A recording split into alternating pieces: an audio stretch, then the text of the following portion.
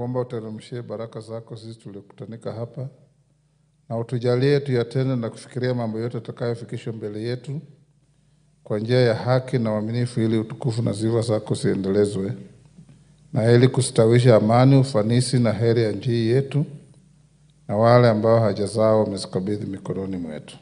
Amen.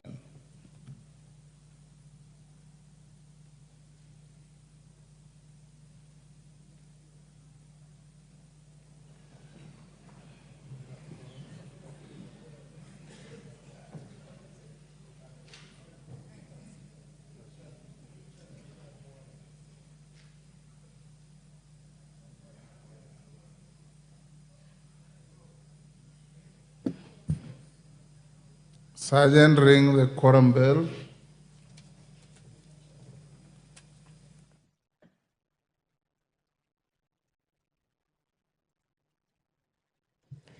And having not achieved a quorum, a requisite number required for today's session, the afternoon session of today's sitting, the bell has been rung to allow members of Parliament to walk onto the National Assembly proceedings of this afternoon. And while still on the vetting that is expected to begin on Thursday, that is the vetting for the nominees for... Clerk.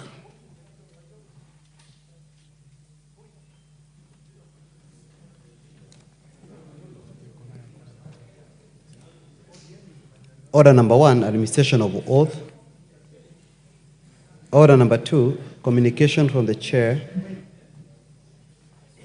Order number 3, messages. Order number 4, petitions. Order number 5, papers. Majority Leader.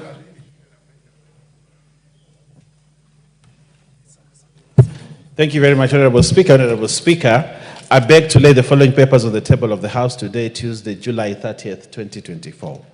The following statutory instruments and the accompanying explanatory memorandum, regulatory impact assessment, and report on stakeholders' engagement for the Ministry of Agriculture, Livestock and Development.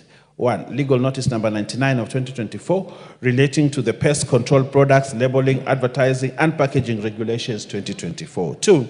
Legal notice number 100 of 2024 relating to the pest control products, inspection and certification regulations 2024. 3. Legal notice number 101 of 2024 relating to the pest control products, importation and exportation regulations 2024.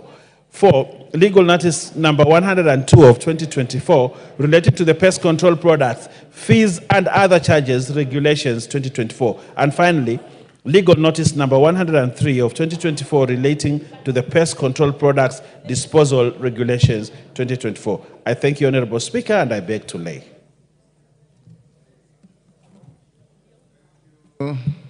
Owen, Chairperson, Public Investments Committee on Social Services, Administration and Agriculture. Thank you, Honorable Speaker. Order, Wangwe. Yes, Ruku.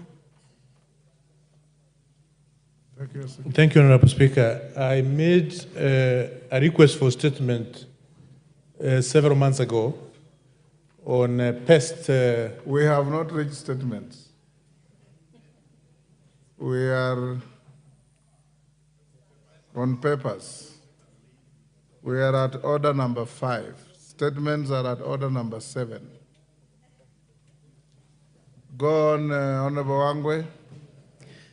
Thank you, Honorable Speaker. Honorable Speaker, I have 2 papers to lay. Honorable Speaker, I beg to lay the following paper on the table of the House today, Tuesday, 30th July, 2024. The 3rd report of the Public Investments Committee on Social Services, Administration and Agriculture on its consideration of the reports of the Auditor General on the financial statements of the following state corporations. 1. Kenyatta National Hospital, financial year 2018-2019 and 2019-2020. 2. Kenya Medical Supplies Authority, financial year 2017-2018 and 2018-2019. 3. Kenya Veterinary Board, financial year 2018-2019, 2019-2022, and 2020-2021. Honorable number 4, National Authority for the Campaign Against Alcohol and Drug Abuse, financial years 2017-18, 2018-19, 2019-20, and 2020-2021. 5, Kenya Broadcasting Corporation, financial years 2000 to 2001, 2001-2002, 2002-2003, 2003-2004, 2004-2005, 2005-2006, 2006-2007, 2007-2008, 2008-2009, 2009-2010, 2010-2011, 2011-2012, and 2012-2013. Thank you, Honorable Speaker. Honorable Speaker, the second paper, Honorable Speaker, I beg to lay the following paper on the table of the House today, Tuesday, 30th July 2024. The report of the Public Investments Committee on Social Services and Administration and Agriculture on its consideration of the performance audit report by the Auditor General on the provision of services to persons with disabilities by the National Council for Persons with Disabilities. Thank you, Honorable Speaker. Thank you, Honorable Wangwe. Chairperson, Committee on National Cohesion and Equal Opportunity, Yusuf.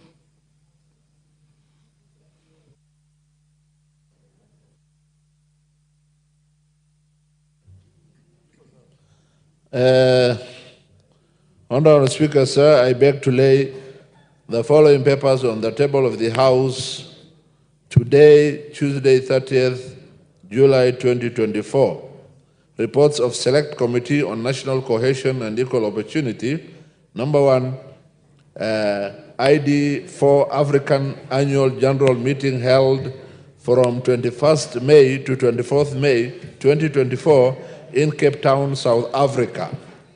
Number 2, Peace Mediation Conference held in Bologna, Italy from 13th to 23rd of May 2024.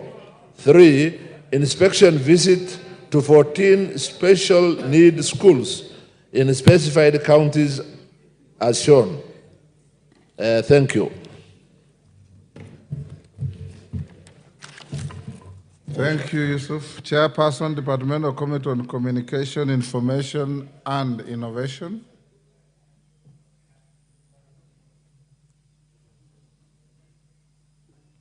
KJ.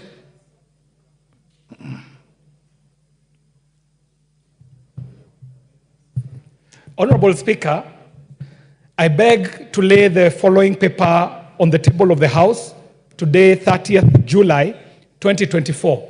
And Mr. Speaker, this is the report of the Departmental Committee on Communication, Information and Innovation on its consideration of the Kenya Technopolis Bill. Honorable Chair, I do beg to table this. Next order. Order number 6, notices of motion. Wangwe, Chairperson, Public Investments Committee on Social Services, Administration and Agriculture. Thank you, Honorable Speaker. Honorable Speaker, I beg to give notice of the following motion, that this House adopts the third report of the Public Investments Committee on Social Services, Administration and Agriculture on its consideration of the report of the Auditor General on the financial statements for the following state corporations laid on the table of the House on Tuesday, 30th July 2024. 1, Kenyatta National Hospital, financial year 2018-2019 and 2019-2020. 2, Kenya Medical Supplies Authority, financial years 2017-2018 and 2018-2019. 3, Kenya Veterinary Board, financial year 2018-2019, 2019-2020, 2020-2021. 4, National Authority for the Campaigns Against Alcohol and Drug Abuse, financial years 2017-18, 2018-19, 2019-20, and 2020-2021. And 5, Kenya Broadcasting Corporation, financial years 2000, 2001, 2001, 2002, 2002, 2003, 2003, 2004, 2004, 2005, 2005, 2006, 2006, 2007, 2007, 2008, 2008, 2009, 2009, 2010, 2010, 2011, 2011, 2012, and 2012, 2013. The second motion, Honorable Speaker. Honorable Speaker, I beg to give notice of the following motion, that this House adopts the report of the Public Investments Committee on Social Services, Administration and Agriculture on its consideration of the performance audit report by the Auditor General on the provision of services to persons with disabilities by the National Council for Persons with Disabilities, laid on the table of the House on Tuesday, 3rd July 2024. Thank you, Honorable Speaker. Chairperson, Select Committee on National Cohesion and Equal Opportunity. Haji. Honorable Speaker, sir, I beg to give notice of the following motion, that the House adopts the report of the Select Committee on National Cohesion and Equal Opportunity on inspection visit of 14 special schools in specified counties, laid on the table of the House on Tuesday, 30th July 2024. Thank you. Next order. Order number 7, questions and statements. Fine. Yes, how are you?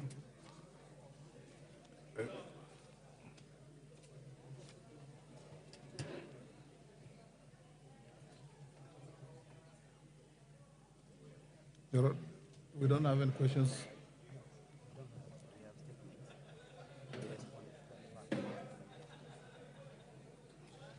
Yes, honorable members, we have a request for statements. Ms. Honorable Makwiny, member for Embakasi West. Thank you, Honorable Speaker. This is a request for a statement regarding the shooting of a student in Kariobangi South Ward. Honorable Speaker, pursuant to Standing Order 44-2C, I rise to request for a statement from the chairperson of the Departmental Committee on Administration and Internal Security regarding the shooting of a student at Nairobi River Primary School in Kariobangi South Ward. Honorable Speaker, on 23rd May 2024, during the demolition of structures built along riparian land in Kariobangi South Ward, Mr. Elvis Mohia, a 14-year-old student at Nairobi River Primary, was hit by a bullet after a police officer shot at the surrounding crowd. The minor was rushed to Huruma Nursing Hospital and later referred to Kenyatta National Hospital, where he underwent surgery. The mother to the minor reported the case on 27th May 2024 at Kariobangi Police Station and was first assigned an OB number 56/23/05/2024 and later assigned OB number 37/29/05/2024 on 29th May 2024. The minor is yet to be discharged due to the pending hospital bills incurred, as the mother is unable to offset the outstanding bill. Honorable Speaker, it is against this background that I seek a statement from the chairperson of the Departmental Committee on Administration and Internal Security on the following. Explain the circumstances against which the minor, who was not involved in the exercise, was shot by a police officer during the demolition of houses in Kariobangi South on 23rd May 2024. Provide a report on the status of investigations into the shooting, including action taken against the police officer liable, and give a status report on measures the government has put in place to offset the hospital bills for the young man owing to the injuries sustained to ensure adequate compensation for the lost school time. Thank you, Honorable Speaker. Honorable Speaker, if I may have the attention of the Speaker. Yes, Mwenje. Thank you, Honorable Speaker. I wanted to draw your attention further to this statement. Yes. Honorable Speaker, this child, the mother, and they live in a slum which is known as City Carton, is being charged 388,000. These are people who live in a house that is rented at 2,500. The child is still being detained, cannot attend school, and therefore it's a matter, Honorable Speaker, I would request that the Chair Internal Security responds to this matter within 48 hours at the very least. Thank you, Honorable Speaker. Yes, Tongoyo.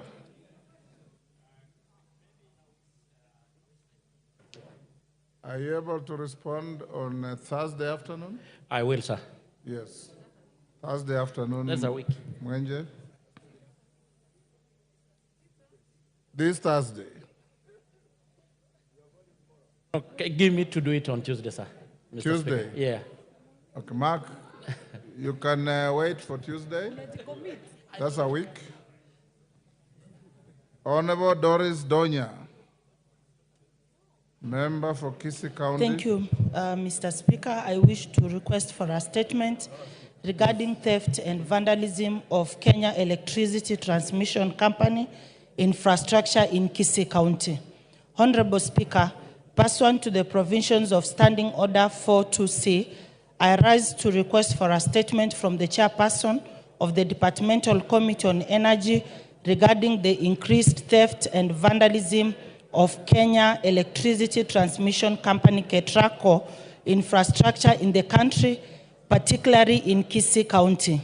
Honorable Speaker, on the morning of Tuesday, 7th May 2024, the entire Kisii County was plunged into a power outage after a suspected gang attacked the Kenya Electricity Transmission Company, KETRACO, in Kegati sub-county and vandalized key power equipments. This attack caused losses of lives due to the disruption of the operation of critical life support equipment in hospitals, as well as loss of business opportunities that are dependent on electricity supply. Honorable Speaker, cases of theft and vandalism of power transmission equipment are not new in Kisii County and indeed in the other parts of the country. Sadly, KETRACO seems to be doing little to avert this rampant menace. It is unfortunate to note that KETRACO has been doing little to avert on the fateful day of the theft and vandalism of power transmission equipment at the Kegati substation.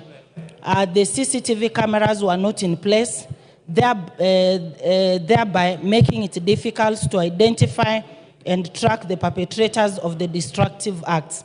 Honorable Speaker, it is against this background that I request the chairperson of the Departmental Committee on Energy to appraise the House on the following. 1, the strategies that the ministry intends to implement to track down and prosecute all KETRACO infrastructure vandals. 2, the action plans the ministry has put in place to ensure proper security measures for the expensive KETRACO equipment that has cost a lot of taxpayers' money. And lastly, the support mechanisms that the ministry is instituting to aid businesses, hospitals, and citizens whose daily operations are negatively affected by the power outages. Mr. Speaker, for the power outages, for example, the diabetic patients who use insulin and they don't have power. That is the great injustices, Mr. Speaker, to the patients. Thank you very much. Chair Energy. Is the Chair Energy Kawaya? Is he in the House? Any member from the Energy Committee? Mandazi? Yeah, thank you, Speaker. Indeed, we have, as a committee, sat and considered the case, and especially the case from Kisii. Bring a statement in 2 weeks. Yes, in 2 weeks, Mr. Speaker. Honorable Mashua Waithaka, member for Kiambu. Yes. Honorable Speaker, thank you very much.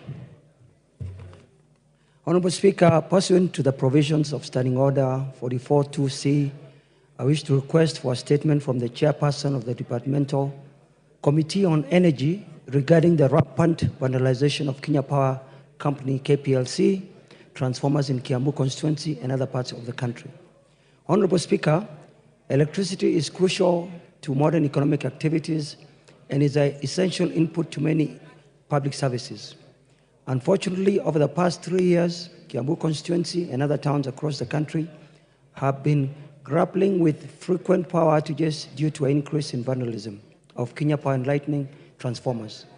For areas such as ACK Riabai Church, Latina Town, and Riabai Shopping Center in Riabai Ward, Kiambu High School area, Kagongo and Tinganga wards in Kiambu constituency have been severely affected by vandals. This has resulted in frequent power outages, occasioning suffering through disruption of daily activities, loss of perishable goods, and compromised security due to non-functional streetlights and alarm systems. Additionally, local businesses, especially in the hospitality sector, suffer significant financial losses due to these outages. Further, essential services such as healthcare facilities and schools have been affected, compromising the standards of health and living. Honorable Speaker, it's against this backdrop that I request a statement from the chairperson of the Departmental Committee on Energy on 1, the status of investigations, if any, into the rampant vandalism of Kenya Power and Lightning transformers in the country in general, and in Kiambu constituency in particular. 2, any plans that the government has to protect Kenya Power transformers from vandalism. And 3, measures being taken to mitigate the impact of power outages on local businesses and essential services across the country. Thank you, Honorable Speaker. Honorable Mashua, Chair Energy,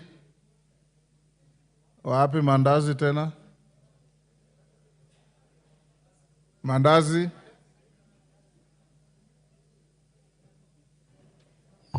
Yes, Speaker. I'm not the only member. 2 weeks, Mr. Speaker. But you should note that those two statements are all about vandals against power installations in the country. Yes, Mr. So Speaker. you better bring a comprehensive statement to assure the House and the country that power installations that are critical to every sector of the economy and our lives are safe. Did you listen to what Waithaka said? Yes, I've listened. Together, I've heard the statement from Honorable from KC. Okay. Thank you. Thank you. Honorable members,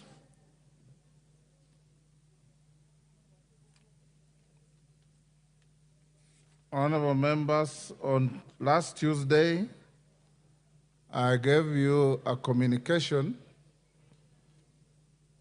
following complaints by several members, and I indicated that Honorable Koimburi of Juja had called the Speaker and indicated his absence that day. He was going to Mombasa. Honorable Koimburi has seen me this afternoon. He is available in the House now, and I'll now give him an opportunity to speak to his issue that led to, among others, Honorable Munyoro, Honorable Lelmengit, Honorable Kagiri, Honorable Mutunga, Honorable Didmas Baraza, and others writing to the Speaker, and those who have also come to the Speaker's chamber to raise verbal complaints. Honorable Koimburi, the floor is yours. Thank you, Honorable Speaker, for giving me this opportunity. I rise just to apologize to my colleagues and members of this House.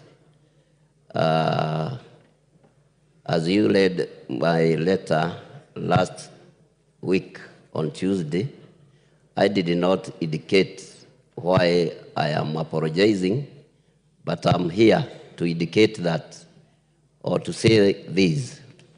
I was in church and I I make a mistake by saying that the members of parliament that voted yes, they were bribed with the 2 million. Honorable Speaker, I'm here to say sorry to the members because I don't have any evidence that they receive money.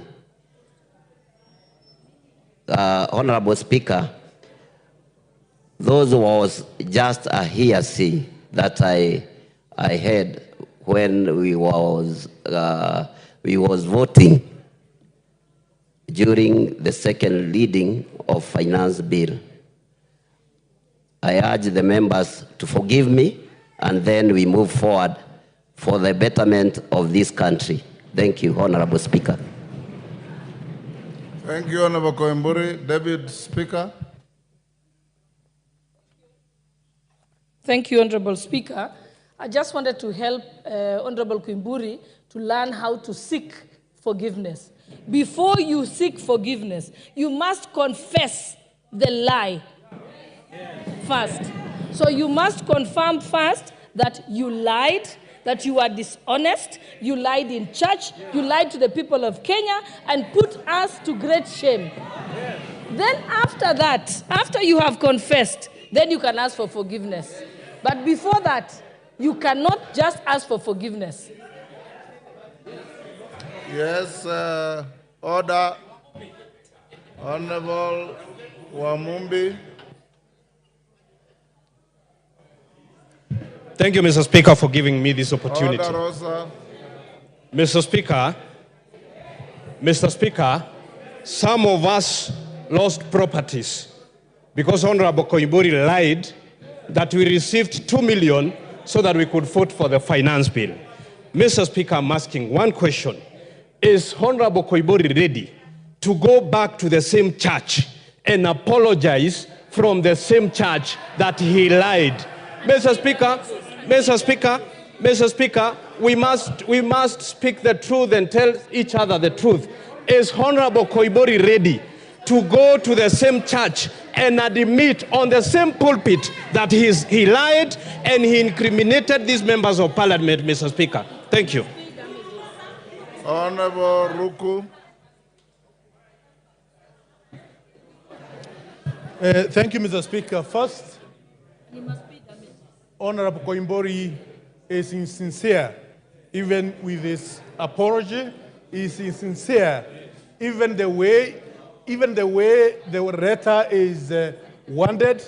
Mr. Speaker, we have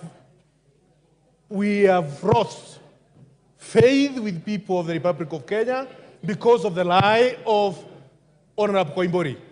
And I think we should not even call him honorable, because he has proved he is not honorable. If he can be able to lie in front of the church that members who voted yes received 2 million on his feet in front of clergy, then I think, Honorable Speaker, we need to prescribe a very harsh punishment of Honorable Koimburi. And before we do that, we need to do exactly what Honorable Deputy Speaker has said, to prescribe his apology in clear terms so that we can decide whether we are going to forgive him or not. Mr. Speaker, otherwise, as a member who voted yes, I am not ready to forgive Honorable Koimburi for lying. Thank you, Honorable Speaker. Wangari. Thank you. Order. Thank you. Order, honorable members. Thank you, Mr. Speaker. Mr. Speaker, first of all, the apology is tendered to the people who voted yes in this House. And what we have suffered, Mr. Speaker, cannot even be quantified in a single letter, Mr. Speaker. Many members have been harassed for no reason. And Mr. Speaker, one thing that Honorable Koimburi, and I'm very sad because I knew the father. The father is from my constituency. He was a very honest man. I don't know who became of this Honorable Koimburi, Mr. Speaker, because he lied through the teeth in the pulpit, and with no shame. Mr. Speaker, what we need, even as we go to forgive Honorable Koimburi, we must set a precedent in this house, Mr. Speaker, that you cannot just say things outside there, incriminating members of parliament, incriminating the whole house, Mr. Speaker, and get away with it, Mr. Speaker. We must have him pay damages, but more importantly, we must have him taken action against by the Speaker, Powers and Privileges Committee, Mr. Speaker. There must be clear so that next time any member who would like to drag the names of members under the bus to look good, Mr. Speaker, then they will think twice. And Mr. Speaker, one thing Honorable Koimburi must realize, he may have been doing this to look good. By the way, the whole house, one is rotten, all of us will be rotten, including him, Mr. Speaker. So I hope that this will be a lesson, and the precedent that will be set from your desk, Mr. Speaker, will discourage others from going the route that Honorable Koimburi has gone. It is a shame, and he should be ashamed of himself. Thank you, Mr. Speaker. Owen Baya. Honorable Speaker, you know, Honorable Speaker, I come from a priestly lineage. And the Bible is very clear that forgiveness is divine.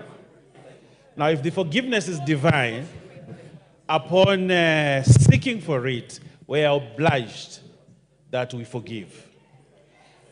And Honorable Speaker, in Crime and Punishment by Dostoevsky, he says that sometimes punishment may not be the execution of the crime, but more importantly, it is that the person, I'm sure, Honorable Koimburi, within the time that he has lived with his guilty, he has atoned his sins.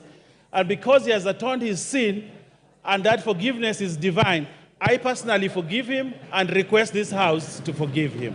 I thank you, Honorable Speaker. Wamboka.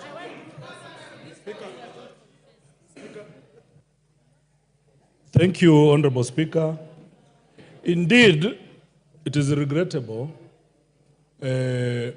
what has been going around, but I also want to congratulate the Honorable Member for being a gentleman and apologizing.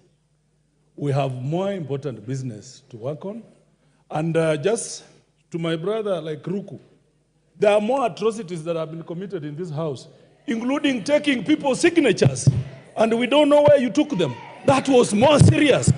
So, Honorable Speaker, yes, the Honorable Member made a mistake. He has owned up the mistake and apologized.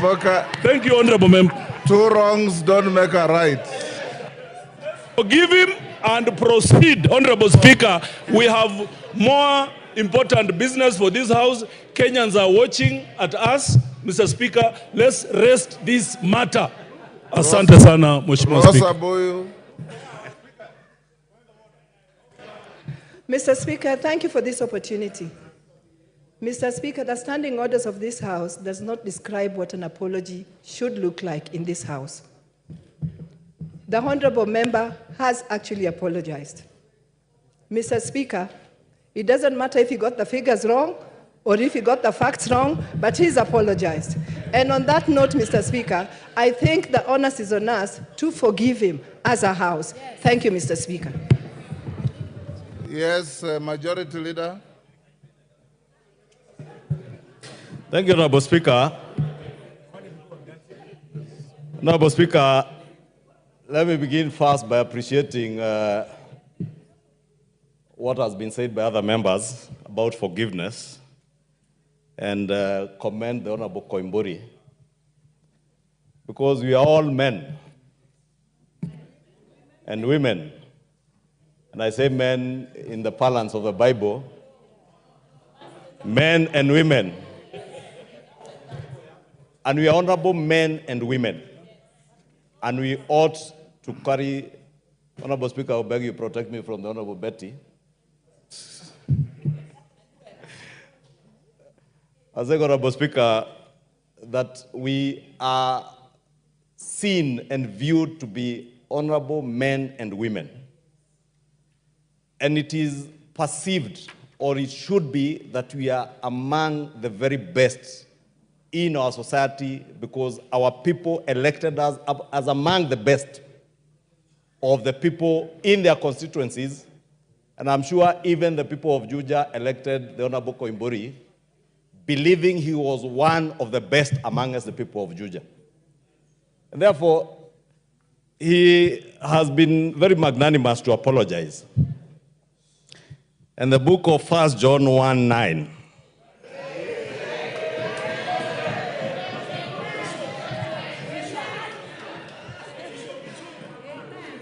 The good book tells us that if we confess our sins, he, meaning God, is faithful and just and will forgive us our sins and purify us from all unrighteousness. I think, Honorable Speaker, I have listened to what members across the aisle have said, that if you seek forgiveness, you shall be forgiven. And I must commend the Honorable Koimburi for seeking forgiveness for his unrighteous ways of things he said about members that were not there. But the book also tells us, if you confess. And when I listened to Honorable Koimburi, I heard him say that he said things that he now knows are untrue, and he knew they were untrue even at the time he said. Therefore, Honorable Speaker, the fact that the Bible tells us if we confess, we shall be forgiven by the Almighty God, and we are all followers of Christ and followers of the Almighty God, Allah, even for those of us who are from the Muslim Islamic faith. Honorable Speaker, if you can forgive me from these ones who are saying we are not God. Of course, I know we are not God. But we all believe in God. And I want to believe in this House, Honorable Speaker, we are men and women of great faith. Men and women who are Christians and others who are very good Muslims, who believe in the Almighty God. And therefore, being followers of Christ like myself, I have absolutely no problem as a person in forgiving the Honorable Koimburi for his inequities. However,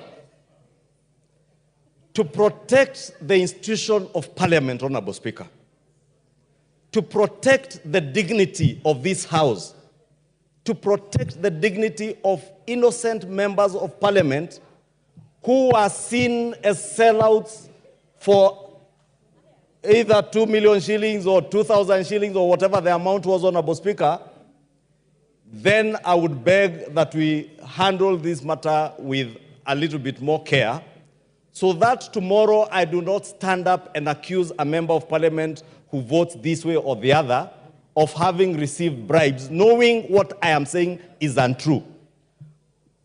More worrying, Honorable Speaker, and I would urge you, Honorable Speaker, to ask the Honorable Koimburi to stand in his place. Because if you seek forgiveness, please do so with clean hands. When the Honorable Koimburi wrote that letter last week, Honorable Speaker, that letter was delivered to your office in the evening. A copy was delivered to my office, and a copy, I think, to the leader of minority, because they were copied. And I would have wanted to hear the Honorable Koimburi confirm if indeed what he says, he was the author of this letter. This letter was delivered by a staff member in his office, whom he knows, and I don't want to name him because he's not here, but the Honorable Koimburi knows his staff member who delivered that letter. The letter was stamped in my office. Unfortunately, the person who stamped it put one stamp upside down on the copy that he came with, that he was to return with. And he asked that it be stamped properly, facing up, and it was stamped. That is the letter that circulated on social media last week. The Honorable George Koimburi, on his social media platform, specifically on his Facebook page, stamped the same letter fake and said it is fake news. I therefore have been more convinced to believe in the seeking of forgiveness by Honorable Koimburi if he also came out clearly to tell the people of Kenya whether the dishonesty exhibited on his Facebook page is not the same dishonesty he now seeks to exhibit on the floor of this House, pretending to seek forgiveness that he does not mean. But if the Honorable Koimburi can confirm to me and to this House that even his actions on Facebook page that day were informed by other factors other than the truth, Honorable Speaker, and confirm he was the author of this letter, then I am more than willing myself to forgive the Honorable Koimburi. Failure to do that, Honorable Speaker, and that's why I say there must be a balance between our faith and the dignity and honor and respect of this House, Honorable Speaker. Failure to do that, then I would strongly recommend, because Honorable Koimburi cannot be in a church and allege one thing. Come and draft a letter seeking forgiveness. Then the same evening, post on social media that the letter is fake. A week after, appear on the floor of this House, now saying a different thing. Which George Koimburi do we believe? Which George Koimburi are we seeing here? Which George Koimburi is here? Is it the George Koimburi who lies in church? Is it the George Koimburi who stamps letters fake on social media? Or is it the meek-looking George Koimburi who is seated here now seeking forgiveness? If this George Koimburi seated here seeking forgiveness, Honorable Speaker, is the same Koimburi, I forgive him. If the George Koimburi of lying in church and later denying and reasserting the lie, then I will not forgive that George Koimburi. But the George Koimburi who is here, if he wants to be honorable, if he wants to dignify this House, he must come out clean, confess, one, to the lie he said in church, confess to the lie he sold on social media. If he comes out clean, I am more than willing to forgive the Honorable George Koimburi and ask the Almighty God to also forgive him for having lied in church. And the Honorable George Koimburi is my very good friend, Honorable Speaker. In fact, the Honorable George Koimburi, in his first election as a member of Parliament, he will tell you, he had serious problems when he was seeking election first as a member of Parliament. The Honorable George Koimburi was elected never having set foot in a single political rally in Juja constituency. He campaigned when he was in hiding. And he knows the only place he could come to while he was in hiding was to my house for me to facilitate him, to be able to facilitate his campaign. And these are facts of life, Honorable Speaker. And the Honorable Koimburi knows. I have invited him to my house, facilitated his campaign. And that is why, as a friend, I choose to forgive him if he confesses the dishonesty.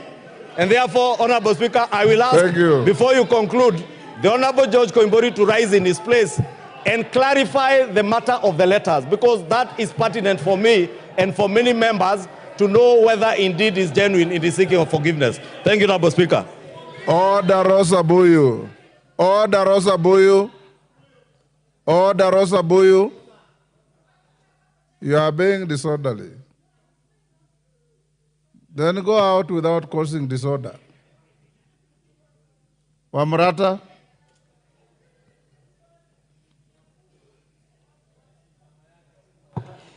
Thank you, Mr. Speaker. I stand to address this issue of Koimburi. Having come from the same county with him and being his mama county, I, number one, was very embarrassed at the situation that Koimburi put us in. And I see as members continuing shouting at one another at this point. I'm trying to ask myself whether all of us got to know the magnitude of destruction that statement made to this country. And it is about all of us.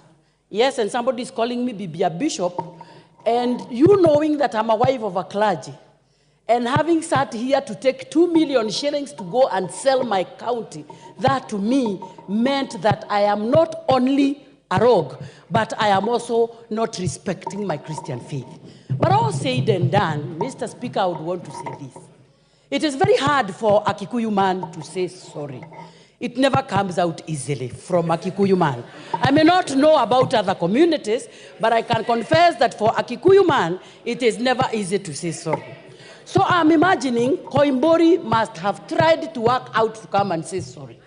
But again, he is playing us a game. Because Koimburi has apologized and apologized very clearly, and we feel good.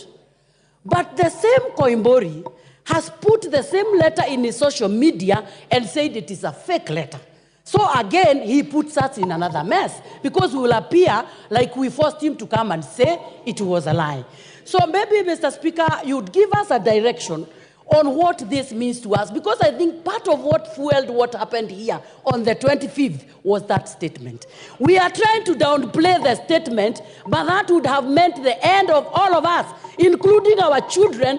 And as I am seeing some people there shouting, they need to understand the magnitude and the weight of that statement and what it meant to this country and where it would have taken us. So, Mr. Speaker, I would only want to make one request, that maybe Koimburi, people may not buy our story because they already believe we were given the 2 million. But then he needs to put a proper apology to the people of Kenya. They may not buy the story, but at least he would have spoken about it. But for me, as his mama county, I had said I will never forgive him in heaven and on earth. But today on this floor of the House, I am choosing to forgive him, but on condition that he again puts again on his social media that whatever he said was a lie. And yes, and go to the same church which is also in Kiambu County, where I represent, and stand there, na yeye ni member wa hiyo church, and be prayed for. Na hiyo kanisa yao believes in mafuta, aende amwagiliwe mpaka mafuta ya confession, so that we forgive him. Yes, Osoro. Thank you very much, Honorable Speaker. Honorable Speaker, immediately we had an issue here on 25th. That Sunday, Honorable Speaker, I tried to attend some church, a men's conference in Ruiru constituency, Honorable Speaker. And immediately I entered that church that I do not worship in.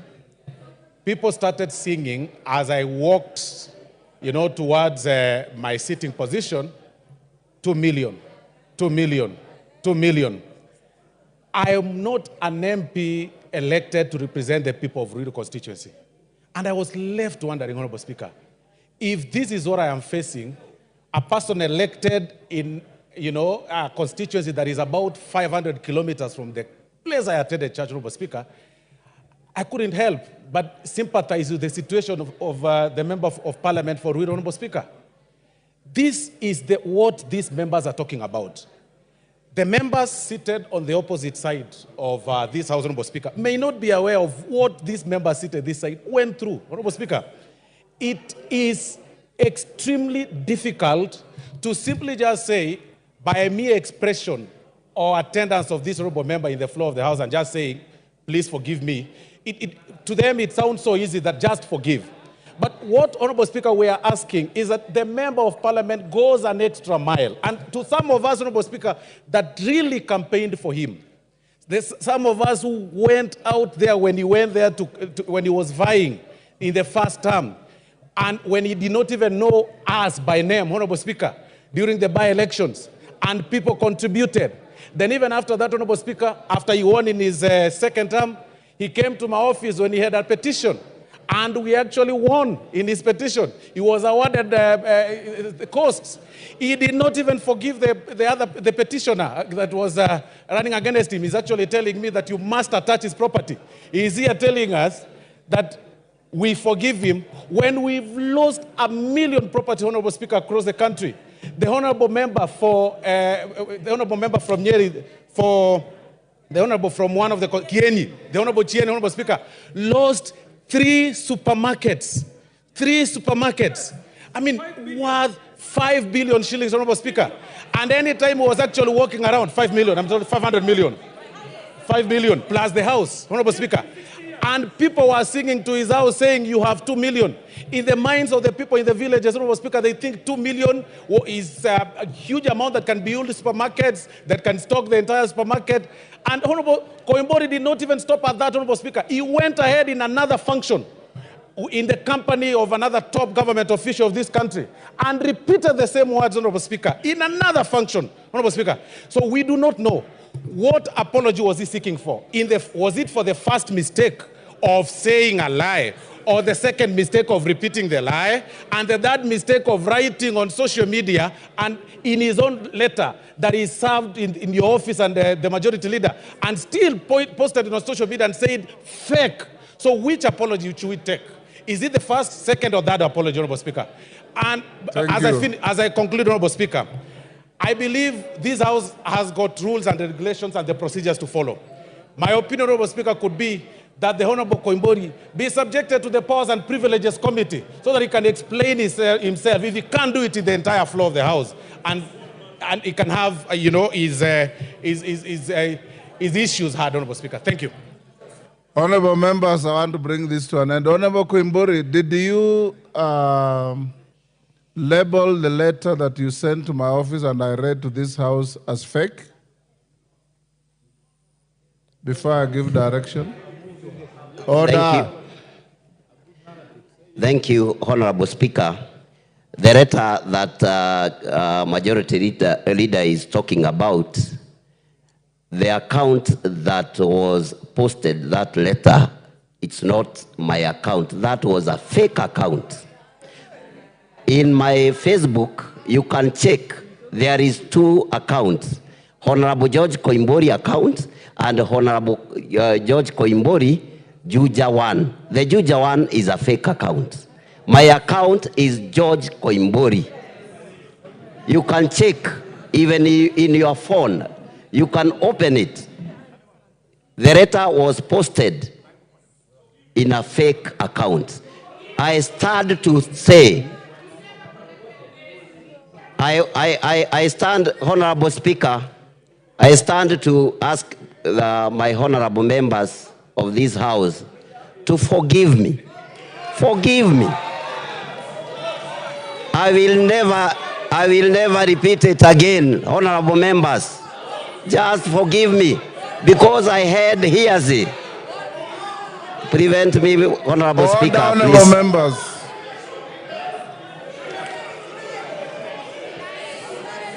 Order. Thank you, Koimburi. Take your seat. Order. Order. Honorable Koimburi, finish. Thank you, Honorable Speaker.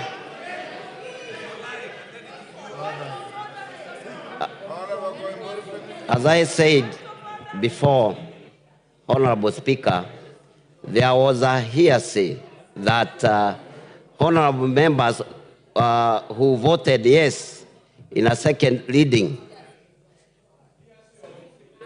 were bribed with the 2 million. Honorable Speaker, I'm here to apologize to our honorable members. Thank you. Order, honorable members. Order. Wamaua, take your cool. Honorable members, I know. Order, honorable members. Honorable members, order. Ngeno Ngong, take your seat. Take your seats. Order, honorable member, take your seat. Honorable members, the Honorable George Koimburi has come to this House and talked to you as colleagues. He came to the Speaker's chamber, and I called the clerk to join me, and he said many of the things he has said here. He said he went to church. He was overwhelmed by the presence of a hostile crowd, and he said what he said. Order, honorable members, order, members. The Holy Book, the Bible says, the beginning of healing lies in the acknowledgement of wrongdoing, which he has acknowledged. It also says the greatest word in human relationship is the small word sorry, which he has said. Father, Honorable Betty, if you read your scriptures in Romans 12, verse 21, it says, don't let evil get the best of you, but conquer evil by doing good. I'm a man of great faith, and I believe that wherever you are wronged, and whoever wrongs you realizes that they are wrong and says sorry, it's up to you to forgive. And I want to urge you, Honorable Koimburi, and any of you who will veer off the beaten track and get overrode either by the presence of a crowd, hostile or otherwise, you are all collective agents of the image of this house, of the image of all of you. When one of you is besmirched, all of us are besmirched. When one of us is maligned, all of us are maligned. And when one of us says something that is blatantly incorrect and false, it hurts the whole house. That the Honorable Koimburi has had the courage and the humility to say that he went to church, stood before the church, said something that he knew was not true, and he has come to you to say, my brothers and sisters, let it be in your hearts to forgive me. I urge you to forgive him. And like I've always said, in an event like this, let the chips lie where they fell, and we look to the future. Honorable Koimburi, you are collectively forgiven. And in future, weigh your words carefully. Know what to say, where to say, and to whom to say. Next order.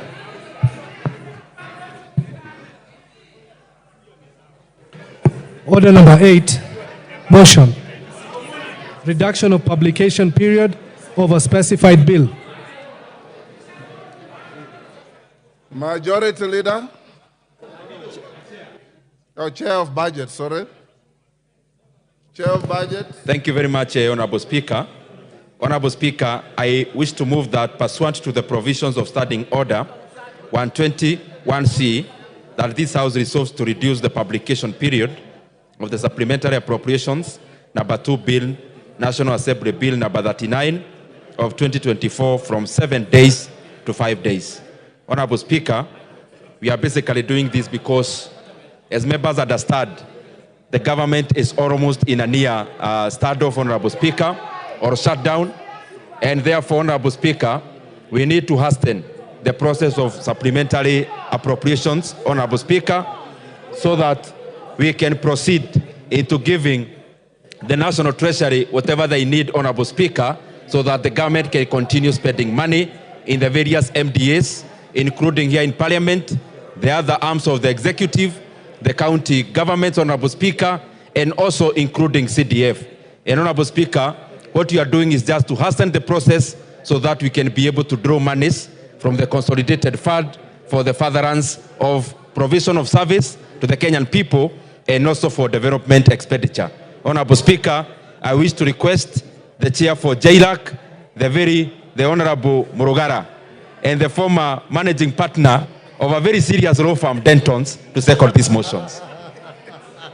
Yes, Murugara. All right. Thank you very much, Mr. Speaker. Mr. Speaker, I beg to second this motion, a very important motion, as moved by the chairperson of the Budget and Appropriations Committee. Mr. Speaker, sir, the appropriations we are just about to make are crucial to the national government and to the county governments. It's vitally important that funds are provided so that the two governments can actually run and do their affairs.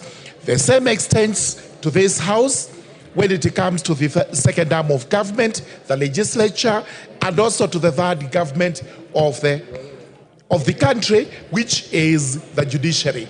All these arms of government are waiting for funds, and therefore it is incumbent on this House to ensure that the appropriations are made and the country is able to move. I do beg to second. Order, honorable members on their feet, take your seats. Order. Member for Pokot, take your seat. Honorable members, I now propose the question at order number 8, which is that pursuant to the provisions of Standing Order 121C, this House resolves to reduce the publication period of the Supplementary Appropriation Number 2 Bill, National Assembly Bill Number 39 of 2024, from 7 days to 5 days. I put the question. I now put the question at order number 8, which is that pursuant to the provisions of Standing Order 121C, this House resolves to reduce the publication period of the Supplementary Appropriation Number 2 Bill, National Assembly Bill Number 39 of 2024, from 7 days to 5 days. As members of that opinion say aye. Aye. Those of the contrary opinion say nay. The ayes have it. Next order. Order number 9, the Supplementary Appropriation Number 2 Bill, National Assembly Bill Number 39 of 2024. First reading. A bill for an act of parliament to authorize the issue of certain sums of money out of the consolidated fund and their application towards the service of the year ending on the 30th June 2025, and to appropriate those sums for certain public services and purposes. Order.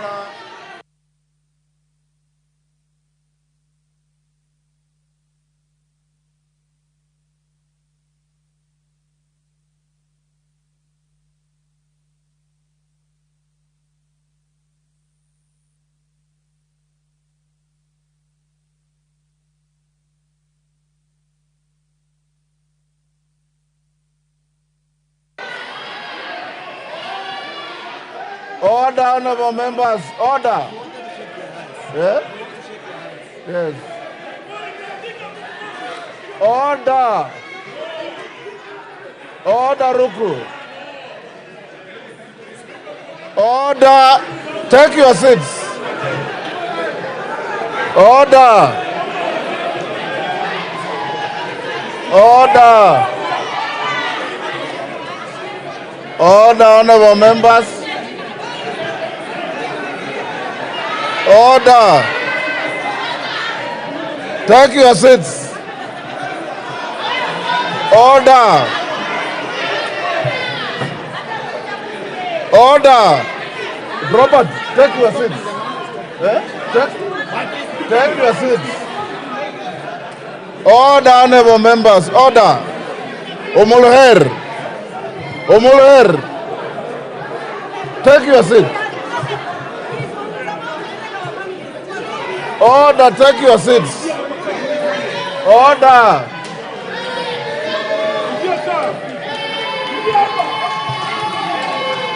Order, honorable members. Order. Order, Rosa. Take your seats. Order.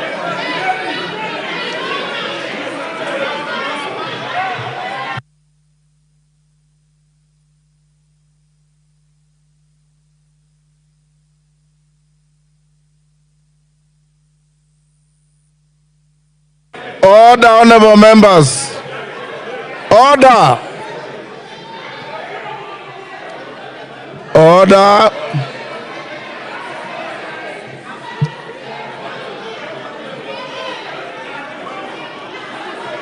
Order.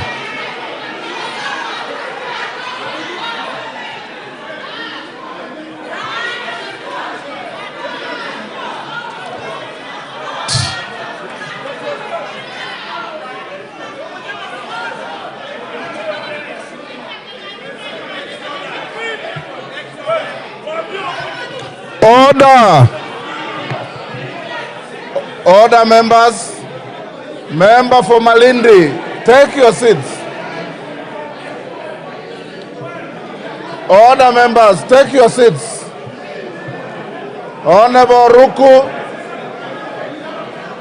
Order, members. Order. Order, members, take your seats. Honorable Jalango. Order. Order. Order. Take your seat. Take your seat.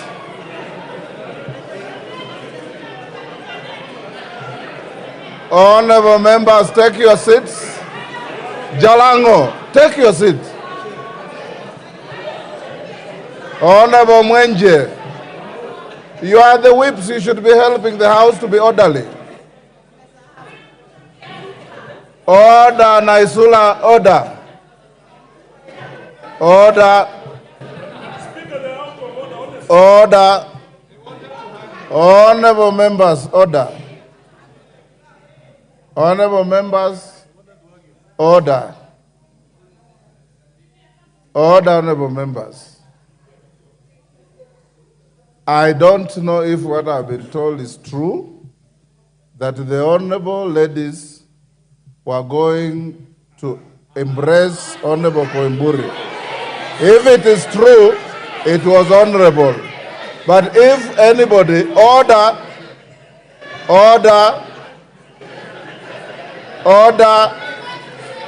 honorable members, but I can also read the body language of members. The menacing manner in which I saw the honorable member for Garissa, is it for Mandera, Honorable Mulher, and my own commissioner, Faith Gitau. We have always operated under false impression that the custodians of peace are our women. And now that becomes totally fallacious. And now that that drama is over, you have provided enough comic relief in the House. Now let's get back to business.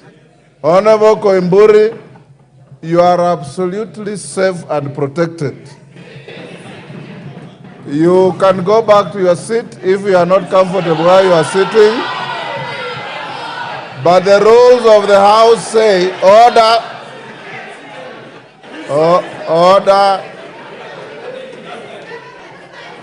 order, Rosa Buyu. It is amazing how you are wailing louder than the bereaved. It's totally amazing how you are wailing louder than the bereaved. But let's go to the next order. Order number 10, the Supplementary Appropriation number 2 Bill, National Assembly Bill number 39 of 2024, second reading.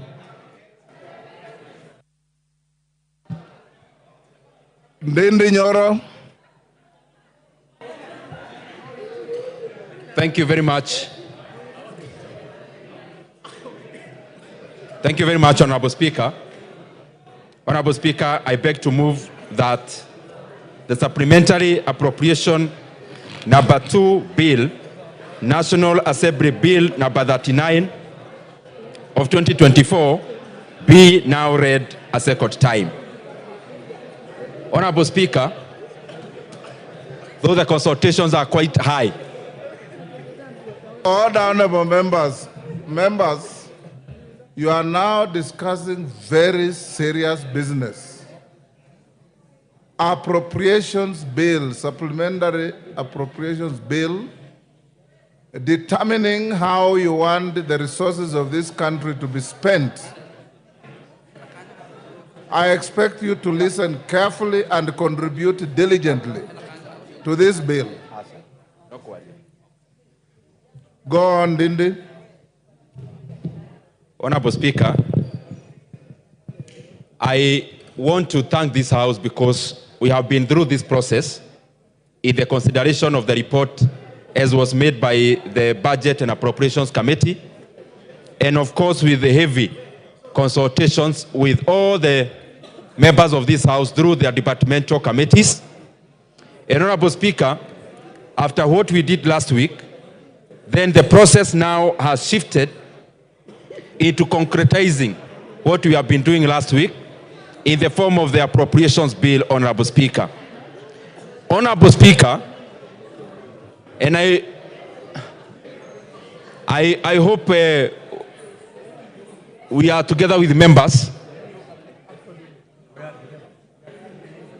Honorable Speaker, as you said, this is a very important matter that we are discussing, and I request that we have our consultations in low tones. Honorable Speaker, the process that we are having today, as I said earlier, is the culmination of the budget making process, and as far as approval of the appropriations is concerned. And Honorable Speaker, members will also be having a chance, because in the second reading, to actually make their comments and opinions and take part in this debate. But Honorable Speaker, from the onset, I want to thank all the members of this House, because all of us have taken part in the preparation of these supplementary estimates, Honorable Speaker, through our departmental committees, and also singularly as members of Parliament, because we really take note of all the opinions from our colleagues in this House, Honorable Speaker. Honorable Speaker, also I want to thank you and thank the Clerk of the National Assembly for availing to us a very good working environment, Honorable Speaker, and especially the precincts of Parliament, where we discussed the entire process, Honorable Speaker. Honorable Speaker, as I had said when we were doing or debating the report, I also want to thank the members of the Budget and Appropriations Committee, and also our back office, Honorable Speaker, which is the Parliamentary Budget Office, Honorable Speaker, and especially we have been working very closely with officers like Abel, Julie, and Dan, Honorable Speaker, in the preparation of this appropriations bill. Honorable Speaker, why are we having this debate today? The reason why we are having this debate today, Honorable Speaker, number one, it is unprecedented. We have never had a supplementary budget being prepared before the main one is actually implemented. Honorable Speaker, therefore, this is the first time in the budget making process in Kenya where we are having the supplementary estimates, Honorable Speaker, be considered barely a month after the passage of the main budget. And Honorable Speaker, this is premised on the fact that, Honorable Speaker, we were preparing a budget. The budget had two sides. There was the revenue side, but also the expenditure side. I am lucky to be handling the expenditure side. The revenue side, as we know, is handled by the Finance Committee, led by my brother, Honorable Kimani Kuria. Honorable Speaker, we passed our side as the Budget Committee, which is the expenditure, in anticipation that we were to have the entire revenue-raising measures, Honorable Speaker, realized. Unfortunately, Honorable Speaker, or fortunately so, the Kenyan people requested that we look at other means, Honorable Speaker, insofar as the management of public finances is concerned. And out of that, Honorable Speaker, then, we had a hole in the budget.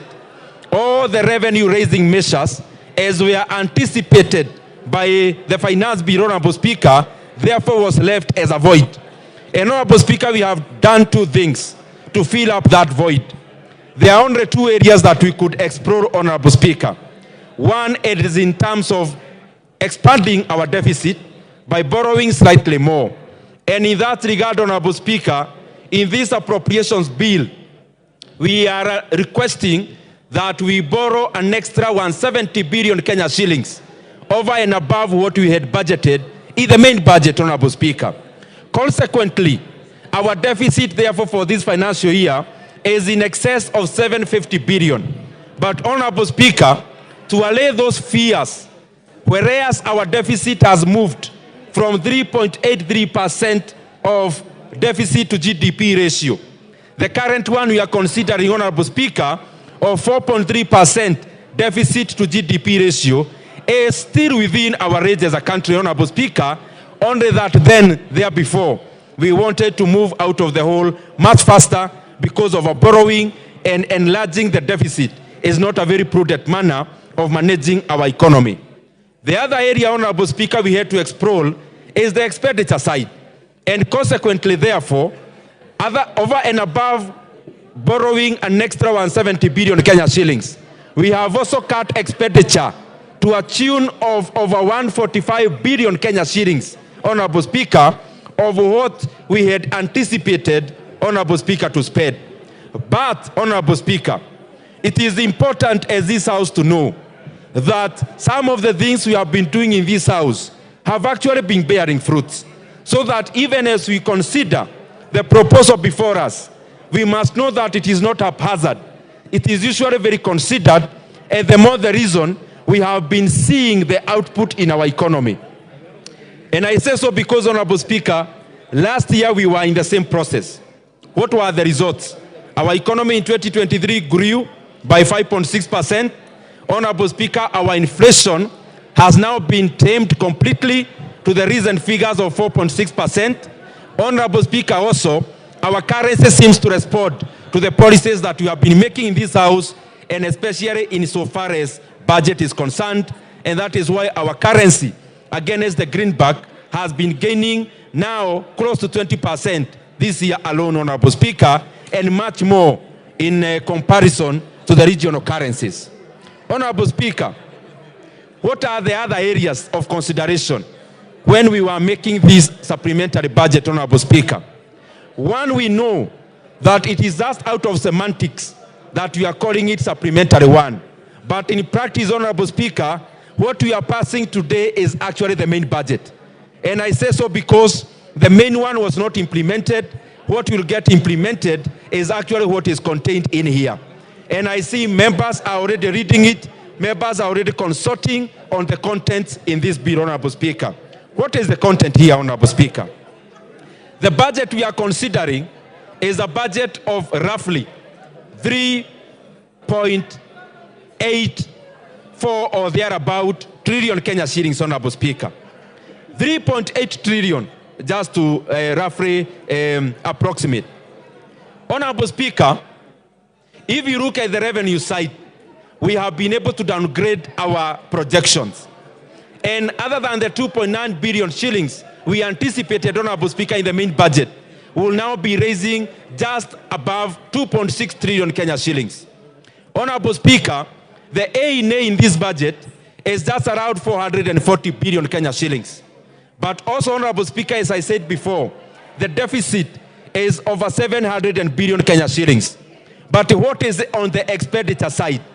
On the expenditure side, Honorable Speaker, I just want to highlight a few elements. One, on the national government side, we have been able to take a hit, Honorable Speaker, of around 121 billion Kenya shillings.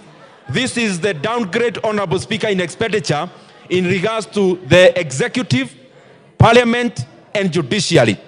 And Honorable Speaker, to lead that way, here in Parliament, Honorable Speaker, we voluntarily, Honorable Speaker, accepted a cut of Kenya shillings 3.7 billion, Honorable Speaker. And members of this House have told Kenyans very clearly that they are willing to travel less. They are willing to travel less domestically and also in terms of foreign. And Honorable Speaker, therefore, we have been able to rationalize those budgets in the National Assembly and in Parliament at large. Honorable Speaker, we have also been able to cut some literal resources from the judiciary so that they also carry an equivalent burden. And I hope members are listening, Honorable Speaker, because when it comes to travel, let me repeat, the budget for travel, both foreign and domestic, has been cut across the board. And therefore, Honorable Speaker, I want to thank the members of this House because they have said it very categorically that they don't want to travel as much as we have been traveling because they are very cognizant of the problems that we are dealing with as an economy. And that is why, Honorable Speaker, we cut Kenya shillings 3.7 billion from Parliament. Judiciary has lost, executive has lost. But also, Honorable Speaker, the cuts have been horizontal and vertical. We have cut in all levels of government. Whereas the national government is losing 121 billion. Even our counties, Honorable Speaker, are losing 20 billion, Honorable Speaker, in equitable share. And therefore, Honorable Speaker, these are tough times, and I want to congratulate all leaders for allowing that we have a lesser budget in terms of size and everyone to take a haircut. Honorable Speaker, what are the other areas that have suffered? As we are aware, Honorable Speaker, when I was moving the main budget, there was an increment in CDF of 10 billion Kenya shillings. Honorable Speaker, I want to thank this House because members have accepted that, yes, we can postpone that dream, and therefore we live with the budget that we had the last financial year. Honorable Speaker, there was 14.5 billion Kenya shillings for rural electrification. I also want to thank the members of this House because they have already agreed that we postpone the electrification project, Honorable Speaker, where every constituency was to get 50 million Kenya shillings every constituency. Honorable Speaker, beyond that, road sector, of course, has been decimated. Road sector has lost some quite colossal amounts of money, Honorable Speaker, and many other sectors. But I also want to assure this House, ostentatious spending, Honorable Speaker, spending that is not core to service delivery, we have also cut across the board, Honorable Speaker. Honorable Speaker, let me not dwell too much on the cuts. Let me first go to the policy issues. There is something peculiar that we noted when we have been considering this supplementary budget. Honorable Speaker, one is that as we consider the supplementary estimates, barely a month after the passage of the main budget, we have seen a high appetite of MDAs requesting that we enhance their A&A. And therefore, Honorable Speaker, the conclusion that we have come to as the Budget Committee is that MDAs have been underestimating grossly their appropriations in aid. And Honorable Speaker, we have in our report recommended several things. We have seen very clearly that our country is very rich. And in that regard, two things have come up. One, Kenya as a government is overrepresented when it comes to organizations owned by government. Honorable Speaker, Kenya has got over 334 parastatos and sagas. Honorable Speaker, we have started the route of rationalizing this area, Honorable Speaker, and in this supplementary budget, Honorable Speaker, we have denied 47 of them money for operations and maintenance, Honorable Speaker, because they are either duplicating service, Honorable Speaker, or they have been overtaken by events. Honorable Speaker, as a country, this is a route you have to travel. We cannot continue having many bodies of government overlapping their services to the Kenyan people, Honorable Speaker, while we are still spending a lot of money in their recurrent expenditure. Honorable Speaker, 47 sagas, 47 government organizations have been owed up through this process, Honorable Speaker, by first denying them the budget as we, Honorable Speaker, decide what to do as a country with them. The second thing, Honorable Speaker, zooming in, and I want to request this discussion that we follow together as members. In a constituency like Suna West, in a constituency like North Hor, in a constituency like Baringo, Honorable Speaker, Baringo North, we have, for example, an engineer who represents the Kera roots on the ground. In the same constituency or region, we have a Kenha office and engineers already on the ground. In the same jurisdiction, we have Kura officers, Honorable Speaker, in the same ground. We have to ask ourselves very honest questions, Honorable Speaker. Do we need a Kera engineer, on top of that, a Kenha engineer, On top of that, a Kura engineer in Ronyeges, for example, Honorable Speaker. Can these roles be done by a singular office in the regions? Honorable Speaker, that will move us towards rationalizing the recurrent expenditure so that we can free up resources to go into development.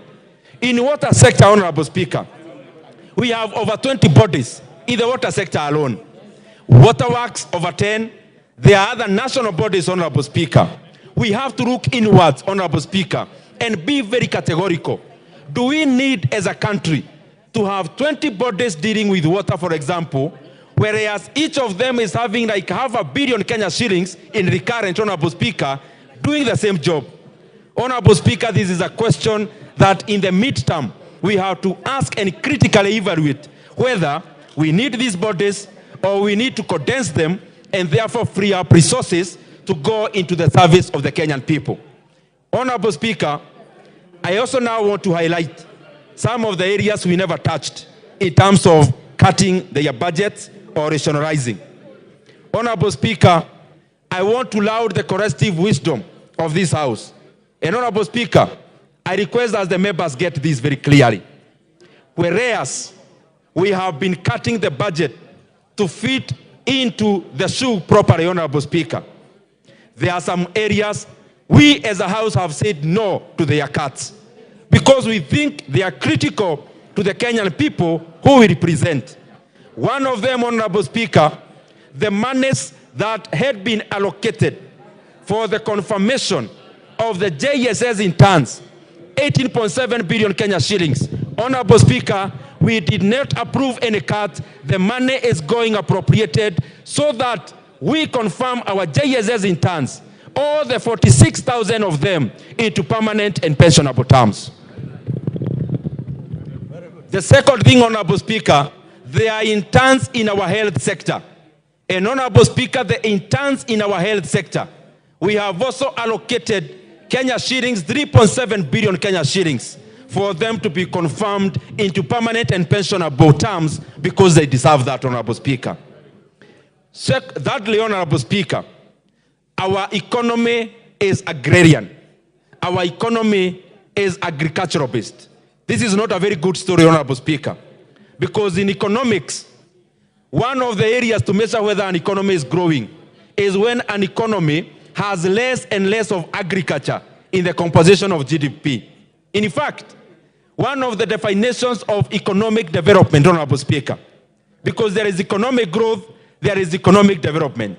In economic growth, those are the jargons we term as GDP and the rest, and GNP and the rest. But in the economic development side, Honorable Speaker, we define the economy both quantitatively and qualitatively. And one of the qualitative measures of whether an economy is a developed economy, it is an economy that has less than 10% of agriculture in the composition of GDP. Fortunately or unfortunately, Honorable Speaker, in Kenya, agriculture still accounts for over 18% of our GDP. And agriculture here, I mean the primary part of our production, Honorable Speaker, which is agriculture, forestry, mining, and fisheries. Honorable Speaker, but that is where we are now, and we need to do something on it, because 70% of our rural population are engaged in agriculture. And in that respect, Honorable Speaker, we have allocated Kenya shillings 7.5 billion into fertilizer subsidy. And the fertilizer subsidy, Honorable Speaker, will be for food crops and cash crops, Honorable Speaker. Coffee farmers can access that fertilizer. Maize farmers can access that fertilizer. Cotton farmers can access that fertilizer. There is no discrimination in regards to the kind of crop that our farmers are growing. Honorable Speaker, the second thing in regards to agriculture, we have allocated Kenya shillings, 3 billion shillings, into the coffee cherry revolving fund, Honorable Speaker. That money will go into easing the cost of borrowing when it comes to coffee societies and also coffee farmers. The other thing in regards to coffee, Honorable Speaker, coffee farmers, the recently tabulated debts are around 8.6 billion Kenya shillings that coffee societies owe to the banks. Honorable Speaker, so that we can continue to help our farmers, In these debt menace, we have allocated the first phase, Kenya shillings 2 billion, Honorable Speaker, into the payment of coffee debts so that our farmers, Honorable Speaker, can get reprieve when it comes to the debts, Honorable Speaker. In the sugar sector, we have allocated around 700 million to 1 billion Kenya shillings, Honorable Speaker. One, to enhance in terms of payments of arrears of farmers, but also number two, Honorable Speaker, to increase the sucrose level, to increase the technology in the sugar sector. And I want to laud Honorable Mutunga, Honorable Speaker, who is the chair for agriculture, because he has actually looked inwards into AFA to get resources to support our sugar farmers because they also deserve more. One, in terms of payments, but also number two, in terms of technology, so that we can enhance the payments of sugar cane, not just in terms of weight, but also in terms of sucrose level, Honorable Speaker.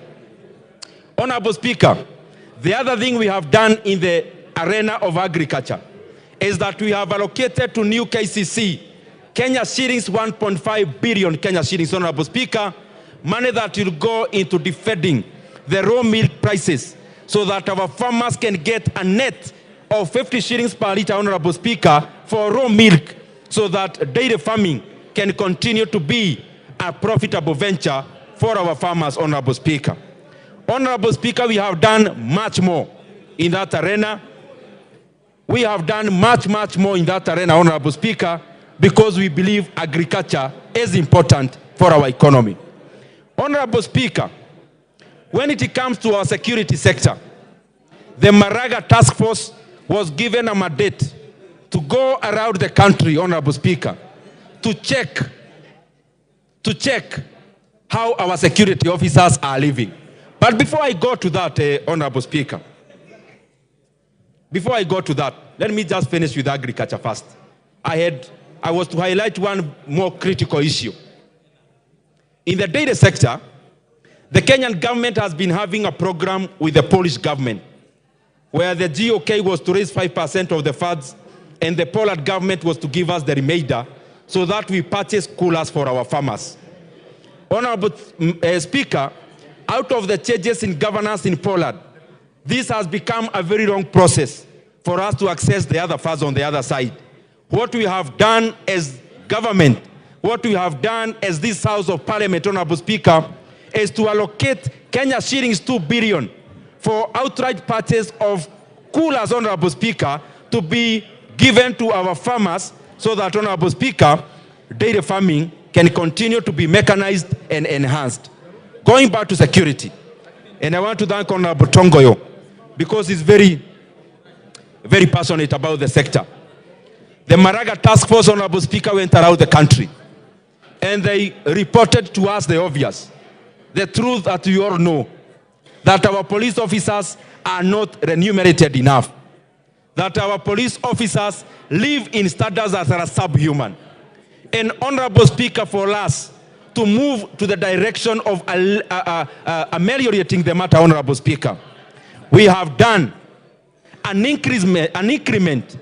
This House has done an increment of 3.5 billion Kenya shillings to the National Police Service Commission for the increase of salaries to our police officers, Honorable Speaker, who are our brothers and sisters, because, Honorable Speaker, they don't have a union to talk for them, and therefore I want to laud this House and the government for fitting in there and adding salaries to our police officers because they deserve it, Honorable Speaker. Honorable Speaker, as I come to the conclusion, this bill has got many things, and those many things affect the people who have put us in the positions of service, Honorable Speaker. I request the members of this House, the kinds of solidarity we always have, the input you always give us as the Budget Committee, of enriching the process. I want to request you that it is always welcome because it shapes the way we allocate resources. I want to thank all the members, Honorable Speaker. I want to thank all the committees and especially the chairs of departmental committees because they have been able to assist us in working around the clock to deliver this document, Honorable Speaker, and in a timely manner. Honorable Speaker, with those many remarks,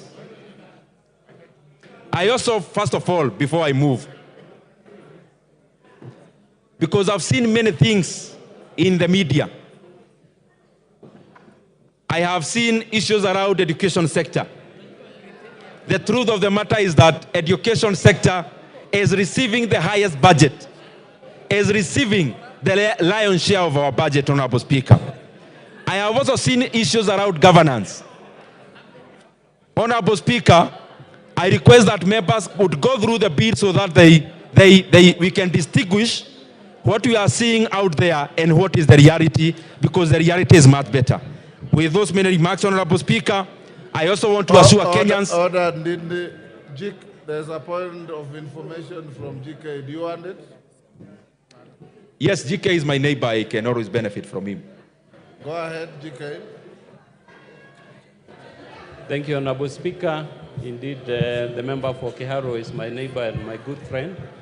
And I know he has mentioned something to do with the road agencies, Kera, Kura, Kenha, and KRB. And I will request that he allows me to give a competing perspective on his views. Because, Honorable Speaker,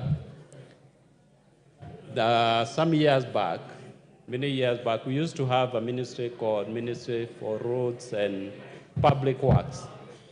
It was a humongous ministry, and it never used to serve the public the right way. Never used to deliver services to Mwananchi. Honorable Speaker, we are living in days when management of public resources and affairs are done through what we call public management as opposed to public administration. And in public management, Honorable Speaker, we have what we call disaggregation of units. And in disaggregation of units, Honorable Speaker, that is where you reduce the scope, you reduce the size, so that you are able to deliver services the right way. If we ramp again those agencies, we'll be taking many steps backwards. So, Honorable Speaker, I beg to inform the member that having these agencies broken down into smaller units makes it much easier to deliver public goods and services. Thank you.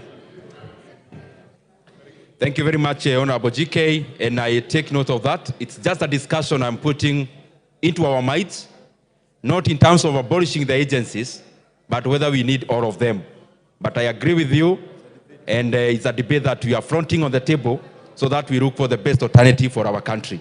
Honorable Speaker, as I come to the conclusion, I also want to assure the members that the monies for equalization fund, the 8 billion shillings, is still intact, so that the Kenyan areas which have been left behind, Honorable Speaker, can also catch up when it comes to development, Honorable Speaker, because when all the sides of Kenya develop, then Kenya wholesomely develops. And Honorable Speaker, as we know, all Kenyans live everywhere. And therefore, it is our responsibility to make sure Kenya grows across all areas, Honorable Speaker. Honorable Speaker, I also want to allay the fears about the school feeding program. The Kenya shillings 3 billion for the school feeding program is still intact, and it will be managed by the infrastructure in the Ministry of Education. And therefore, Honorable Speaker, the school feeding program, I want to assure members, is still there in the budget, 3 billion shillings, and it is under the Ministry of Education because they have the right infrastructure to administer those resources. We have also allocated monies for the to operationalize the funds created by the new SHIF, Honorable Speaker, all the 3 funds. We have input around 8 to 10 billion shillings so that these funds can be operational and serve in the purpose of deliver universal health coverage to all Kenyans. Honorable Speaker, with those many remarks, I beg to move and request the very able Vice Chairperson of the Budget and Appropriations Committee, the Iron Lady, Madam Mary Amase, to second this motion. Mary Amase, the Iron Lady. I didn't know that was your other name. Gone.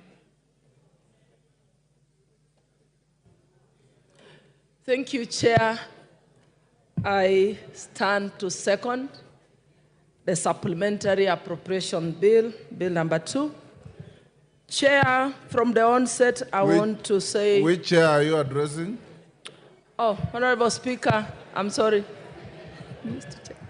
Honorable Speaker, this is a very important bill, and honorable members, I think it's important that we listen because this appropriations bill is the one that details how the money has been allocated and how this money is going to be spent, and this is what guarantees continuous operation of government services.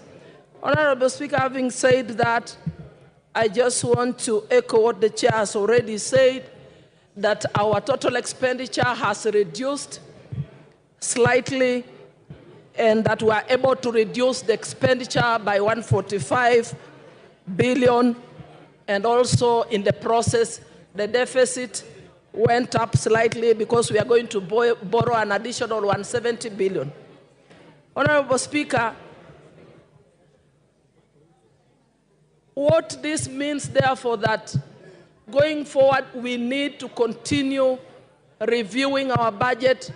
We need to continue to identify areas of overlaps, areas of duplication, areas of wasteful expenditure, because whereas we are proud we've managed to retain some of the expenditures that are addressing some of the most critical issues.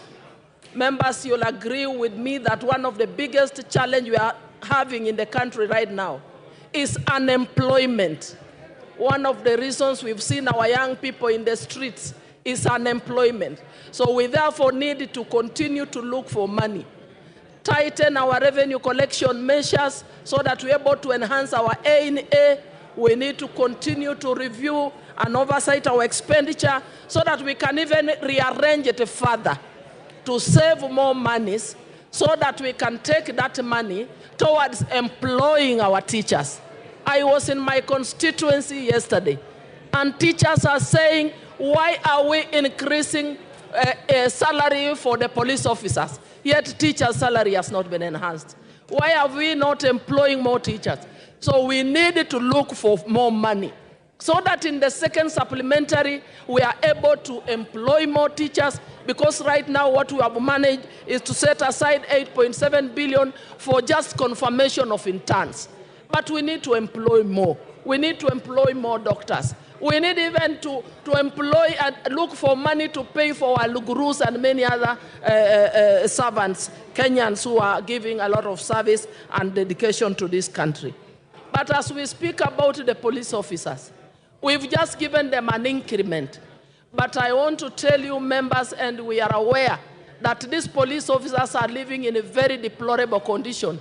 Some of the structures they are living in, we even have police stations that do not have furniture. So the Minister of Interior even needs more funding added into that sector so that they can be able to address the issues. I also want to applaud and really commend the team, the the Budget and Appropriations Committee, because we've also managed to maintain or to restore some of the allocations. Allocations to fertilizer, for fertilizer subsidy. Allocations even to the farmers, to cushion our sugarcane farmers who have never gotten an allocation. The 700 million that would go towards paying arrears of cane payments to the farmers that had never been paid. And also to the farmers, those that are for the coolers, for the dairy farmers. So, Honorable Speaker, as we continue, members, we need to know that in the appropriations bill, it is detailing item by item, sector by sector, and the amounts that have been allocated for expenditure purposes, so that when we go out, we have the information to give to our people. Honorable Speaker, I second.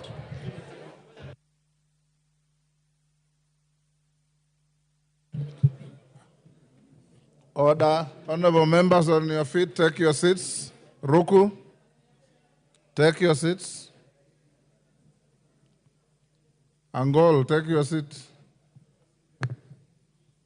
Honorable members, I now propose the question, which is that the Supplementary Appropriation Number 2 Bill, National Assembly Bill Number 39 of 2024, be now read a second time. Gitonga Murugara. Thank you very much, Mr. Speaker. Mr. Speaker, allow me to rise and support the Supplementary Appropriations Bill, which has ably been presented by the Chairman of the Budget and Appropriations Committee and seconded also ably by the Vice Chair of the same committee. We are through a process which possibly we would not have gone through had it not that we do not have a Finance Act for this year. As a result of which, we have to supply the government with the money through supplementary appropriations. It is vitally important to note that all the revenue-raising measures that were intended in the Finance Act or Finance Bill, which was actually dropped at the will of Kenyans, now do not apply to our country, and we have to revert to what we have in the 2023 and 2024 Finance Act. That act operates because it has not been repealed, would have only been repealed if this act for this year had been passed, and therefore, while there is no lacuna on the Finance Act laws, the correct position is that the government must be supplied through supplementary appropriations bills and acts as we are doing now. Allow me to commend the committee for having found means and ways of ensuring that the government is going to be supplied, although with the limitations. We have 3 arms of government, and each of them will have to embrace a cut in the spending which had been projected. We start with the executive, which actually carries the lion's share of the budget, and we'll also have to carry the lion's share of the cuts, followed by this House as the legislature, the second arm of government, and after that we have to go to the third arm of government. We know very well there are 2 levels of government, the national government and the county governments. The county governments must also embrace themselves for the proposed cuts.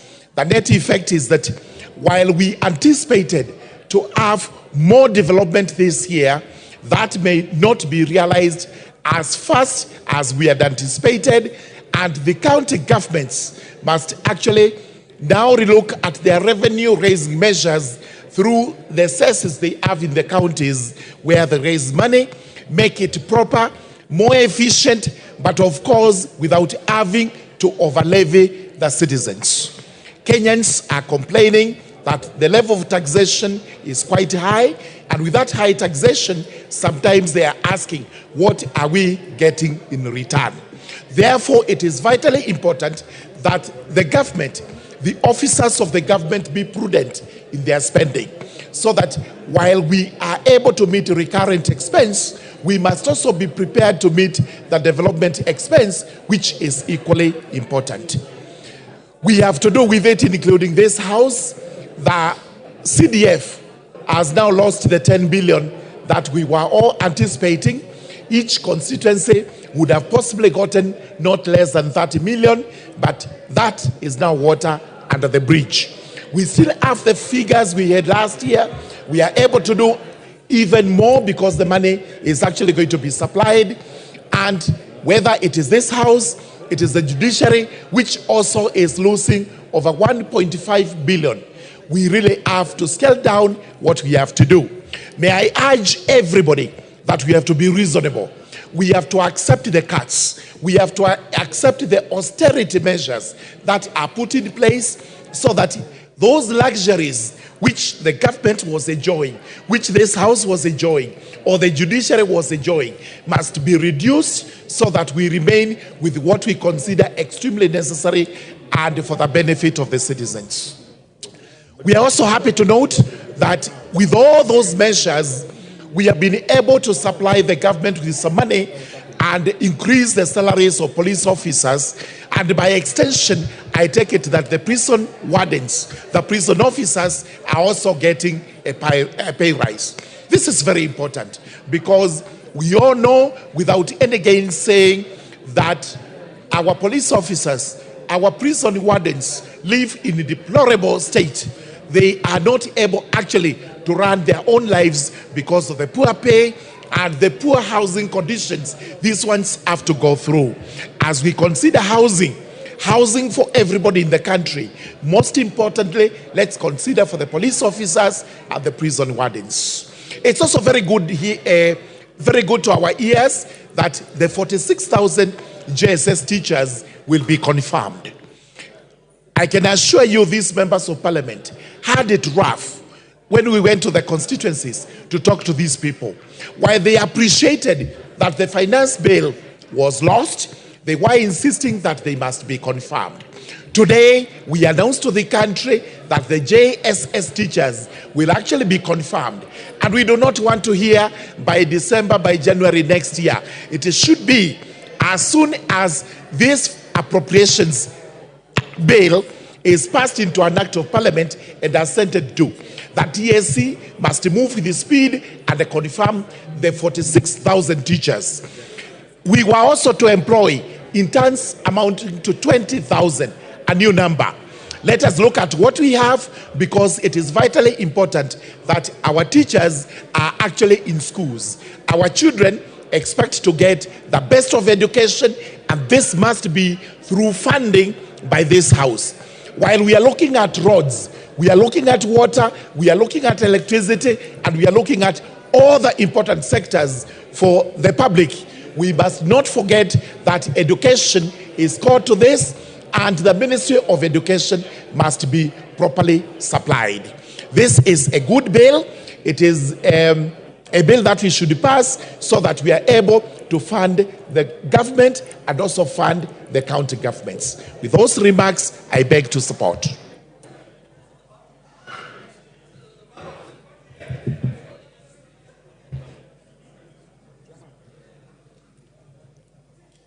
The Honorable Makilap.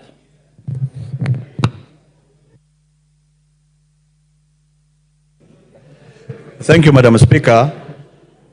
I can say this is an extraordinary budget for extraordinary times in Kenya.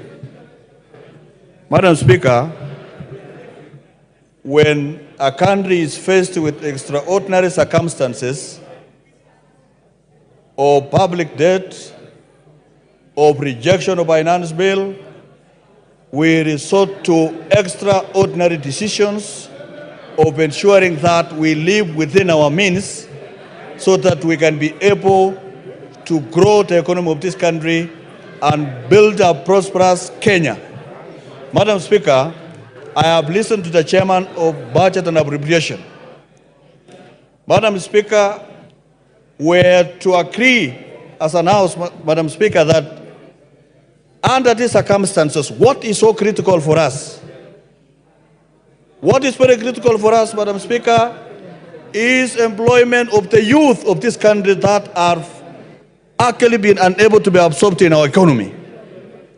Madam Speaker, that is why we are to sacrifice other funding programs so that the 46,000 JSS teachers are actually be able to be absorbed, Madam Speaker. We have been able to finance employment of the intern doctors, Madam Speaker, because those are the people who take care of our health, Madam Speaker. And if we take care of our education, Madam Speaker, through employment of teachers, and we take care of our health by ensuring that we employ the interns on permanent and pensionable terms, Madam Speaker, then we take care of our health that is going to grow the economy, and we take care of our system of education so that we don't produce people or graduates that have not been able to undergo proper training because of lack of teachers. Madam Speaker, the JSS teachers are simply graduates like other graduates that have been employed previously on permanent and pensionable terms. This is why we are saying, Madam Speaker, on these circumstances, we better, as Parliament, we've agreed to cut off 3 billion, Madam Speaker, for our travel expenses so that the children of Kenya will have an opportunity to be employed, Madam Speaker, as CSS teachers, so that the youth of this country can be employed as the confirmation of the intern doctors, Madam Speaker. That is actually prudent use of our resources, Madam Speaker. Even in the reduction, if you look at on this proposal, Madam Speaker, the money that goes to the county governments were reduced by 20 billion, Madam Speaker, and in addition, another 30 billion that was not being able to be paid during the financial year 23-24, Madam Speaker, are actually factored in, so that now the county government's budget goes to 410, Madam Speaker, so that resources that have been already earmarked for that particular function, Madam Speaker, are actually brought forth. Madam Speaker, you are aware that the NGCDF, by the time of the lapse of the last financial year, we had not received an exchequer of about 13.5 billion shillings, Madam Speaker. And that is the money that has already been brought forward so that we can be able to finance the programs that was expected to be done in the previous years, Madam Speaker. Madam Speaker, if you look at the economy of the country, Madam Speaker, when the dollar came down, Madam Speaker, it is good for the members of this House to realize that when the dollar was able to come down from 160 to 130, Madam Speaker, that gave us a debt relief of about 570 billion shillings, Madam Speaker. That is be able to save more resources for our programs, Madam Speaker. It means, Madam Speaker, if Kenya was to live within its means, then, Madam Speaker, we must reduce expenditure on parastatals that are taking a lot of money and they are giving less, Madam Speaker. So we agree with matching of about 47 parastatals, Madam Speaker, so that we have a lean government that we are able to finance and we are able to grow the economy rather than creating a lot of organizations that take a lot of money, especially on recurrent expenditure and travel allowances, Madam Speaker. Madam Speaker, for us to grow this economy, we look at the agricultural sector, Madam Speaker, in many ways. Look at the livestock industry, Madam Speaker. The livestock industry, Madam Speaker, is actually an economy of the pastoral community, which is more than 80% of Kenyans who are actually practicing pastoralism, Madam Speaker. That is an area that we need more resources. Madam Speaker, even in the issue of the 14.5 billion shillings that was meant for rural electrification in our constituencies, Madam Speaker, is a factor that we must be able to reconsider in the next supplementary budget, so that because electricity is key, even in the election of these members, Madam Speaker, and ensuring that there is equity throughout the Republic of Kenya in terms of power distribution.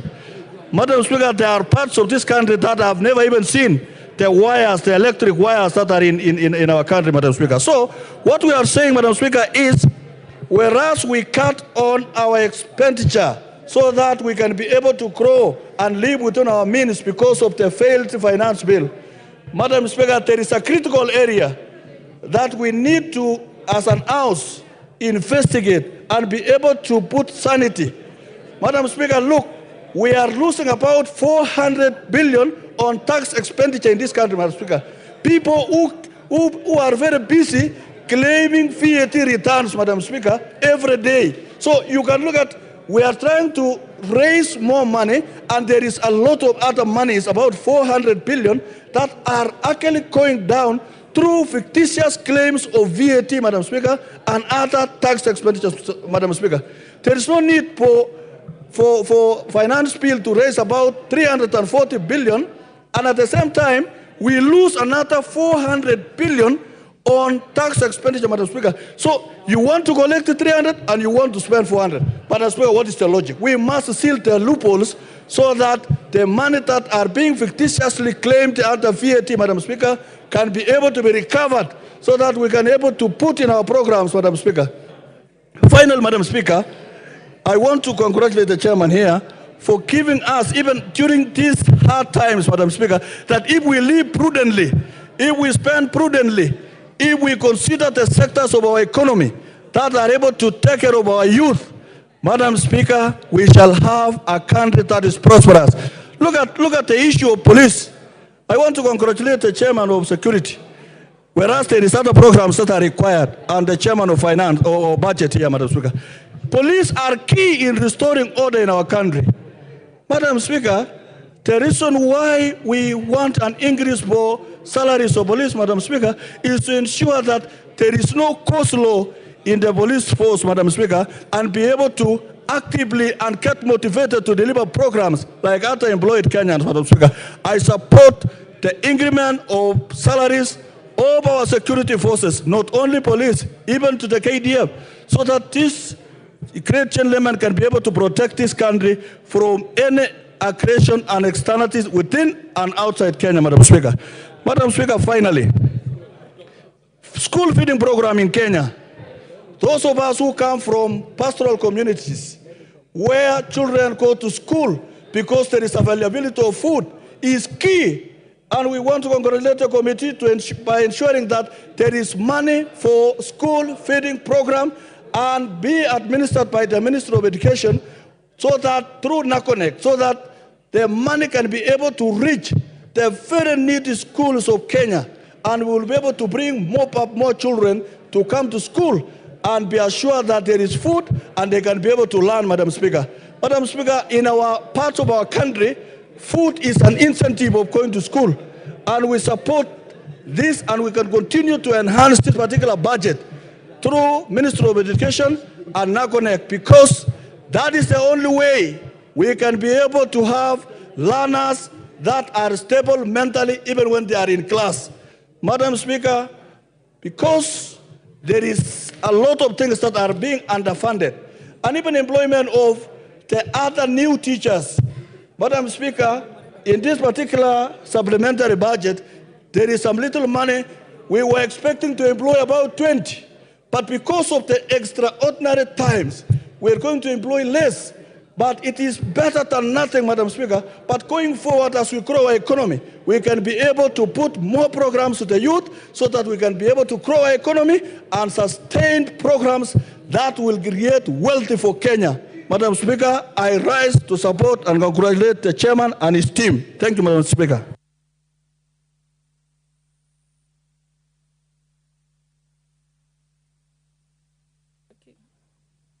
The Honourable Member for Tigania West, Honourable John Mutunga. Thank you, Honourable Speaker, for the opportunity to speak to this motion. Honourable Speaker, I rise to support the adoption of the adoption of the appropriation bill as presented and supported by the chairman and vice chair of the of the Budget and Appropriation Committee. Honourable Speaker, we all know why we are here, and we all know how we got here. Honourable Speaker, this is one of the most popular documents in this House. The last appropriation bill, Honourable Speaker, I had an opportunity to second, and I remember seeing very clearly that I hope the finance bill will be as much supported. Honourable Speaker, the appropriation bill comes in to show how the resources have been shared and what expenditure lines have been recognized in order to run the government, as well as cost development in this country. Honourable Speaker, listening to the chair of the Budget and Appropriation Committee, he took some time to highlight some of the key areas that the budget has focused. And we are grateful that, Honourable Speaker, especially in the education sector, we are going to absorb the interns, because those children have been waiting to be absorbed for a very long time, and the hopes were dwindling based on the fact that the finance bill was rejected.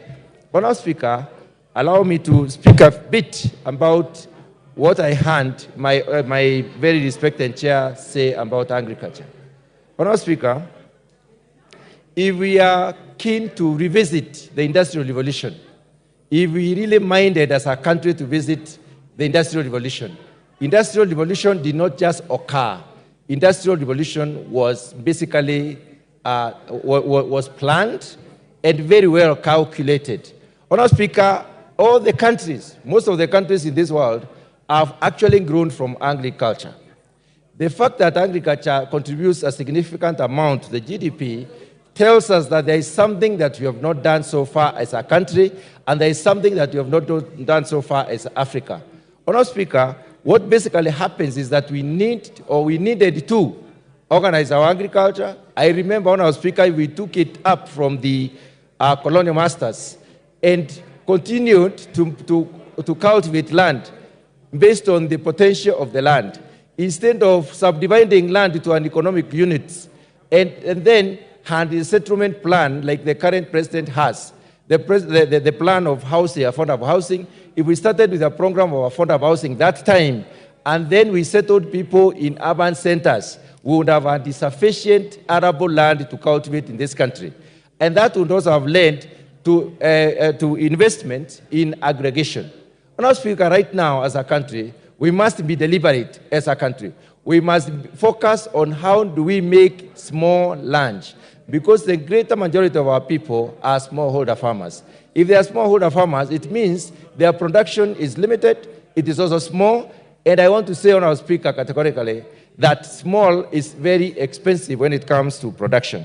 So what we need to do as a country, we need to reorganize our investment. And in reorganizing our investment, we need to focus a lot more in making small land. And we can only make small land by having very serious cooperatives in this country. Revive our cooperative movement and form new cooperatives so that we can put smallholder farmers into cooperatives, and therefore these cooperatives will have mechanisms of ensuring that we can enhance productivity, because we have limited land. About 16% of this country is the only area that you can basically do arable farming, because, I mean, if we have to continue being rain independent. If I may basically discuss that a little, Honourable Speaker, what we can do is set up aggregation centers across the country. We are not investing in that aggregation centers significantly. If we were to invest in aggregation centers, it means our farmers, therefore, would take their produce to the aggregation center instead of selling the same day. Farmers of this country, Honourable Speaker, have not invested in storage. Since they have not invested in storage, it means, and they are rain dependent, it means that immediately they harvest, they take their produce to the market. So they all meet at the marketplace and then drop the prices of the goods themselves. So at most of the times, they sell at below the producer price. So what happens? We milk them clean. They basically pay us to consume their food. In order to turn that around, we need to invest in aggregation. And once we do that, then we have to invest in the adjoining infrastructure, supportive infrastructure, to be able to carry these goods, or rather the produce, to the market.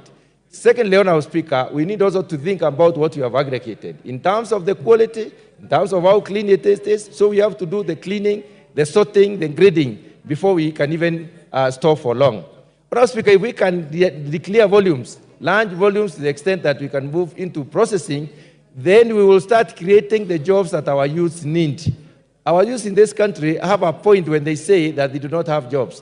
As people who are in the policy making now, we need to think of how can we create jobs. The easiest way to create jobs is to embark a lot more on agricultural production and productivity, and therefore aggregation, which will lead to transformation. And that transformation will create very many jobs in this country. Honourable Speaker, agriculture is not very interesting and is not taken up by youth a lot. And the reason is that it is laborious.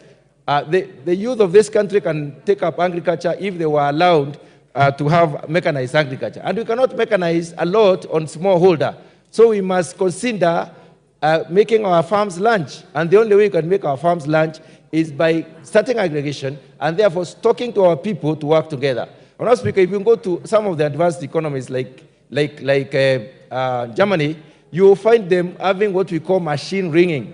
Not everybody has a machine or tractor, let me say, and they implement, but they hire these tractors across the village. The production villages, agricultural production villages, produce together. In other words, they prepare their land together, they plow together, they harrow together, they plant together, and therefore they aggregate. And thereafter, they set up a factory to process what it is that they aggregate. Honourable Speaker, when it comes to foreign direct investment, our investment proposals are not a lot more in declaring the produce, the amounts of produce and the quality of produce and where this produce is. The reason is that we are not organized. We do not have credible data in terms of what we produce, and we need to invest in serious data capture and the derivation of this data so that we can be able to get to know exactly what is produced where when is it produced, and therefore help our farmers. On the other hand, Honorable Speaker, I want to launch the fact that we have embarked on sugar reforms. Honorable Speaker, if I may speak to the issue of what we are calling, selling sugarcane through sucrose content. Honorable Speaker, sucrose content is the amount of sugar in the sugarcane. And the amount of sugar in the sugarcane is what we should actually be paying farmers for. We have a sugar research institute which has produced 27 varieties. Honorable Speaker, these varieties have not moved from the research institute. They are still at the research institute. They need to be moved out of the research institute. So investment in that particular sector will enhance the movement of these varieties out of the research institutes to multiplication centers where we shall get enough to give to the farmers or to sell to the farmers so that they can produce high-yielding varieties. Some of these varieties can mature in 8 months. Others can mature in about 1 year. Right now, the varieties that we have on our speaker mature in about 24 months. If that is the case, it means therefore we need 2 years to be able to plant and harvest cane. In order for us to be able to even multiply the production and even stop importation of sugar, we need to take these new varieties, and the varieties are maturing in 9 to 12 months. It means therefore we can have the time required on the farm, and that means we are able to produce twice in a year. That will help us to increase the sugar production, and therefore we shall cap on the importation and the need for the dollar for importation. That way, the CTUs become very, very useful. That is, selling sugarcane with due respect of measuring the sugar content.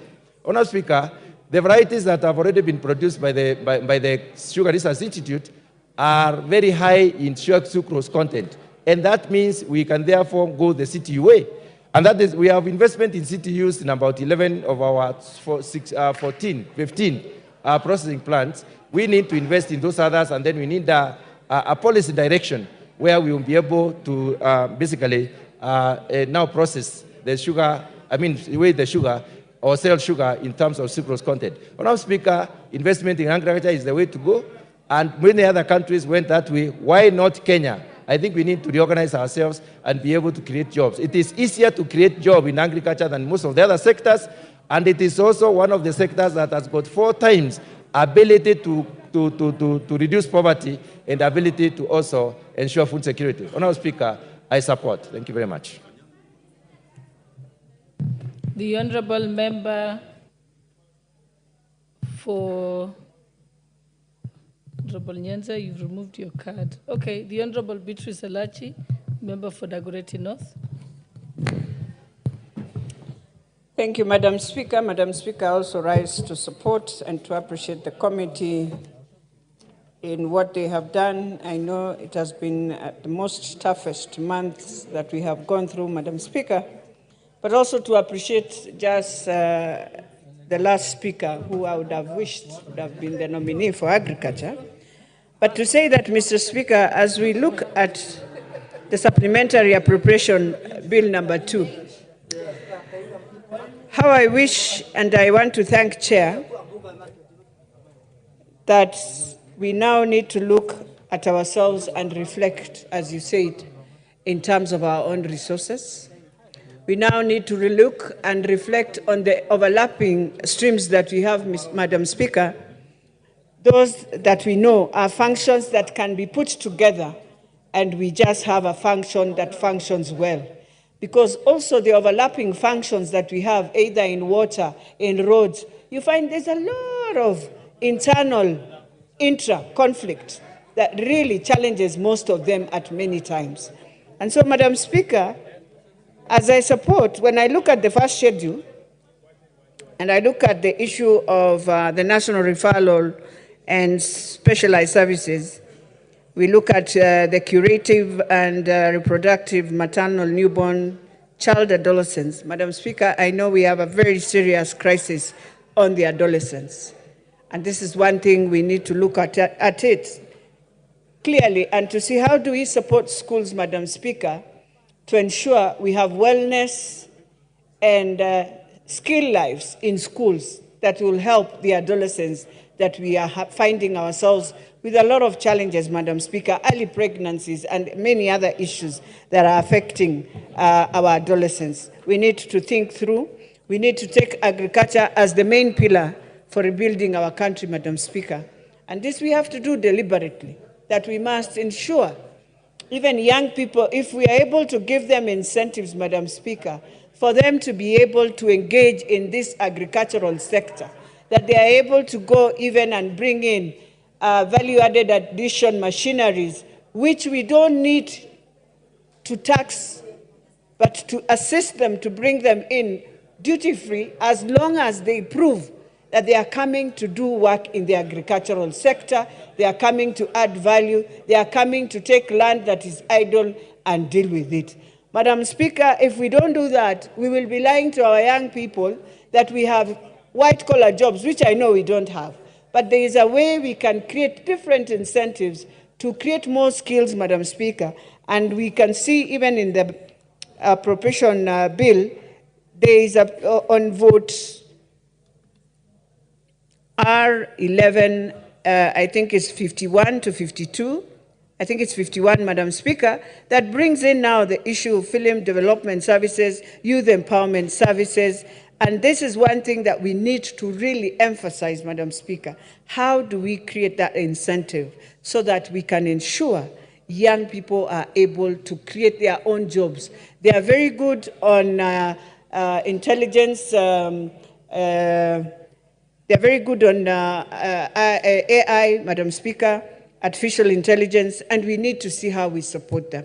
And in supporting them is knowing very well most of them are still looking for jobs, and therefore we cannot push them into that bracket of also trying to force them to buy things the way they are, Madam Speaker.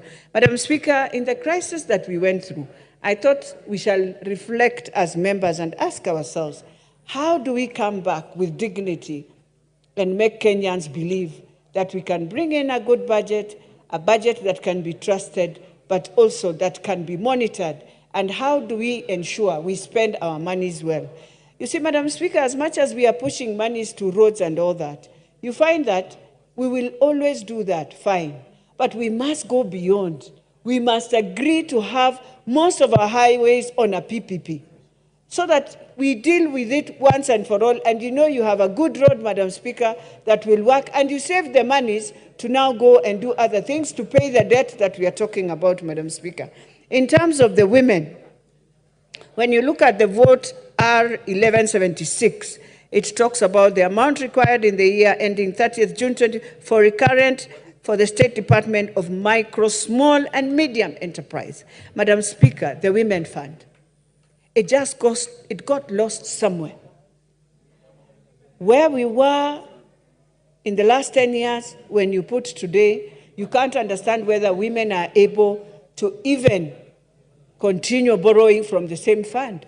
We need to go back and request the President that this fund has to come back and be in two ways.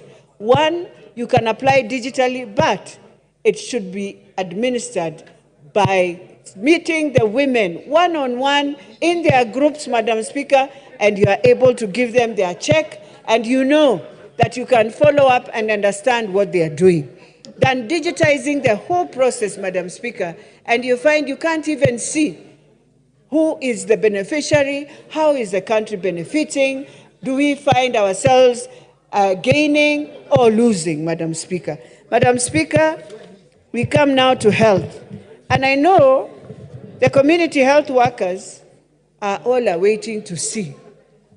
Just the same way we have ensured the interns have gone through, just the same way we are ensuring the JCC teachers, Madam Speaker, our community health workers, and I want us to really focus on this universal health, Madam Speaker, even to look at, even as we move, I know many people are fighting SHIF or NHIF, but it's one thing, Madam Speaker.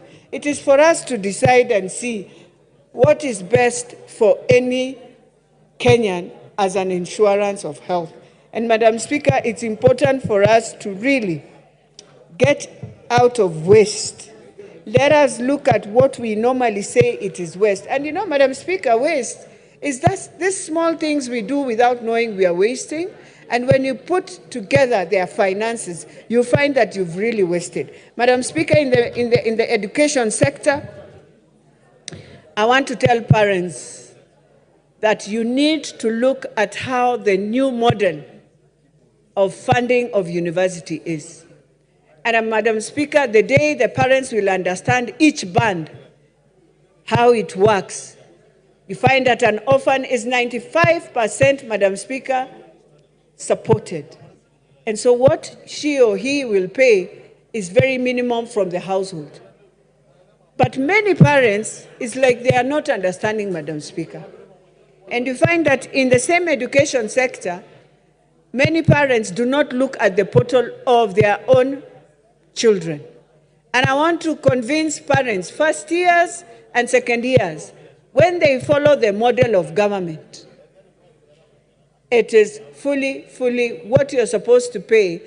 For example, if your child has a school fees of 300,000, you find that 70% of that is 210, and therefore the loan takes, and the rest, 15,000, goes to the household. And so parents must know, follow the new model, look at it, get to learn how your child is being sponsored, so that we remain, even with bursary, that can sponsor third years and fourth years. But first years who are joining now and second years, that model is a fantastic model for you to be in university. The students we should be worried about are students going to college, are the ones who we are supposed to get worried. Madam Speaker, you look at how the votes have been done. I just want to go to one vote that we need to also ask ourselves, which is vote D1082, which talks of the state of Department of Medical Services that deals with maternal newborns. I know I've talked about it, but I just want to repeat, Madam Speaker, it is time we also see how can we work with both functions. It is devolved, yes, but at the national level and the devolved level. It is important for us to start strengthening both and to ensure the referral can also work very closely with that is devolved. And therefore, Madam Speaker, with those few remarks, I beg to support and to thank the committee.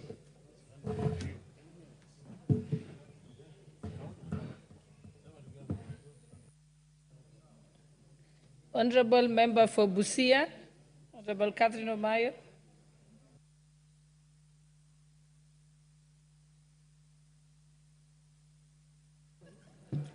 Thank you, Madam Speaker.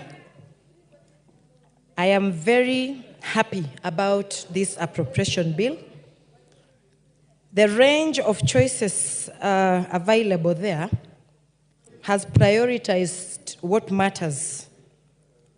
For the first time, if we stick to that, Kenya will live within its means for some time, for the sake of development, for the sake of our children in school, and those children who live in ASAL and semi-arid areas, and floods, places where we have floods every time frequenting. Children who live around such places hardly go to school, but if we put food, like give the schools that these children could access, if we have some lunch or a program like that, these children will not lack to go to school just like any other child in Kenya. And if everything is put in place again, we will reduce corruption.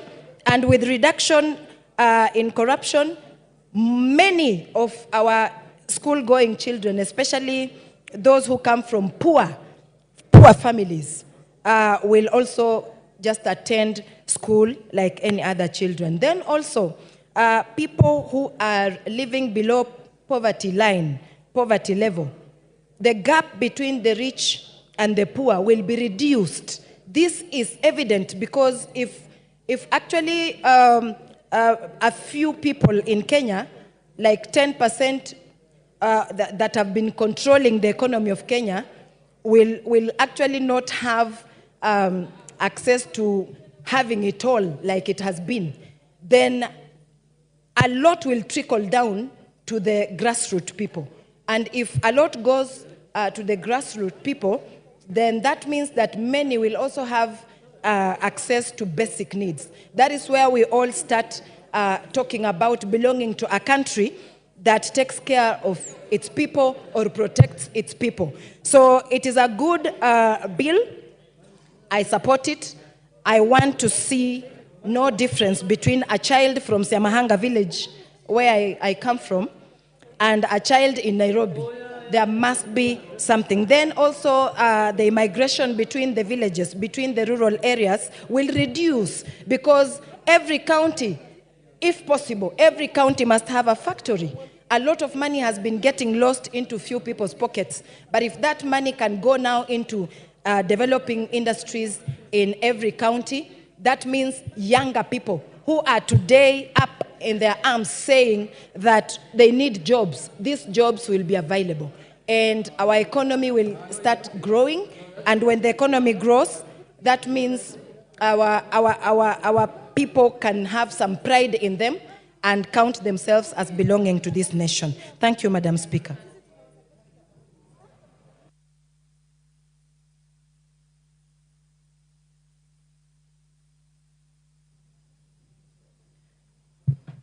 The Honorable Irene Mayaka.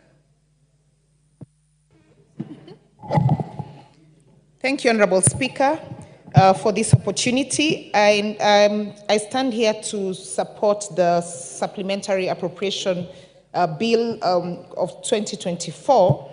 And the reason why I am doing that, Honorable Speaker, is first because of the obvious austerity measures that are being put in place to ensure that not only do we, as a country, ensure that we are not having spillage of funds, but also that we are ensuring that we are cutting out on expenses that we believe are not exactly necessary right now.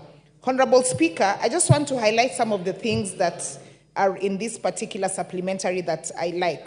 One of them is the fact that we have decided that the GSS interns will have no cut in terms of they will be supported fully, and also for the interns from the medical field. But Honorable Speaker, one of the major concerns that I do have, we live in a country where 78% of our population is youthful. But when you look at the allocations for monies that have been put towards the youth space, it brings a lot of concern. Honorable Speaker, even in this particular parliament, we do not have a department that is specific to youth-related affairs. Youths are treated in this country like a by the way, and we really need to look at how do we change that as a country. Honorable Speaker, I did hear the Chair of Budget speak about the fact that 47 of the sagas have been denied monies, and therefore they are going to be reallocated to the others, so that we are able to also just reduce the duplication that there is in this country. And that, Honorable Speaker, I want to agree with that, because we have too much duplication going on in this country. And we need to find a way where we are able to centralize some of these functions to be able to have them allocated to one particular place. Because, Honorable Speaker, it doesn't make sense when, for example, in terms of national government, you have an auditor for each and every department. Ideally, we should have the audit committee based on one place, so that when we are doing internal audits, then the people who are from this particular audit department will be able to just do audits for all the departments. That happens, Honorable Speaker, in most private sectors. You will never find, for example, in a bank, that a department for trade, a department for retail banking, for wholesale banking, each of them has their own auditor. They only have one audit department that is able to then be distributed as per schedule to all the other areas to be able to work. That is one of the ways that we as a country can be able to save money. Honorable Speaker, I did hear the Chair also speak about agriculture and some of the measures that have been put here. And Honorable Speaker, I would really love for some of the people who are engaging the Chair to stop engaging him, because he needs to listen to some of these measures that we are putting in place. Honorable Speaker, for example, we are talking about cost cutting. In this day and age in our country in Kenya, we still have instances where our large-scale farmers are using old traditional agricultural methods. And yet we have countries like even our neighbor in Rwanda that use the drone technology when they're doing crop production and they're doing tests to see whether or not the large-scale farms have issues by drone technology. Why wouldn't we do that in Kenya? Because that would actually enable us to save money. Honorable Speaker, we need to stop being scared of going the technology way. Because the technology way in a lot of these departments would be able to enable us to save money. The other thing, Honorable Speaker, for example, if we had really good technological interventions within this country, even in the offices of the MPs, if, for example, like I see in the CS offices where they have the Huawei digital platform where they can be able to have their meetings there, if we did have that, then we'd be able to save so much money. Honorable Speaker, the other thing that we need to speak about in this country is corruption, budgeted corruption. Because there's a lot of embezzlement of funds in terms of budgeted corruption. By the time we are asking different departmental committees to give us their budgets, have we been able to actually go back and check against their performance contracts? Were they able to even deliver what was put in their performance contracts? We don't do that. All we do is that we treat this whole country as a cost center.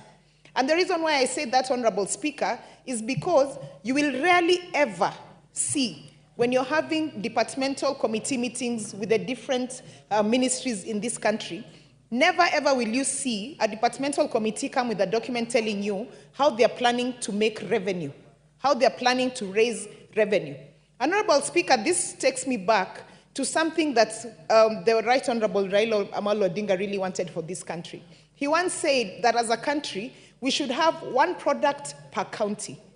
What that meant was that every county would be able to focus on a specific product, be very good at it, and actually raise revenue within their own streams from that.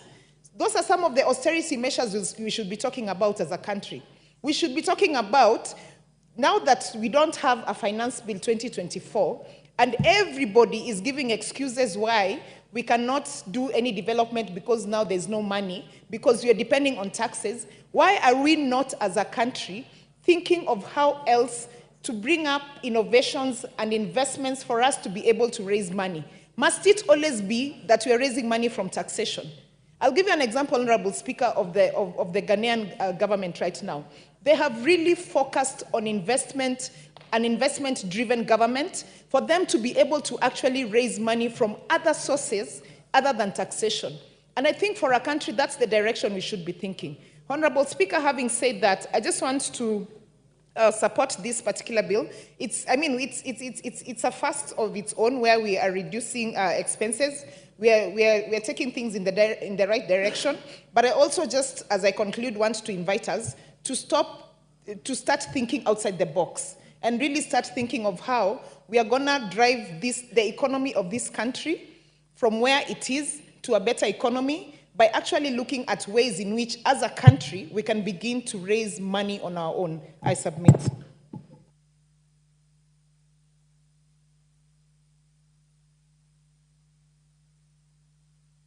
Mike. The Honorable Ferdinand Wanyonyi, member for Kwanza.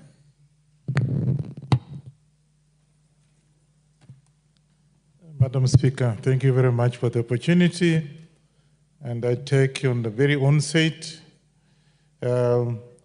my position is that actually this appropriation bill, number 2, 2024, is a very unique one, Madam Speaker, noting that it's come before the bill itself, the financial period 2024-2025.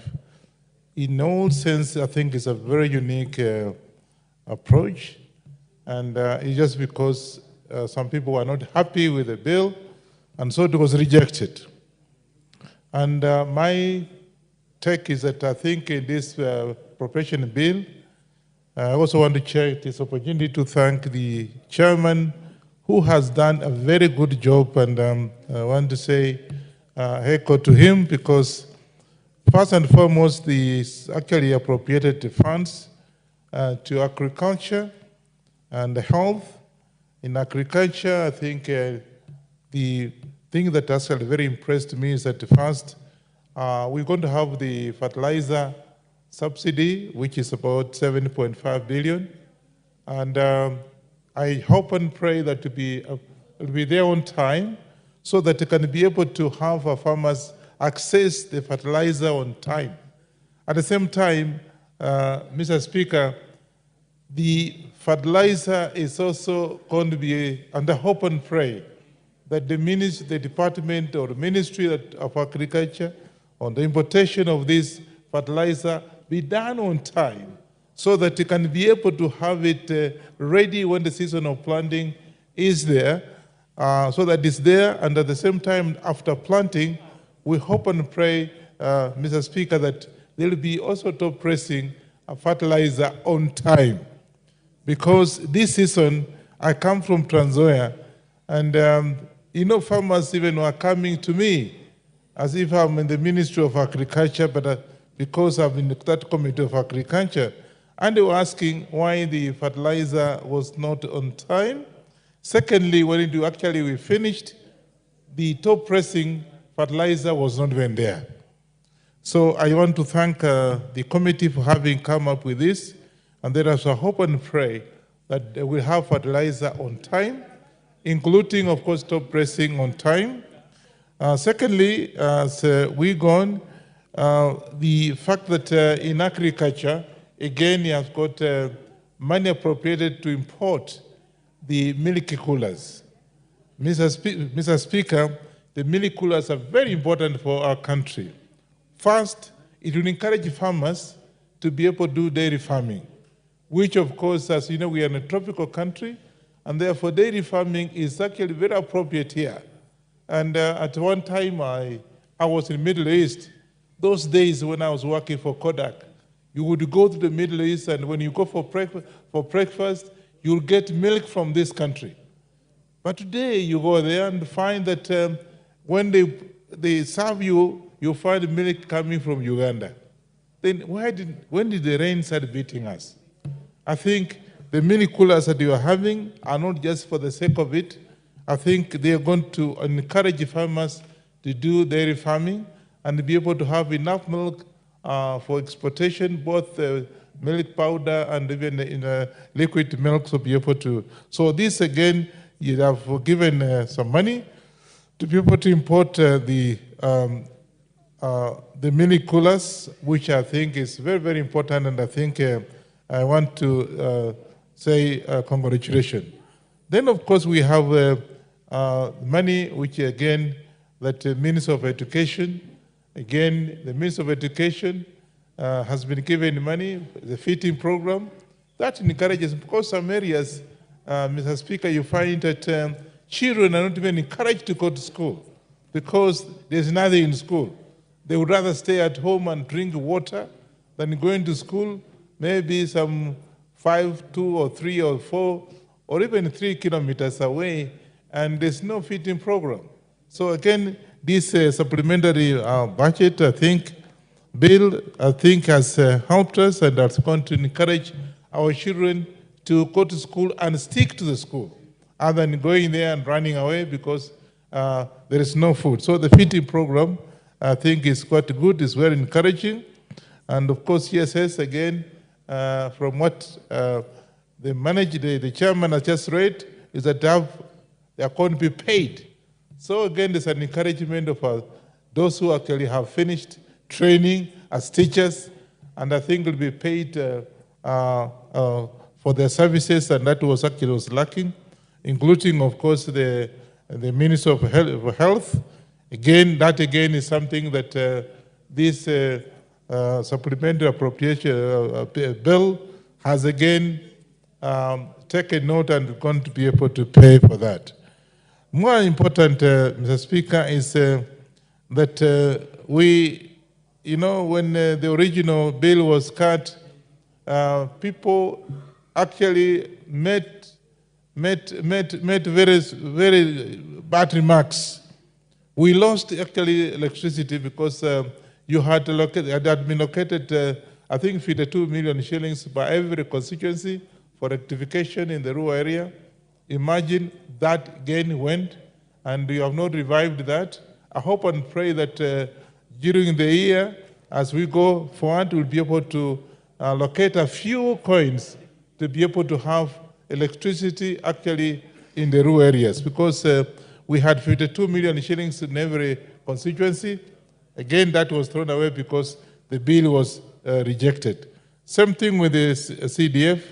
I think we also lost some money, but never mind. These cuts, I think, are going to help, because some of them is because, again, Mr. Speaker, it was actually appropriation of some of the funds. You'll find the ministry has 2 or 3 departments, and of course they do the same thing. You find duplication of services, which again is something that I want to say. The cuts that are in the ministry is not for nothing. It's because I think the committee looked at some of the departments and ministries are actually a duplication of services, and therefore that again is going to help save some money for doing other important projects and reallocate the funds elsewhere. So, I think the taxations actually that people complained about, I think, have been reduced. And I hope and pray that when we pass this appropriation bill, supplementary bill, we hope nobody can raise his finger complaining that this budget has again been reintroduced after being rejected.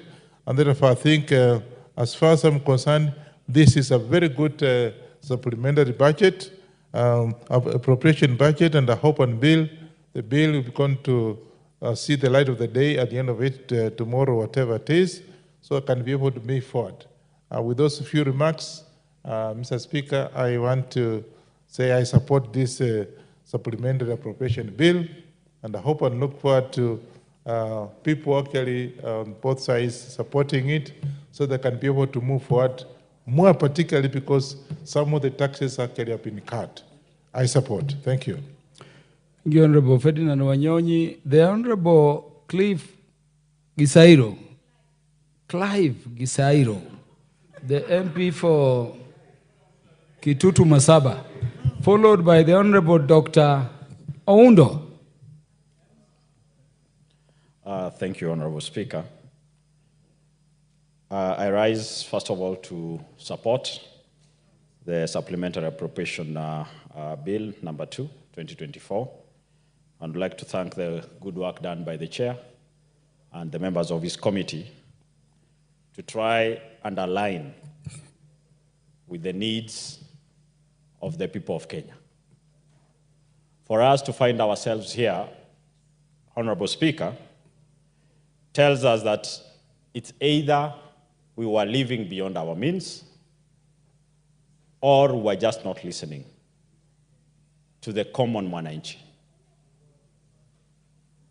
This appropriation bill is just a testament that we can do better. That the little resources we have, we can be able to develop this country, provide jobs for our people, and minimize on borrowing. Honorable Speaker, in this bill, the education sector has made some gains, but there's still some room. And we expect that in the second supplementary, that should come sooner than later, should address some gaps, because in the education sector, we've lost a lot on infrastructure. But reality is, we are a nation struggling with classroom space. Yes, today we are saying, on the positive side, we are going to confirm 46,000 teachers to P&P from internship. But grade 9 is starting in a few months' time. We have a gross shortage of classrooms. Equally, while we confirmed the 46,000, the initial plan had been to confirm 26, leave 20,000, and an internship, and recruit an additional 20,000 to bridge the gap. Now we are only discussing about confirming 46,000, which does not change the total number of teachers in JSS. Therefore, we shall be having a shortfall come January 2025. We therefore need to ensure that in the second supplementary, we have a discussion of bringing on board an additional number of teachers, not less than 20,000. Otherwise, we're going to have a crisis come January 2025. Honorable Gisero, the chair for the Departmental Committee on Education is not present, but I know he's listening, and our good chair of the Budget and Appropriations Committee too, because we are talking of JSS. We have more TTCs, and we have lowered the grade for entry into TCCs by teachers, but the P1 teachers have been forgotten. Many of them are retiring without employment. Sure. So I wish you could firm up that point, because you know the heart of the chair of Budget and Appropriations Committees with the nation and with the teachers. Yes, Speaker. I'm very sure that the chair is taking notes using his phone, because I know he's digital. He's been embracing the Gen Z agenda. Mr. Speaker, when we look at, again, the higher education, we again have challenges there. We've gone around through around this country to universities. There is a big disconnect between the people sitting in Nairobi and the student in the university. It's my strong belief that we need to enable the higher education to move around, to get in touch with the reality. But for us to insist that the university student, when they have an issue, they have to travel all the way to Nairobi for their problems to be solved, we are actually making a problem worse for our youth.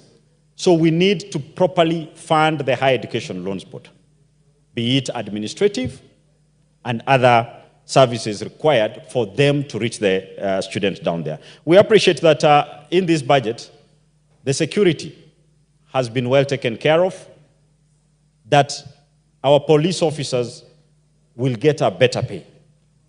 These are people who provide security to us. These are people who are always on the front line to combat crime and other ills in society.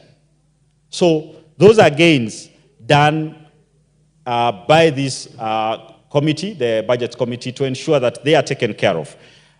Honorable Speaker, I'll want to differ slightly on the common assertion coming from some members who've spoken here that repeatedly that CDF lost 30 million. CDF lost 30 million. I would prefer that we look at things more positively. I don't believe CDF lost. These are hard times, and everyone had to take a hit. Mr. Speaker, what we need to be telling Kenyans is the current amount we are getting into constituencies. How much has it done? How prudent can we get to ensure that the little we get delivers more to our people? If we visit the 290 constituencies, can the CDFCs show us that the little they've gotten is of benefit to the people? If it is, let's be more efficient on what we have. Let us not cry of losing, yet it is not a deduction. We anticipated more, but that more now is not there. So we are retaining what we already had. So let us not dampen the mood. We've done well with the resources we've had. We can do better with the very same resources. Mr. Speaker, on the health sector, again, this supplementary budget goes ahead to ensure that the interns are well taken care of, because we need a healthy nation. We need our youth to have jobs. It is painful for any parent to educate a child, only for this child to come and sit outside with a medical degree, clinic officer training, but sitting at home. So this is also to say that the government has taken concern on our health providers and ensuring that they're all taken care of, and we keep absorbing more. Honorable Speaker, you know, we would like to inform that those who will be coming in, the new appointees, because some now happen to come from near where I sit here, we will still be hard on them if the views of the Kenyans are not taken into consideration. This was a starting point to have a progressive country, a country that presents to its people a progressive budget that indicates our ability and us living within our means. Honorable Speaker, electrification is a challenge. And we hope that in the next supplementary budget, electrification, rural electrification gets more funding. And lastly, Honorable Speaker, we are still wasting money on state departments that can be merged. We need to look into areas that can be consolidated to save taxpayers money. I thank you, Honorable Speaker, and I support this supplementary appropriation bill number 2. Thank you. Dr. Wilberforce Oundo.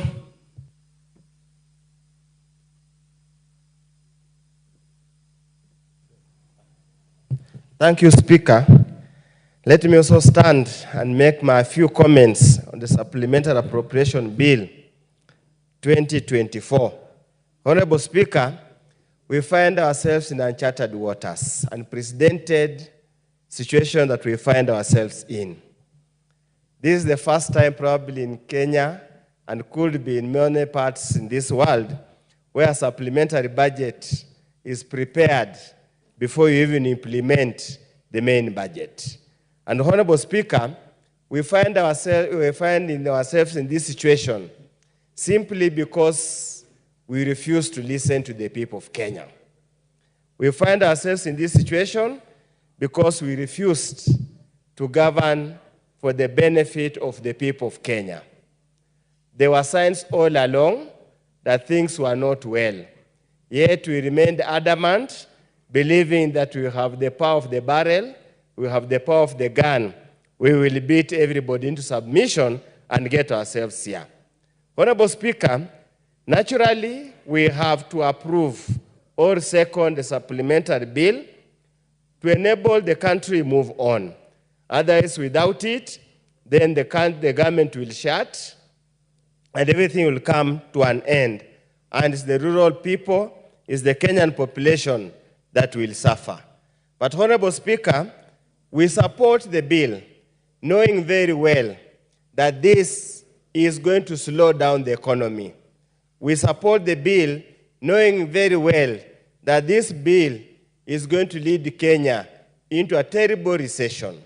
We support this bill, knowing very well the little gains that we ever made, starting from the day of President Emilio Mwai Kibaki, are going to be rolled back drastically. Honorable Speaker, in a third world country like Kenya, where the government plays an important role in the locomotion of the economy, when the government is not spending, there is no economy. There's nothing that will grow. And that's why, Honorable Speaker, if you read various commentaries, be it by World Bank, EFD, IMF, they have a very glim view, a very negative view on the economic growth of this country in this calendar year, simply because they see there's no possibility of any economic impetus that will allow the economy to move. Honorable Speaker, when you look at this document, this supplementary, it is all about cuts, cuts, cuts, and cuts. The most interesting thing, Honorable Speaker, and this, we need to ask ourselves very hard questions as a country. Honorable Speaker, they are serious cuts in development. So the obvious question many of us are asking, and Kenyans are asking, does it mean the staff employed in these state departments, in these sagas, in these MDS, will simply be walking to the office, sit, read newspapers, go to their social media, and do nothing? Because without any development funds, Honorable Speaker, what do you do with engineers that the chair of the Budget Appropriation Committee has talked about harmonizing them? What do you do with them? What do you do with the water engineers, Honorable Speaker, if you cut an entire, about several billions in the water harvesting program? So what do the civil engineers in the Ministry of Water do? Do they simply sit there, go to social media? What do you want them to do, Honorable Speaker? Because, Honorable Speaker, you cut 2-point-something billion on technical, vocational education and training. Yet, Honorable Speaker, the hallmark of Vision 2030, MTP3 and MTP4, was to equip Kenyans with skills to ensure that they participate in the manufacturing sector. Honorable Speaker, so what are we going to do to achieve the target of 15% GDP contribution from manufacturing if we do not invest in skills acquisition, Honorable Speaker? Are we really serious in what we do, Honorable Speaker? Honorable Speaker, I would go on and on, but Honorable Speaker, the massive cuts, Honorable Speaker, in the education sector means, therefore, even the school infrastructure is not going to be there. We're not going to have money for school infrastructure.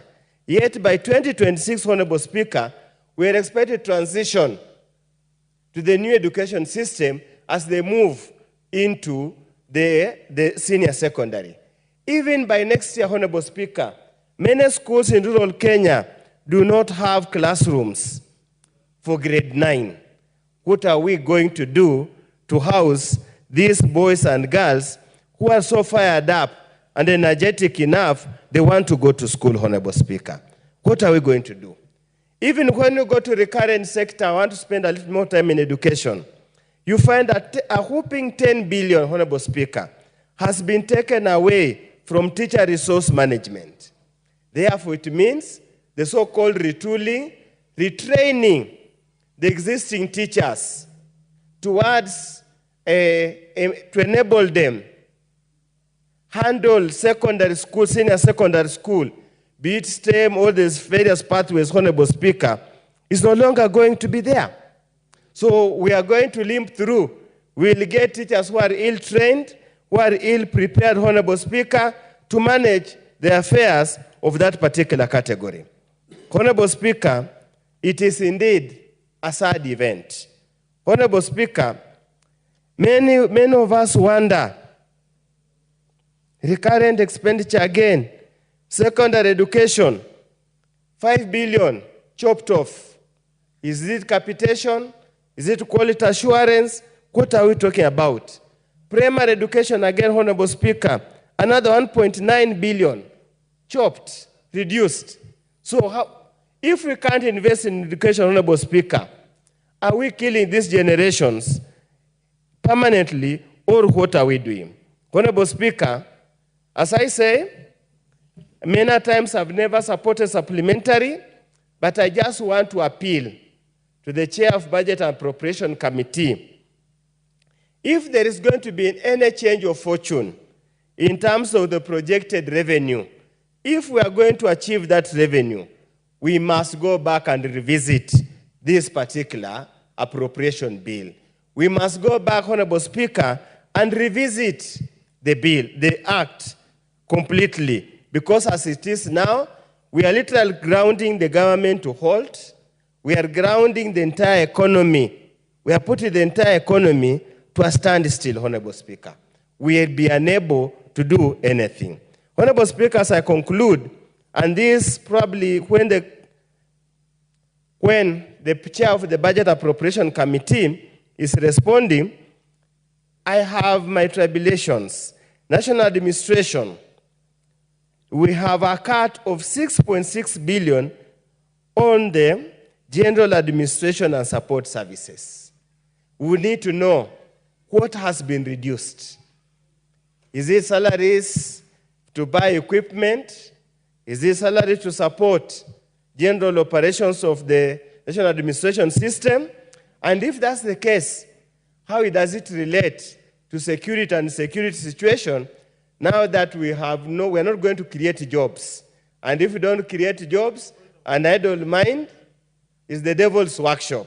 Honorable Speaker, as I conclude, we must also understand what's the purpose of passing an appropriation bill, yet the Treasury does not disburse the money. When you see the departmental committees, the PSS and the state corporation continuously lament that 30 to 40% of what is appropriated is never disbursed. We are running a broken system. As we support, we must go on record. We are running a rudderless and a broken system, Honorable Speaker. Thank you, Honorable Speaker. Thank you, Honorable Dr. Undo. The Honorable Cynthia Muge, attending to some state duties. The Honorable Charles Ngusia. Thank you, Mr. Speaker, for this chance and opportunity to add my voice on this important, unique, and in fact,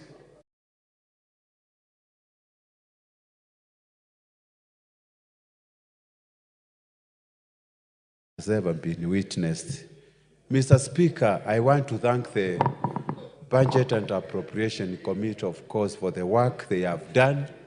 This year, they have had to contend with doing 2 appropriations bill in a span of less than 4 months because of the historical happening we witnessed recently in our constituency during these Gen Z activities, Mr. Speaker. Let me support it, but with a lot of reservation, Mr. Speaker. Number 1, JSS education sector has won by confirming our interns. But, Mr. Speaker, if you look at the primary schools, we have got over 300,000 trained primary school teachers who we have totally forgotten as far as employment in the education sector is concerned, Mr. Speaker. Where are we condemning these 300,000 P1 trained teachers, Mr. Speaker? That is an aspect we need to look very carefully, Mr. Speaker, going forward.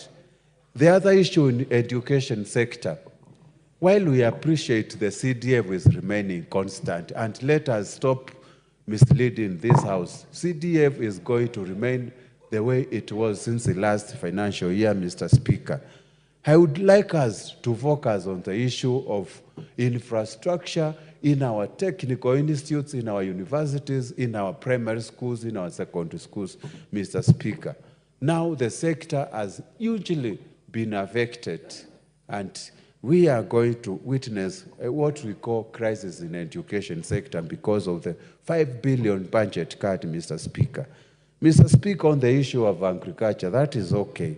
We need to give our farmers fertilizer so that the productivity in that in that economic activity union activity can actually be improved. And the issues of course, Kenya coffee farmers getting more funds will be good. The issue of milk production, Mr. Speaker, which is an essential community in our community, Mr. Speaker, is going to benefit on that. Then, of course, another winning sector is the security. The police officers will be rewarded by salary increment, Mr. Speaker. But, Mr. Speaker, based on the unfolding in our country, I suggest our president, even the budget and appropriation committee, the housing levy we are now paying. Why can't we take this money first to go to police officers, make them good housing units instead of actually going commercial way? Let us invest this money first of all in improving the public houses we give our civil servants, Mr. Speaker. Then we can generate into economic activities, Mr. Speaker, we are going to witness. Of course, the budget of school feeding program has been retained, but this should be universal. Children are being discriminated, especially the areas which are regarded as not marginalized. Like my constituency, I don't have an existing feeding program. We need to feed our students and our pupils all over the country without discriminating them, whether you are coming from a livestock or another community, Mr. Speaker. So I think going forward, the next financial year, we need to put what we call feeding program in all our primary and secondaries, especially primary schools, Mr. Speaker. Mr. Speaker, now, the country doesn't need austerity measures. What country needs is economic stimulus, Mr. Speaker.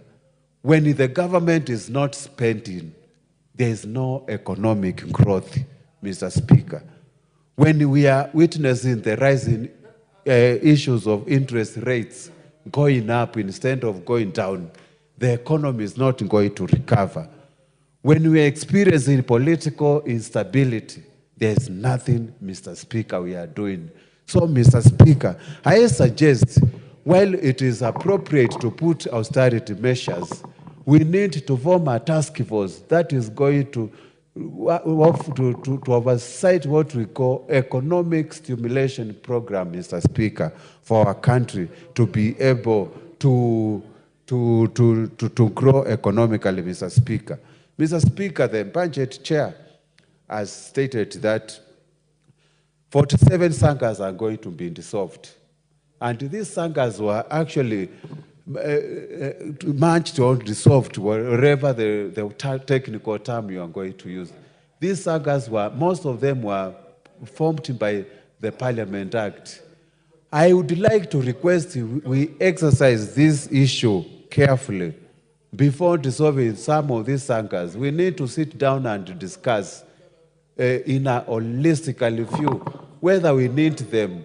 But we cannot just wait one committee or one person to decide whether a saga is good for us or it is bad for us, Mr. Speaker. The law has to be followed because majority of them were established by the Act of Parliament, Mr. Speaker. Mr. Speaker, the issues of revenue collection needs to be relooked in our economy. I am sure whatever we are taxing Kenyans is sufficient to support growth, especially in our electricity sector, which has been adversely affected. Each of the constituencies could have gotten 50 million, but still, the money we are paying as taxes, we can afford to give each and every constituency, each and every Kenyan, each and every institution set up by the Parliament, we can give electricity, and which is a basic thing, Mr. Speaker. With those few remarks, I support, and I still insist, let us relook at the supplementary too, and reinstate these funds for electricity. Every Kenyan is entitled to have electricity, water, and food. Thank you, Mr. Speaker. I support. The Honorable Dr. Makali Mulu, the MP for Kitui Central. Thank you, Honorable Speaker.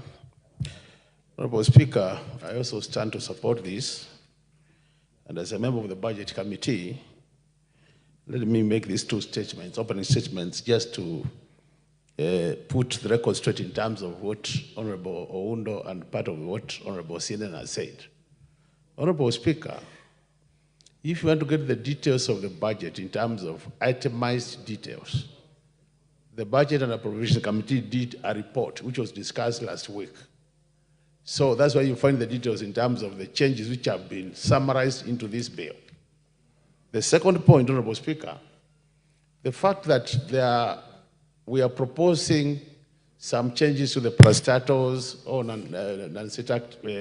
these sagas does not mean that we will not use the law. I want to remind honorable members that, honorable members, you did pass a law called Privatization Act. And that act stipulates very clearly what needs to be done before a parastatal or a saga is either privatized or merged with another one. So the law is very clear, it will be followed. My comments on this supplementary bill, Honorable Speaker, are as follows. Last week we did discuss the budget appropriation report. Last week we also went through a committee of supply, which was a committee of the whole House. And this is just a summary of the things we discussed last week. So in short, Honorable Speaker, you will not find anything new in this bill which was not captured in those other reports. But I want to pick 3 items which I think are important for Kenyans. One of them, Honorable Speaker, Kenyans need to note that the whole issue of GSS teachers who have been complaining that they are still on a temporary arrangement and they want to be permanent and pensionable, Honorable Speaker. Resources for that, the chair has confirmed we have those resources. So we want to encourage them that once this supplementary bill becomes an act of parliament, they should be able to be employed permanent and pensionable. The other matter, Honorable Speaker, which is critical is the issue of indans also in the Ministry of Health. Honorable Speaker, there has been a lot of lobbying from these indans that we need to factor in resources to have them employed also. In this supplementary bill, Honorable Speaker, there's a provision of 3.8 billion, which is expected to go towards that direction to ensure that these indans and the Ministry of Health are also employed, Honorable Speaker, on a permanent basis. So I thought it's important I say that. The other matter which is critical, Honorable Speaker, is the issue of A in A. Honorable Speaker, after we made a decision to scale down the budget because of the issues of the withdrawal of the finance bill, a lot of institutions have come up with proposals to have their ceiling for A in A improved or raised, Honorable Speaker.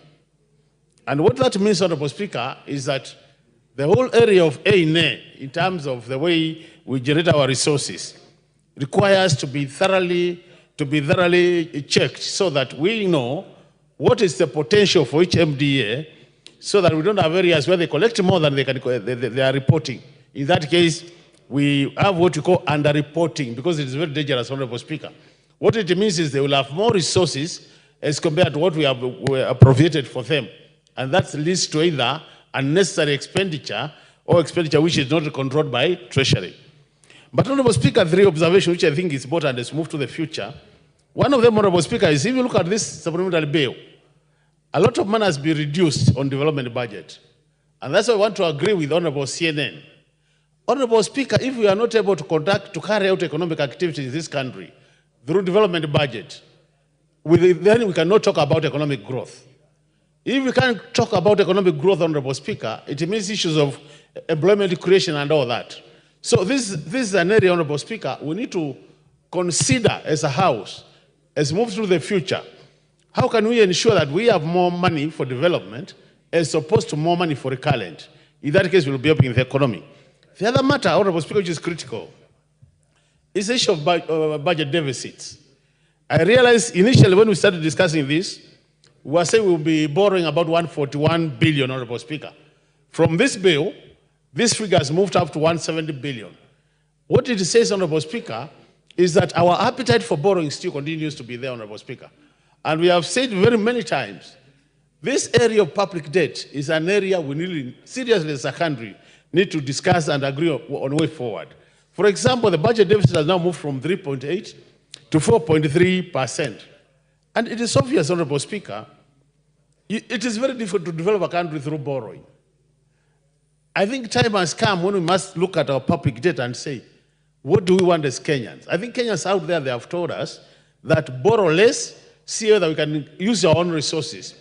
And what Kenyans have said, since they have said they don't want to be taxed more, what it means, Honorable Speaker, is can we look at our expenditure items and come up with a good prioritization of the expenditure items so that at the end of the day, Honorable Speaker, we only fund what's very key or what is very core for this country. And in that case, we'll be growing the economy and Honorable Speaker will be helping this country. So as I conclude, Honorable Speaker, because those are the only things I wanted to say, our colleague and friend, Honorable Mbadi, who we've worked together on these matters of budget for a long time, is the man who is supposed now to be dealing with this budget, Honorable Speaker. And I can tell you, Honorable Speaker, it is not going to be easy. So I just want to say, we wish him well. He has been having very good ideas together with me. Now he has the opportunity to implement what we have been saying should be implemented. I will be still reminding him what we have been saying every day so that we help this country move to the next level. What I want to appreciate most is now that we agree this side of this divide of the house has some brains which can help this country. We want now to make sure that we use this brain called Mbadi so that we move Kenya to the next level. I'm convinced he has what it takes to move Kenya to the next level, but he has to implement what we have been discussing with him. For him to implement that, Honorable Speaker, he will require the political goodwill from the highest office. So I want to plead the highest office to provide that political goodwill. Because if it is not there, Honorable Speaker, we'll be going back to where we have always been. Thank you, Honorable Speaker.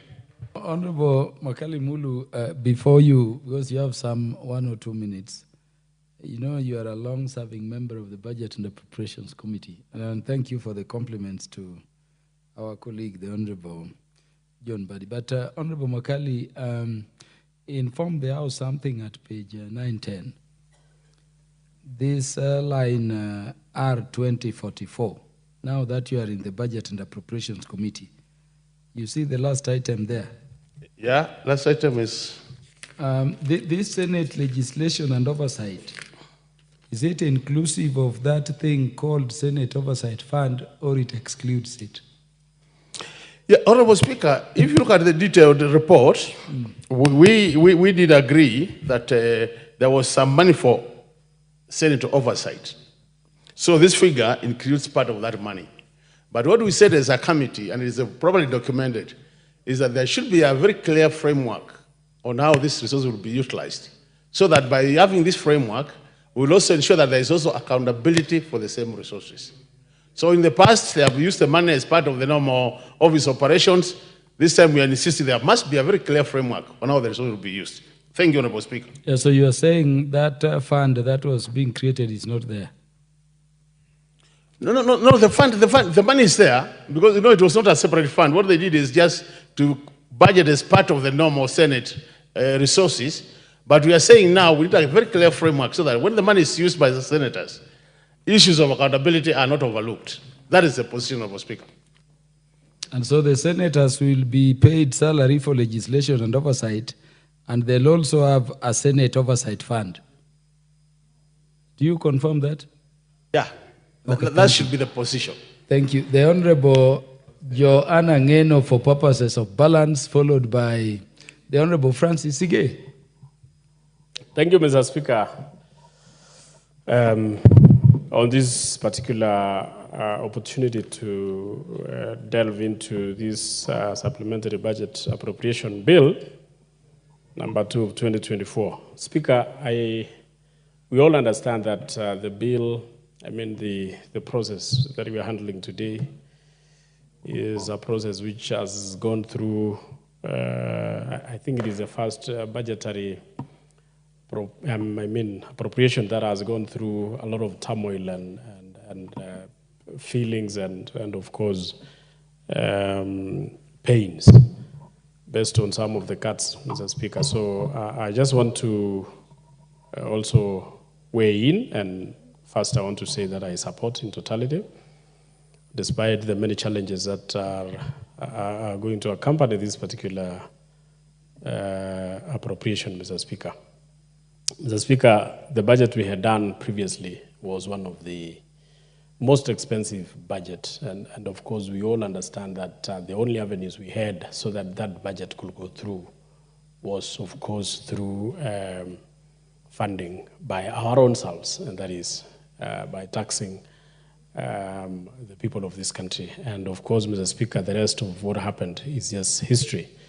What I want to say, Mr. Speaker, is that I want to thank the chairman and the committee for the support they gave to the particular departmental committees on their particular presentations they made, and of course, the aligning of several needs by several departments, and of course, the needs of the country. Speaker, I want to state categorically that our Department for Housing, the Speaker, although there were some few adjustments on some of the allocations, we still believe that what has been passed, Mr. Speaker, will be enough to run the State Department and, of course, to do the affordable housing and institutional housings and, of course, hostels and the rest of the other infrastructural activities that are within that particular budgetary proposal. Mr. Speaker,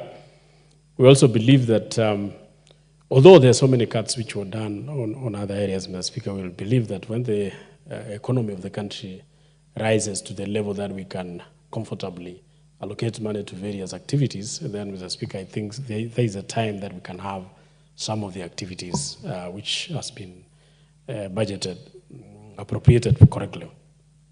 Mr. Speaker, I want to thank also the, which of course most of the members here have talked about, the fact that we'll be confirming the 46 or 45,000 JSS teachers.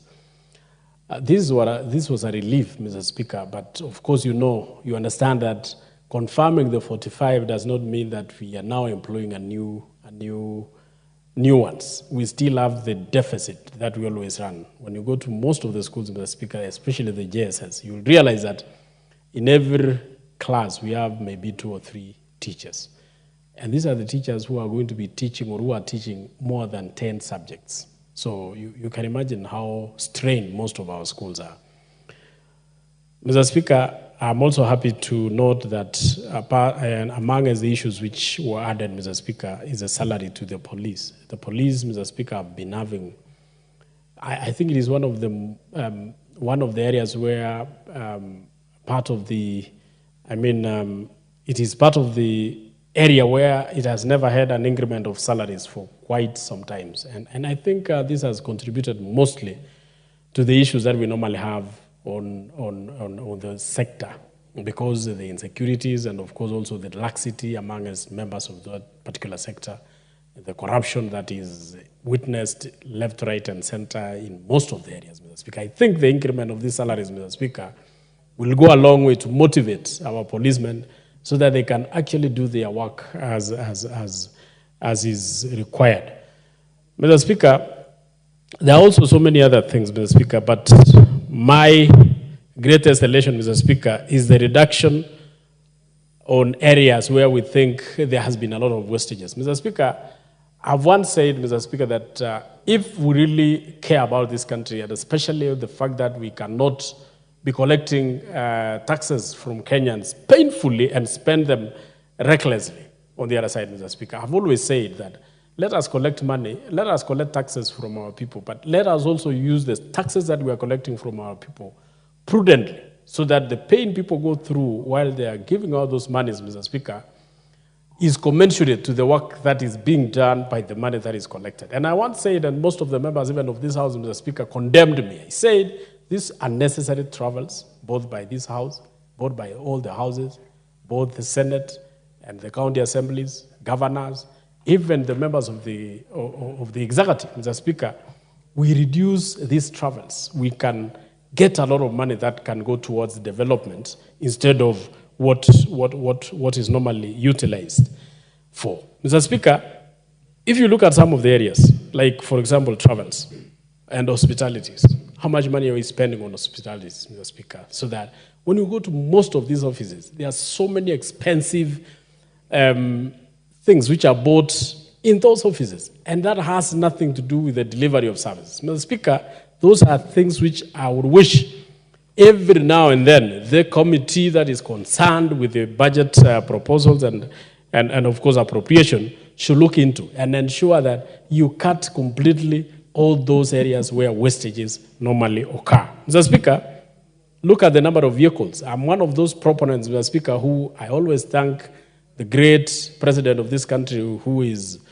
the third, I think it was the third president, Mheshimiwa Kibaki, for the austerity measures he actually introduced in the government, Mr. Speaker. I remember before he took office, most of the cabinet secretaries, PSs, and everybody else who was working with it, even the CEOs, were driving luxurious vehicles, fuel guzzlers. But the president introduced the use of small vehicles. And Mr. Speaker, I think this is something also that the current president should take into consideration so that whatever wastage that we have in terms of vehicles, one vehicle is enough for wherever travels. One vehicle is enough for a cabinet secretary. One vehicle is enough for a PS, and not all these big vehicles, because where these people are traveling between their homes and the offices is a short distance, Mr. Speaker. So I think those are the areas that we can use austerity measures to reduce the cost and the wastage that we are spending on those particular areas. Mr. Speaker, look at the counties, Mr. Speaker, how much they are spending their monies. Mr. Speaker, every year we are sending over 350 billion to counties, Mr. Speaker. But when you go and try and search for developments that has been done by these monies, Mr. Speaker, most of the money that is sent to every county, Mr. Speaker, 80% goes for luxuries and all those that we call, all that we call maybe salaries, goes for travels, goes for expenditures in those recurrent expenditures, Mr. Speaker, so that you will only get around 20% going for development. Mr. Speaker, every year we are training this country to collect taxes. Every year those monies are sent to the counties. Every year those monies that are sent to the counties, Mr. Speaker, are spent recklessly on matters that does not bring anything to the table on the citizens that we are taxing. Mr. Speaker, I also wish, Mr. Speaker, I don't know what kind of amendment should be brought, Mr. Speaker, towards this allocation that is going towards counties, Mr. Speaker. When you look at the way sometimes some of the CDF expenditures are done, Mr. Speaker, around 90% goes for development, pure development. 10% only goes for recurrent and administration. Mr. Speaker, I wish we bring an amendment, and I wish the Senate should bring an amendment to the Counties Act, Mr. Speaker, so that whatever money is sent to the counties, Mr. Speaker, 80% should go for development. Only 20% should go for recurrent expenditure. Mr. Speaker, if we were to do that, every village, every ward, every constituency in this country, Mr. Speaker, will feel the development of this country. But if things remain the way it is right now, Mr. Speaker, I don't think there is going to be any meaningful development in the country on site. Lastly, Mr. Speaker, we must also, as a house, ensure that whatever we budget, the appropriation that we do to this, in this house, Mr. Speaker, goes towards real development, roads, electricity, water, and of course, the bursaries, Mr. Speaker. When you look at how much we are appropriating every year in this house, Mr. Speaker, and then you go to the village and find there are no roads. Mr. Speaker, I think it is high time also we ensure that we ring fence some of the allocations towards roads in the Chairman, 2 minutes. 2 minutes. Thank you. Thank you, Mr. Chair, Mr. Speaker, for allowing me those 2 minutes. You see, Mr. Speaker, if we do what we call equity in the budget appropriation, budget making process, Mr. Speaker, if this country, if we allocate 2.5 billion to every constituency in this country, Mr. Speaker, towards low volume 10-kilometer roads, that money goes only to 145 billion. Mr. Speaker, if we allocate 72 billion, which will be something like 250 million in every constituency, Mr. Speaker, towards water, every village in this country, Mr. Speaker, will feel that there is money is being allocated, Mr. Speaker. That is only 72 billion. If you allocate 100 million in every constituency, Mr. Speaker, towards electricity, every village, every household, every school, every center, Mr. Speaker, will feel electricity. And it is only 100 million. That goes to 29 billion in the whole budget, Mr. Speaker. If you overturn the budget that we normally, I mean the bursaries that we normally allocate in CDF, we allocate as counties, you allocate as the national government, the presidential bursaries. Mr. Speaker, if all those monies are collected, it adds to 70 billion. If that money is sent to secondary schools, Mr. Speaker, secondary school education will be free. You will pay nothing. So, Mr. Speaker, when you add all this, the money to roads, to every constituency, the money for water in every constituency, the money for electricity in every constituency, bursaries to every secondary school, Mr. Speaker, that is only 316 billion Kenya shillings, Mr. Speaker. How much are we appropriating today? 3 trillion, 4 trillion. But when you go to the village, there is no road. You go to the village, there is no water. You go to the village, there is no electricity. So, Mr. Speaker, I think it is high time as this House also we look at how we do our budgets so that we can ring-fence the allocation to the real issues that we have in our villages. Lastly, Mr. Speaker, on the Hustler Fund. Hustler Fund was one of the the best introduction to our economy by His Excellency the President. But you see, Mr. Speaker, it has not been felt correctly in the ground. It is actually behaving like the Fuliza that we used to have in our systems. Mr. Speaker, if you divide the 50 billion that we allocate to Hustler Fund among 290 constituencies, every constituency will go with 172 million. 172 million, Mr. Speaker. If the groups, or if it is injected in the usual Weather Fund, we will have several groups in our villages, Mr. Speaker, especially youth groups, women groups, getting this money, and this money will be properly in circulation, and people would have felt it. Unlike what we have now. People have borrowed these like Fuliza, and they have disappeared. Some of them have just thrown away their SIM cards, and they are not paying back. So, Mr. Speaker, I think also this House has to take up the role of appropriating the Hustler Fund to be taken directly to the constituency so that youths and women can form groups and get empowered through this money. Mr. Speaker, I thank you, and I thank this House, and I support. Thank you, Chairman. The Honorable Commissioner Ambassador Francis Sigei, MP for Sotik.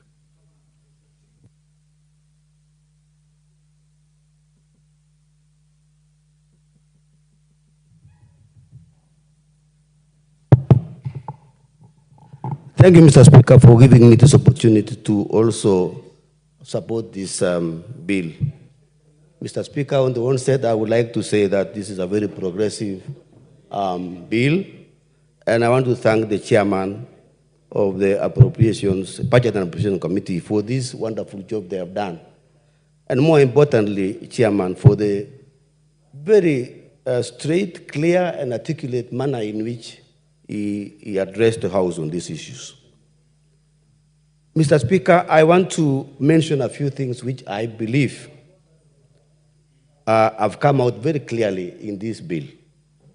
Number one, Mr. Speaker, is the issue of subsidized fertilizers. Mr. Speaker, we want to thank the President of this country for making a decision to give subsidized fertilizers not only to the maize farmers, but all the sectors in the agricultural economy. Mr. Speaker, we know, and in fact it is everywhere in the newspapers today and yesterday, that we now have pamba harvest in this country. I'm talking particularly about maize.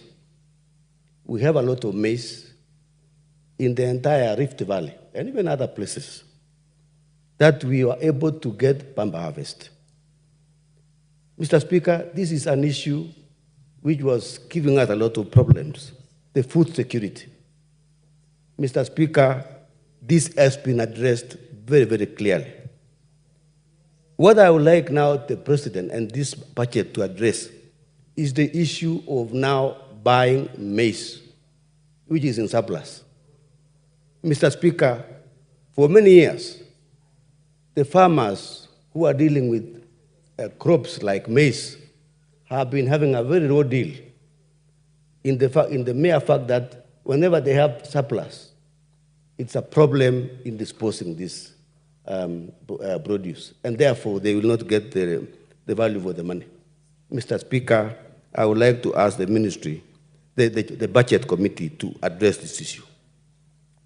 Mr. Speaker, I also want to say I am very grateful, particularly for dairy farming, that this budget is going to address the issue of subsidizing, looking at the price. And this has been stated by the head of state, that the price per liter for maize in this country will not come below 50 shillings. And therefore, our farmers are going to be very happy with this bill. Mr. Speaker, I want to also thank the chairman of this Budget and Appropriation Committee for addressing the issue of the police officers. Mr. Speaker, I sit in that Committee of Administration and Internal Security, and we really were very disheartened when we had a very big cut on security. And Mr. Speaker, I want to tell you and tell this House that the police officers are really working under duress, Mr. Speaker. And we know that they are very important officers in this country. You can also attest to the fact that our police officers are also doing a good job. Mr. Speaker, in Haiti, for example, the officers who have gone to Haiti, and when they were leaving to Haiti, we had a lot of skepticism when they were going there. But now, Mr. Speaker, these officers are doing a fantastic job in Haiti. In fact, we have seen that we are able to tackle the gangs who are in the streets in that country. So, Mr. Speaker, we need to address other issues for our officers. They are living in pathetic situations. The houses they are living, Mr. Speaker, are in pathetic and horrible situations. And therefore, I think in the next budget, Mr. Speaker, we need to address the issue of housing. And in fact, also, Mr. Speaker, we had the issue of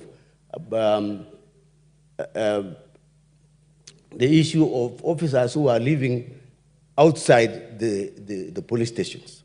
We also want to address the issue of the officers who have not had the uniforms. The uniforms is an issue which we need to be addressed in the police station. Again, Mr. Speaker, I want to talk about the issue of wastage. We need to sweep the loopholes because there's a lot of money which is going to wastage. And therefore, the government should be able to look at these loopholes and address it. Mr. Speaker, I want also to mention the issue of public debt. Mr. Speaker, I want to believe that when signing of loans in this country, either between countries or between organizations like IMF, World Bank, and this country, we need to be very thorough in looking at what it involves, what is the interest, and we should have public participation so that we know what we are signing for. Sometimes, Mr. Speaker, in the past, we have seen loans being signed without knowing the details and what it entails to have this thing. So, Mr. Speaker, I would like to see that this issue of loans being audited and doing a lot of audits so that can be able to know what is happening. Mr. Speaker, I also we need to look at the issue of employment, Mr. Speaker, because when the Gen Zs came to this parliament, there were issues which they raised and they're pertinent. And employment is a very big issue which we need to look at. And therefore, we need to look at the issue of direct investment, finance, which are supposed to be invested in this country. We need to attract foreign investors who should come to this country and invest in manufacturing industries and other areas which can be able to give us employment. also the issue of value addition, Mr. Speaker. But I know this cannot address the issue of of investment now. Chair, Mr. Speaker, I want to lastly speak about the domestic borrowing. I think, Mr. Speaker, we need to look more of borrowing within this country, within the domestic industry, so that we can be able to stop over-relying on the foreign borrowing. Mr. Speaker, there is one thing which I want to mention, and this is the last one, is the issue of teachers. I want to say the issue of absorbing the 6,000 teachers in this country was a very big plus for the budget. People who were hired as interns, teachers, who are going to give us problems. In fact, already they were demonstrating, and we would like to applaud the budget committee for actually retaining these teachers. And that also goes for the intern doctors who are going to give us some valuable services for this country so that we can be able to reduce the issues. We need to have more teachers. Mr. Speaker, I want to ask the budget committee in the next budget, they need to address the issue of the 20,000 teachers to be employed so that we can be able to reduce the problem which we have in education. Mr. Speaker, there is an issue which I want to address which is not in this budget, Mr. Speaker, the issue of peace in this country. I think if we are going to address the issue of budget, we need to equally address the issue of peace in this country. Mr. Speaker, when we had a problem here in Parliament, everybody knew that security is paramount. And each of us, any of us who was here in Parliament, had to run for their lives. Mr. Speaker, peace is very important. And everybody in this country must address the issue of peace. We must keep peace in this country, and every Kenyan must be able to take part in ensuring that peace prevails in this country. For any development, for any budget, peace is very, very crucial. Mr. Speaker, I support this bill. Thank you. Thank you, Ambassador. The Honorable John Gitonga. Thank you, Honorable Speaker. I also take toll and rise to support the Supplementary Appropriation Bill number 2 of 2024. Honorable Speaker, I also want to take this opportunity to commend the committee, Budget and Appropriation Committee, especially the chairperson, for Honorable Speaker spending the very last minute trying to come up with a bill that, Honorable Speaker, every member, as I've heard, is in support of what has come out after the experience of the last finance bill. Honorable Speaker, I want to say that one of the things that has actually appeased me is the fact that, Honorable Speaker, we have learned to actually look at internal measures to cut on our costs, to cut on our spending. And, Honorable Speaker, this House has also taken toll and reduced on its usage, and many other, Honorable Speaker, ministries and parastatals. And I want to take keen interest, Honorable Speaker, with the merging of parastatals that have been duplicating duties, and also, Honorable Speaker, using taxpayers' money in ways that it is not necessary, Honorable Speaker. Honorable Speaker, I want to call upon this House to actually continue looking at even more ways of reduction of spending in our government that is not necessary.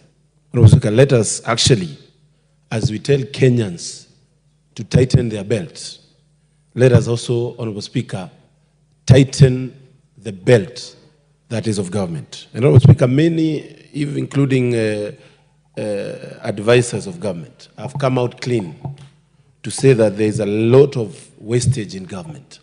Honorable Speaker, it is upon this House to look at where the wastage is, to see where we can actually ensure that we have reduced to efficiency the amount of money that is used in government and put money where we can get full value. Honorable Speaker, we need to put our resources where we can conjure growth of our economy and ensure we have a healthy economy. Honorable Speaker, that actually calls for review of even governance of our big system of governance so that we can have a lean governance structure. And Honorable Speaker, if we are able to put our monies in issues such as agriculture, and Honorable Speaker, while I welcome the good budget that has been put in the Ministry of Agriculture on issues such as empowerment of farmers through subsidy fertilizer, the 3.1 billion, Honorable Speaker, to tea matters, the common user facility, and also subsidized fertilizer, the coffee debt, matters to do with coffee, and also, Honorable Speaker, the sugar matters. I also called upon this House to even look at even ways we can have even bigger budget, Honorable Speaker, in the agriculture sector. But Honorable Speaker, we have a population of young people that has actually been a burden in terms of the joblessness in the nation, Honorable Speaker. Going to statistics, Honorable Speaker, we have over 2 million graduates without jobs. And Honorable Speaker, 2.3 million in specific. That calls for measures that will ensure that we get jobs for our young people. And Honorable Speaker, where we can get jobs is where we are supposed to even put more money in this as we move forward. And Honorable Speaker, as I normally say, we need to actually look at systems that are working and empower them. We need to ensure we don't reinvent the wheel, but whatever works in this country should always be empowered, Honorable Speaker. And as we are talking about that, Honorable Speaker, where it is touching on our young people, that we have a big population of young people that are jobless, we need to empower that. And I welcome the monies put to employ to permanent and pensionable basis the JSS teachers, the intern doctors, and also, Honorable Speaker, the increment in monies for TVETs, because that is where our young people are. But Honorable Speaker, on the same breath, I want to say that we need to actually see how we can empower monies that are giving cheap credit to our young people who want to go into personal employments. And Honorable Speaker, money is like Uwezo funds. Money is like youth funds. It is a high time we see Treasury looking at how we can put more money in those, because those are systems that work. I have been a witness of how we have empowered young people in Manyata constituency with only 6 million Kenya shillings. I have groups that I've seen develop. Some have opened small hotels and they are making money. Others are doing farming. Others are doing issues to do with poultry farming. And Honorable Speaker, I can see results in those monies. And I call upon this parliament to look at those things and see how we can do it better. And Honorable Speaker, I also want to comment and see what we can do in terms of maintenance of our roads. Honorable Speaker, we have a crisis in terms of the low volume roads that have been done around the country.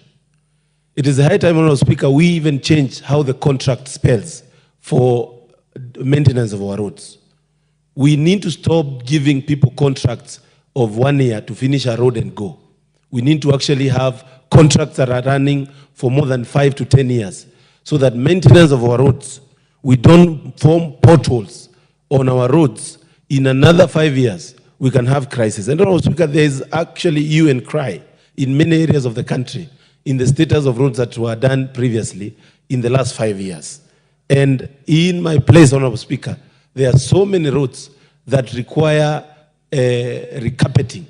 And this is something that could have been handled if the contractor was given a 5 to 10 years contract to ensure those roads are okay and they are fine.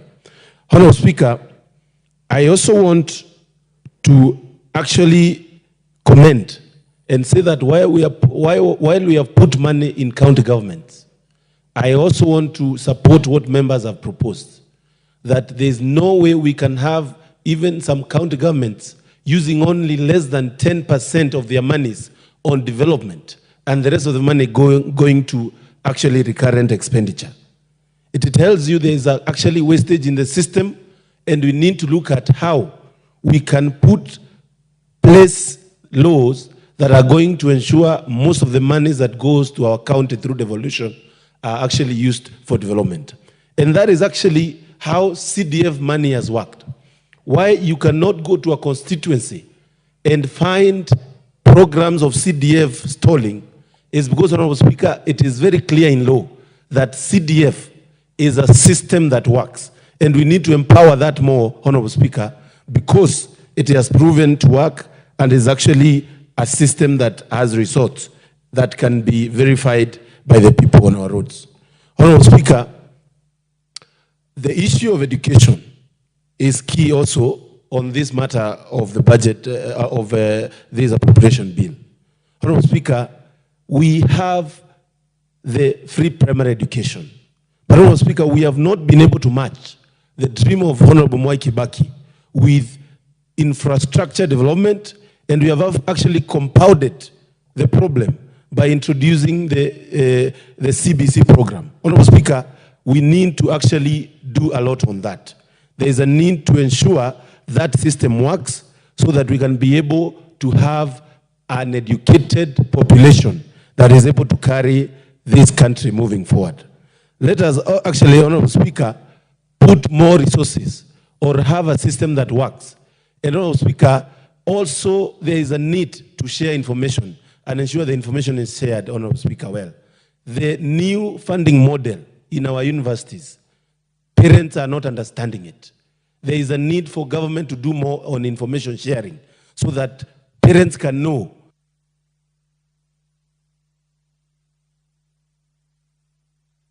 One minute for you to conclude that important point.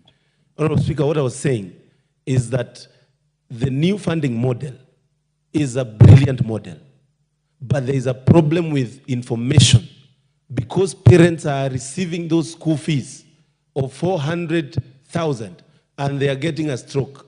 Some are actually telling the kid to give up on the courses they want to do. Let the information be shared and let us have clear information from our universities and from government so that parents can know that this model is good and so that we can have our kids learning in peace. Honorable Speaker, I rise and thank you so much for that.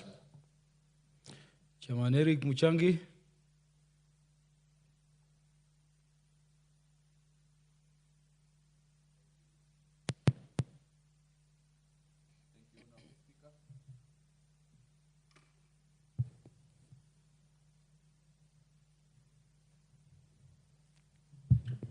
All right, thank you, Honorable Speaker, for the opportunity to contribute to this very important bill, the Supplementary Appropriation Bill. Honorable Speaker, I wish to start by thanking the committee, the Budget Committee, led by the Honorable Ndede Nyoro, for a job very well done. This is a committee that has proven that they are indeed capable of doing what they are supposed to do as a parliamentary committee, and we really thank them for what they have continued to do. Honorable Speaker, some of the highlights that we have gotten from the report from this committee is on the issue of the junior secondary school teachers. And Honorable Speaker, these teachers have for a long time been appealing to members of parliament and to the president to make sure that they have been absorbed as permanent and pensionable teachers in this country. And I am delighted that their cry, their requests, and their appeals have now come to reality, given that the Budget Committee and this House is now going to ensure that these teachers have been employed on permanent and pensionable basis, given that our schools are in dire need of teachers, especially because we have a new curriculum, the CBC, which requires that our schools being given teachers so that they can ensure quality in the teaching of our kids or other children. Honorable Speaker, this supplementary appropriation bill will ensure that police officers get a pay rise. This is very good news, Honorable Speaker, to the police officers in this country. They have been giving their services to the Kenyan citizens. They have been sacrificing, working in very deplorable situations and conditions, some without even proper housing, some working in very hard areas or hardship areas. And Honorable Speaker, they truly deserve recognition in terms of a pay rise.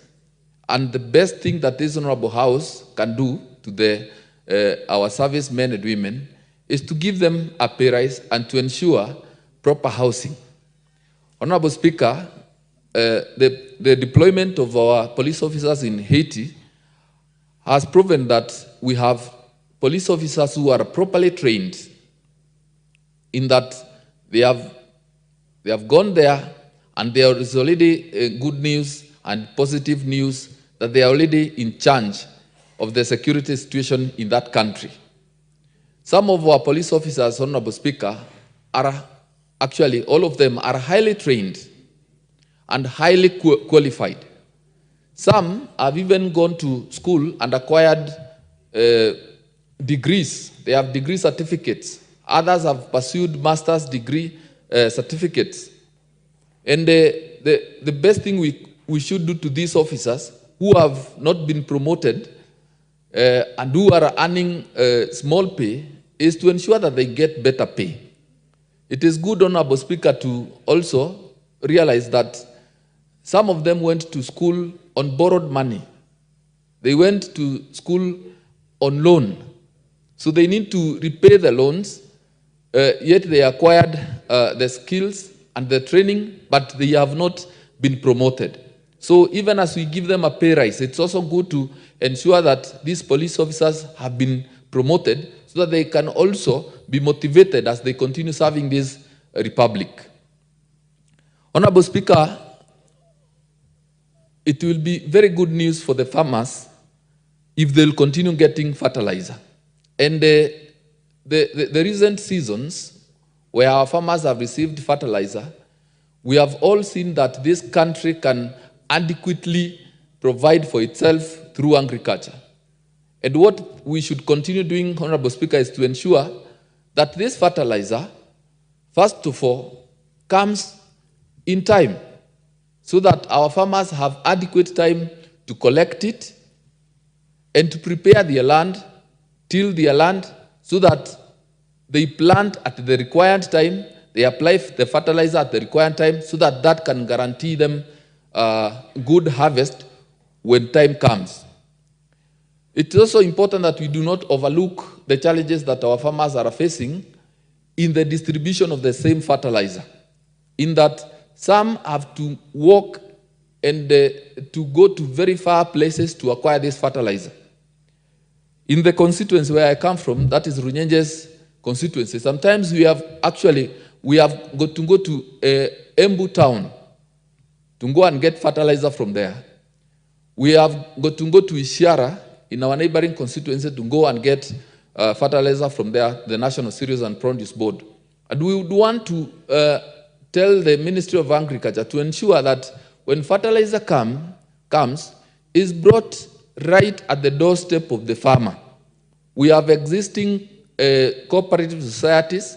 We have existing establishments of the sub-county offices where fertilizer can be brought and systems put in place to give farmers the fertilizer at the doorstep.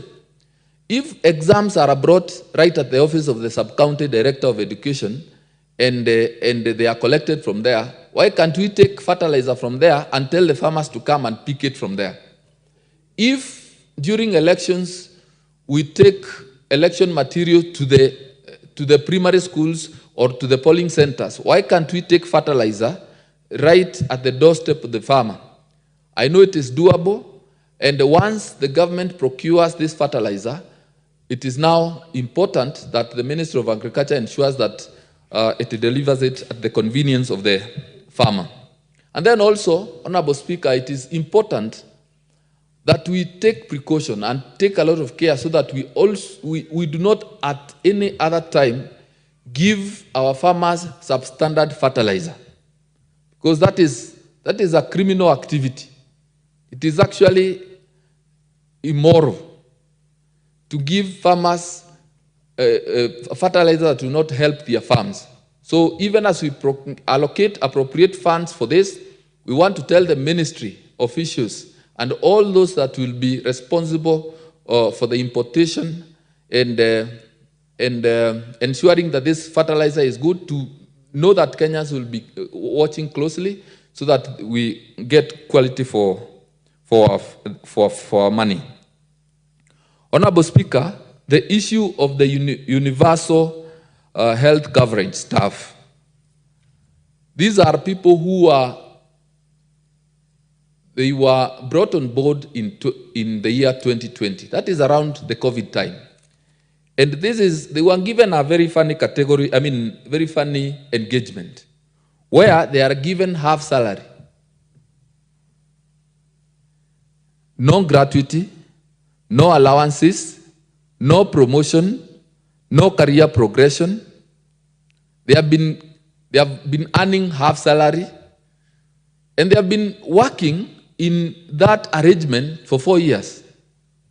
They have been patient for long enough, and it is time now we give them now the dignity that goes along with or together with their qualifications. These are people who are working in very critical sector, the health sector. So they need to be motivated. And I'll be very happy, Honorable Speaker, when this House gives or appropriates funds to give these people. And I thank the Budget Committee for they have factored this in the budget. Honorable Speaker, I also take notice of the fact that we need money for electricity, because every time in my constituency, I have to go to answer a question on electricity.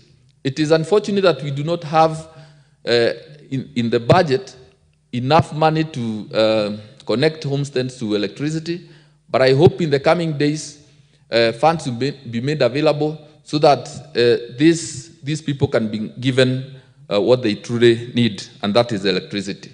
So, Honorable Speaker, I support and I thank you. The Honorable Omar Muini, because of rank. Thank you, Mr. Speaker, for according me this opportunity to also weigh in on this very important bill. First of all, Mr. Speaker, I also want to ask this House to focus on the national goals before independence, Mr. Speaker. We had goals which were very clear. They had actually outlined what was to be expected for each sector, e.g. water, education, health, equity, and many more. If I can remind this House, Mr. Speaker, it was envisaged that by the year 2000, every household was supposed to have tapped water. But to this date, Mr. Speaker, that goal is still far-fetched. And we don't even know when we can actually achieve that. Mr. Speaker, on the side of education, we keep on changing our education system, and we don't know whether the need is actually coming from our own selves or it is actually being dictated maybe by foreign governments. Because we don't know what will come maybe after this government goes. If you look at the health sector, Mr. Speaker, by now we were supposed to be enjoying at least a good coverage for our people. But that one is also not there, Mr. Speaker. We don't need pay rises for any organization, be it police or parliamentarians or any other organization. But what we need is the government to make it possible for the economy to be friendly and to allow everybody to breathe. If the government takes its responsibility of making sure education is free, not even affordable, but actually free for everybody, the health is also free, the money that is actually being stolen on a daily basis, Mr. Speaker, as we were informed by the previous president, would actually do this work. And if this burden is removed from the parents, everybody would actually live a comfortable life. I know of a country in Southern Africa, I can't remember the country, but life there is so comfortable because the government has taken the responsibility of making sure education and health is actually made free for the wananchi. And even the middle class, Mr. Speaker, are also enjoying life. Even those who are in the lower category, they also enjoy life. So I think we should actually shift from this idea of the organizations of workers waiting for the Labor Day to ask for a 10% increase, or maybe we, the parliamentarians, also asking for a pay raise for the policemen. This actually doesn't work. Even if we give them an increment, Mr. Speaker, it will never address the challenges that they are facing as a people. And remember, Mr. Speaker, police officers are supposed to be the most respected people in this world. Go to countries which are actually developed, the police officers are so much polished, they are so much official, and they will never look for this thing that, of course, we call kitu kidogo in whatever they do. They look very responsible, Mr. Speaker. But in our case here, the first thing the policeman looks at you and he thinks of drawing something from you. And it is just not because of anything, but because the life is actually unbearable. Mr. Speaker, we should also look at the budget that we are actually making, or maybe we are purporting to be making or to be contributing as a House. Mr. Speaker, it is something that is commonly known by us that we do not control these budgets. Even this budget committee, Mr. Speaker, they come up with recommendations, but they are actually thrown out of there and thrown into the dustbins. It is actually something that is very known. Mr. Speaker, there are ministries and other organizations which are normally given funding which they cannot absorb. But interestingly, the following year, they would even ask for more, and yet we also disburse funds for them. So, Mr. Speaker, we are also culpable in that we are contributing towards the pilferage of the funds that, of course, we collect, which are supposed to be used for the development of the country. Mr. Speaker, we also look at manifestos. It is now common knowledge in this country, Mr. Speaker, that every government comes up with a manifesto which does not have, or which does not reflect the original goals of this country. For example, the goal of education, water, health, these are the goals which were set up during the independence.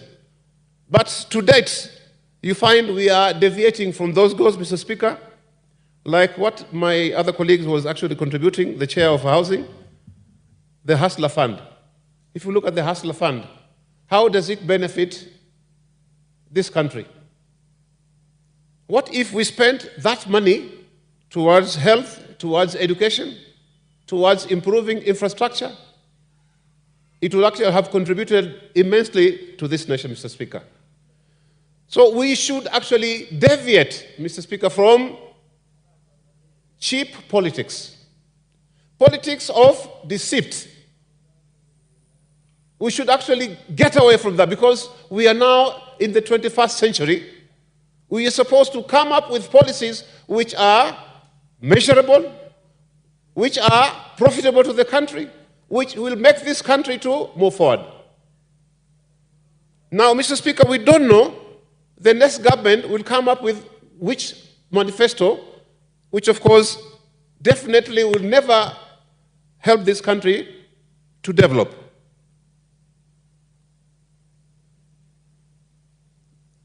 Mr. Speaker, as Africans, maybe Kenyans, we are very much used to cheering our political leaders. I can remember the days of Nyayo. He will come up with an idea, everybody will cheer and everybody will contribute. This is a very good idea, this is nice. But when it is actually opposed and it seems to be getting some traction, the president will retract and everybody will praise him for being wise and for actually being somebody with a foresight. And this thing is also happening. We can see our colleagues were very vehement in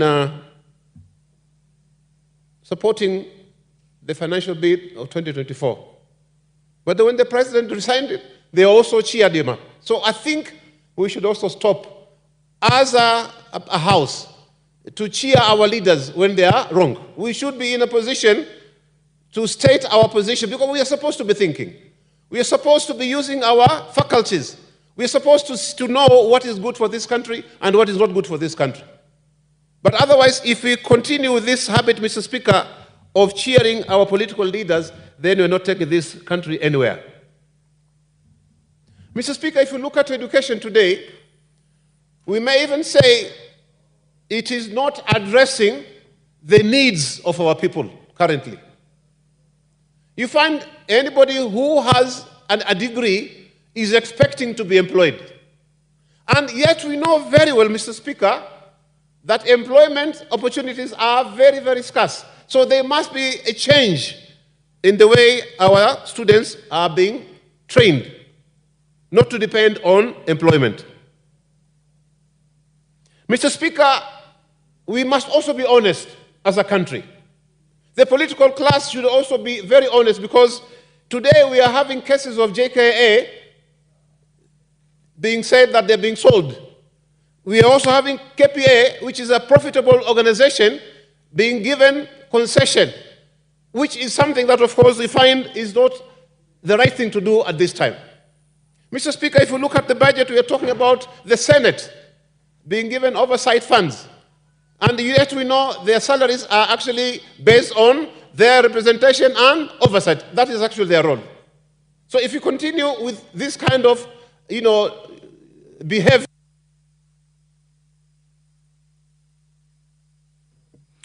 Honorable Mutembei, only 30 seconds because two people are yet to speak. Then corruption, Mr. Speaker.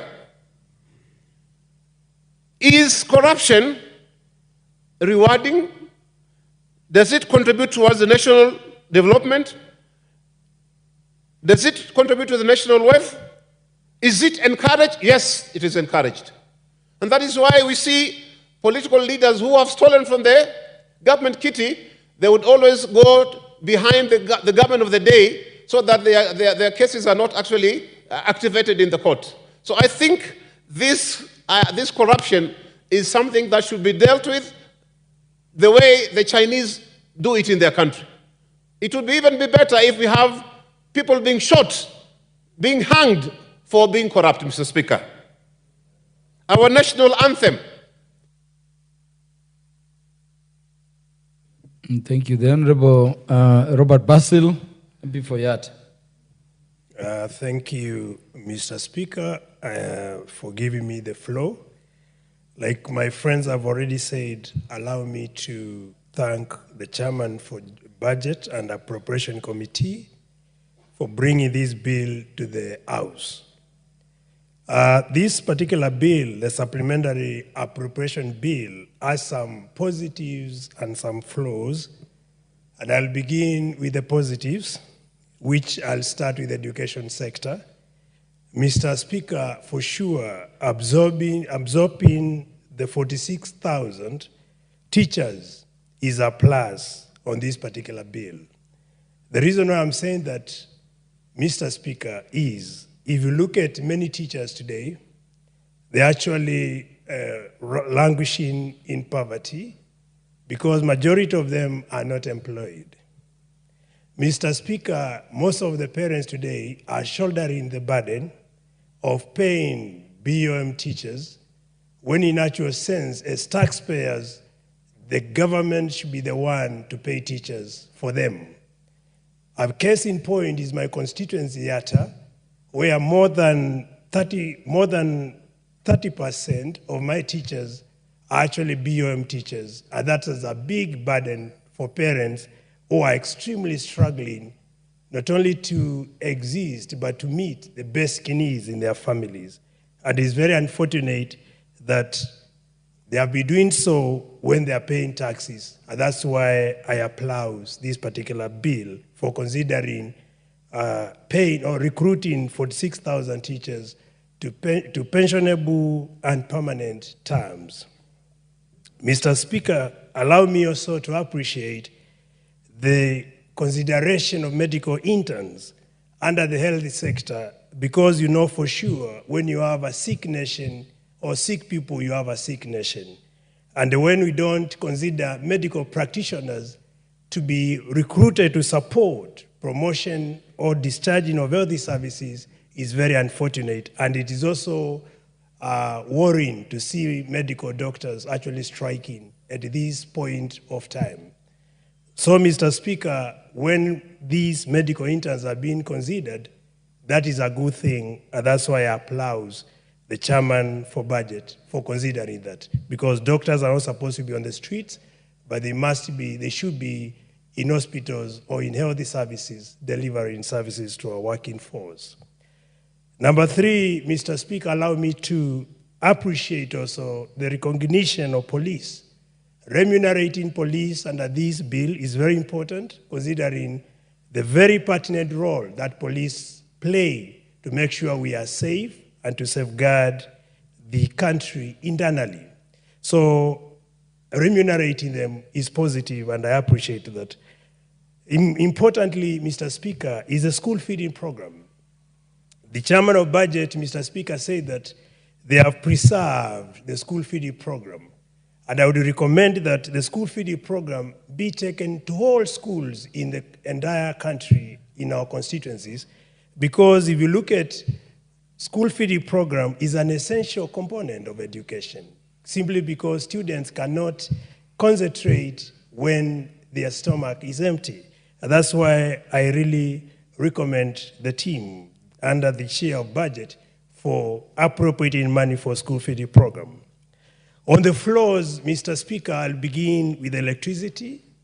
Importantly, Mr. Speaker, you need to understand that most of the rural areas do not have electricity. In my constituency, more than 40% is not connected to electricity. And actually, if you look at electricity connectivity, when you connect a person to electricity, that is a new customer you are getting, Mr. Speaker. And being a new customer, we are talking of new revenue generated by government. So we should invest our money where it is required and where the money can be regenerated.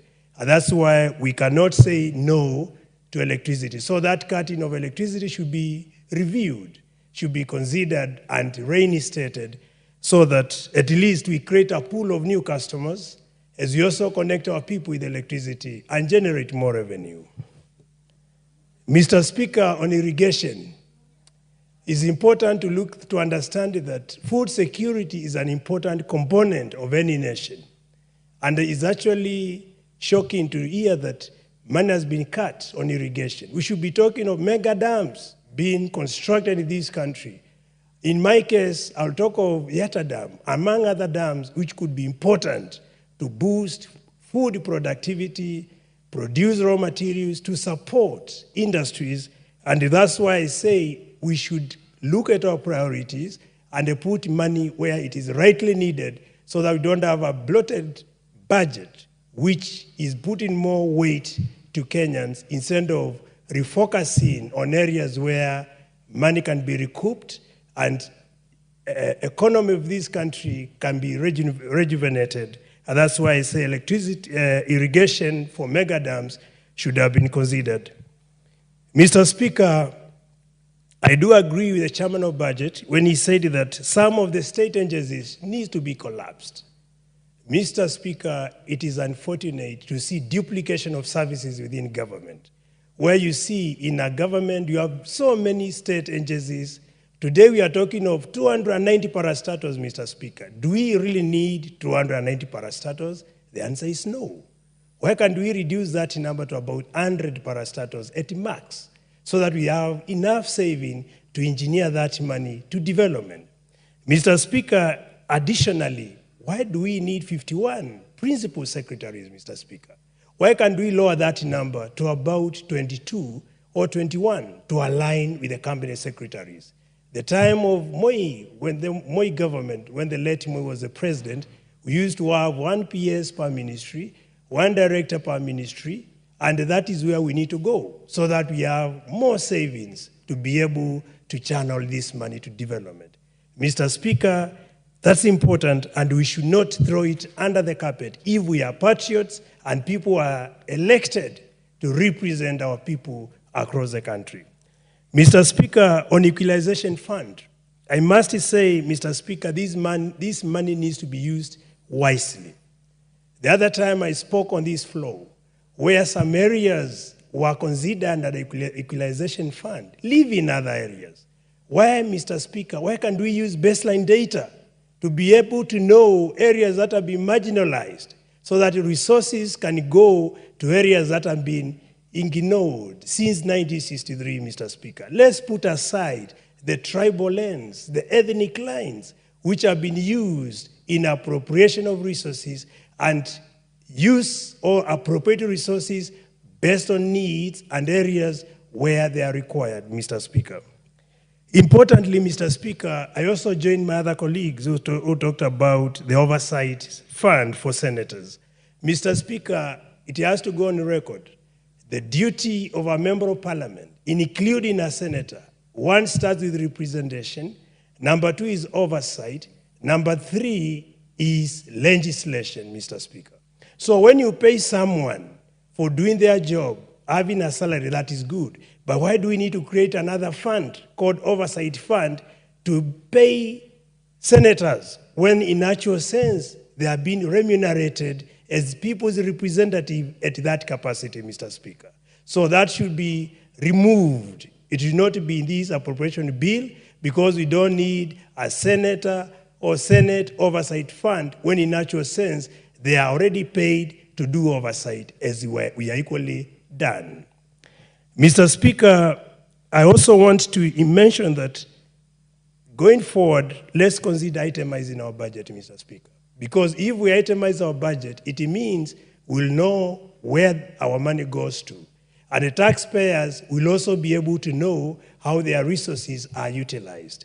And this is going to offset the agitation that you saw with the Gen Zs and the people protesting across the country, Mr. Speaker. We need to unify our country. We need to cure our hoods, not just bandaging a hood without putting medication on the hood, Mr. Speaker. So with that, Mr. Speaker, I must say I support, but I also request the points are put forward to be considered, and more so, more focus to be put on reducing recurrent expenditures and channeling more resources on development. Thank you. I submit, Mr. Speaker. The Honorable Basil. The Honorable John Makali, MP for Kandui. Thank you, Honorable Speaker, for giving me the opportunity to also weigh in on this particular supplementary appropriation bill. Mr. Speaker, we are living in very unprecedented times. Like they say, unprecedented times and the consequences we must be able to make unprecedented solutions. As has been indicated by the speakers before, this supplementary appropriation bill is unprecedented. We are being confronted as a House to deal with a supplementary appropriation bill just 1 month, barely 1 month after we had passed the main budget. And the last 1 month, Honorable Speaker, has been a serious period of retrospection and introspection as a House. Mr. Speaker, the last 1 month have actually taught us several things as representatives of the people. And it has reminded me of the old American slogan that there should be no taxation without representation.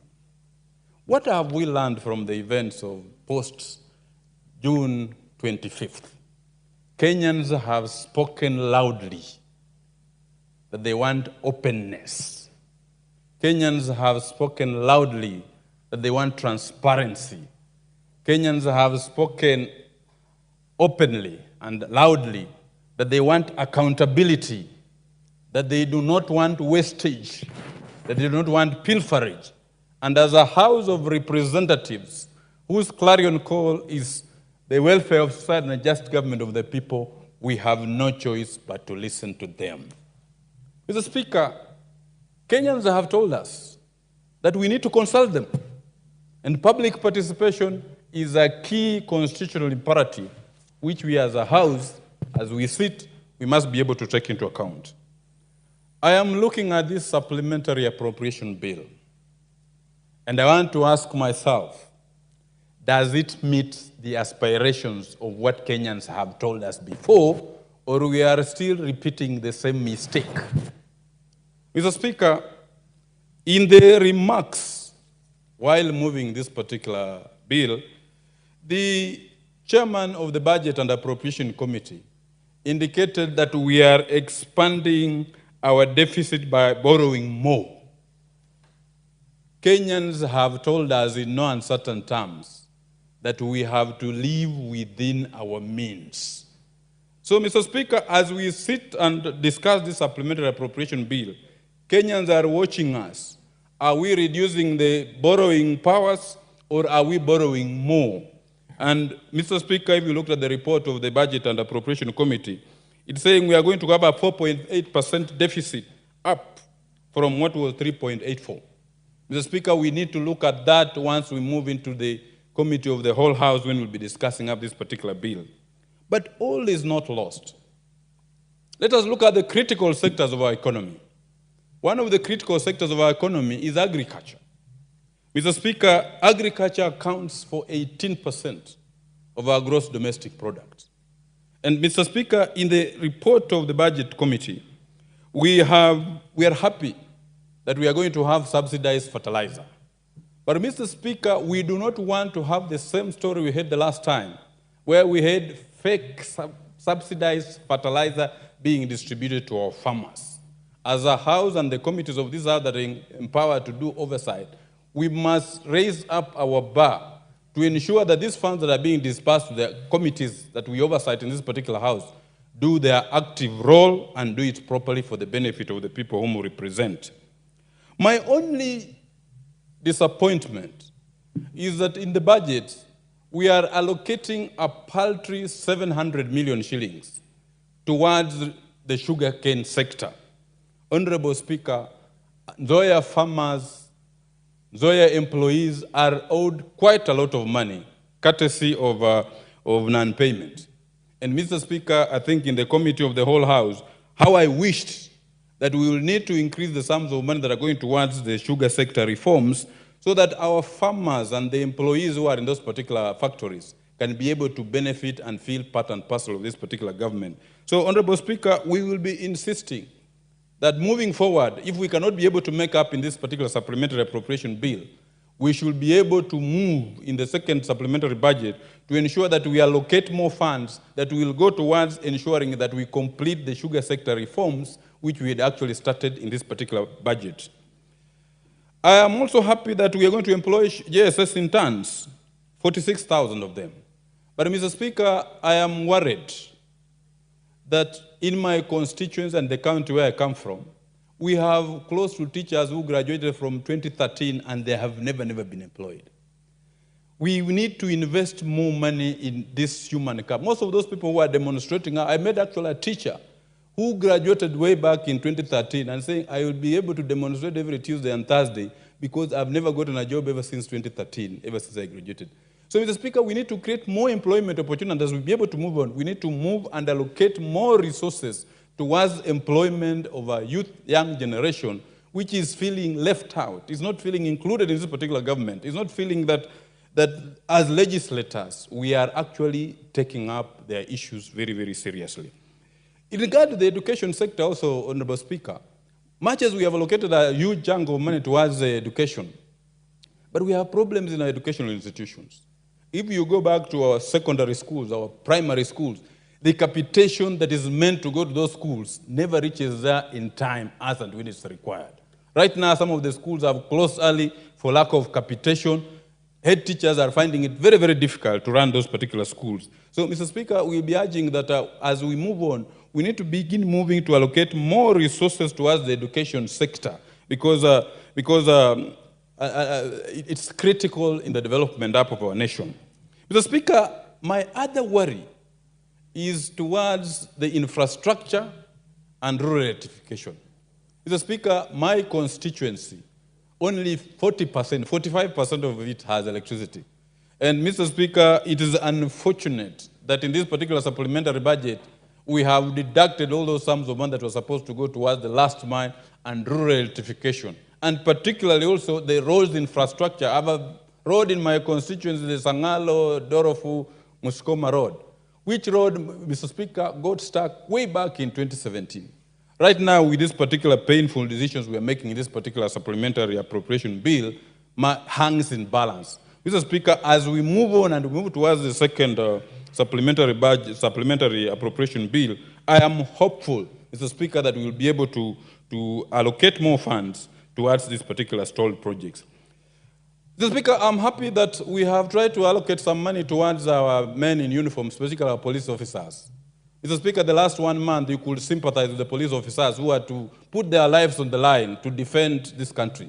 Mr. Speaker, much as we are allocating some little increment towards their salaries,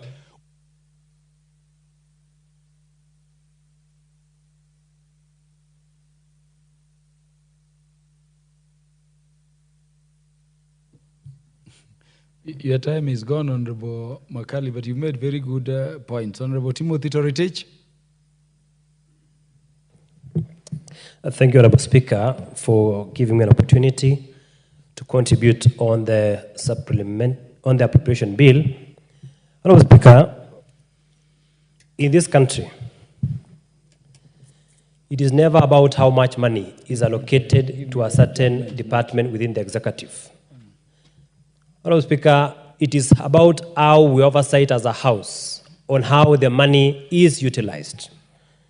Honorable Speaker, I want to commend the... Order, honorable members, let us rise. Honorable Timothy Toroitich, you'll have 9.5 minutes. And this matter will be coming up for debate next time. Honorable members, the time being 7:05 p.m., this House stands adjourned until Wednesday, the 31st day of July 2024 at 9:30 a.m.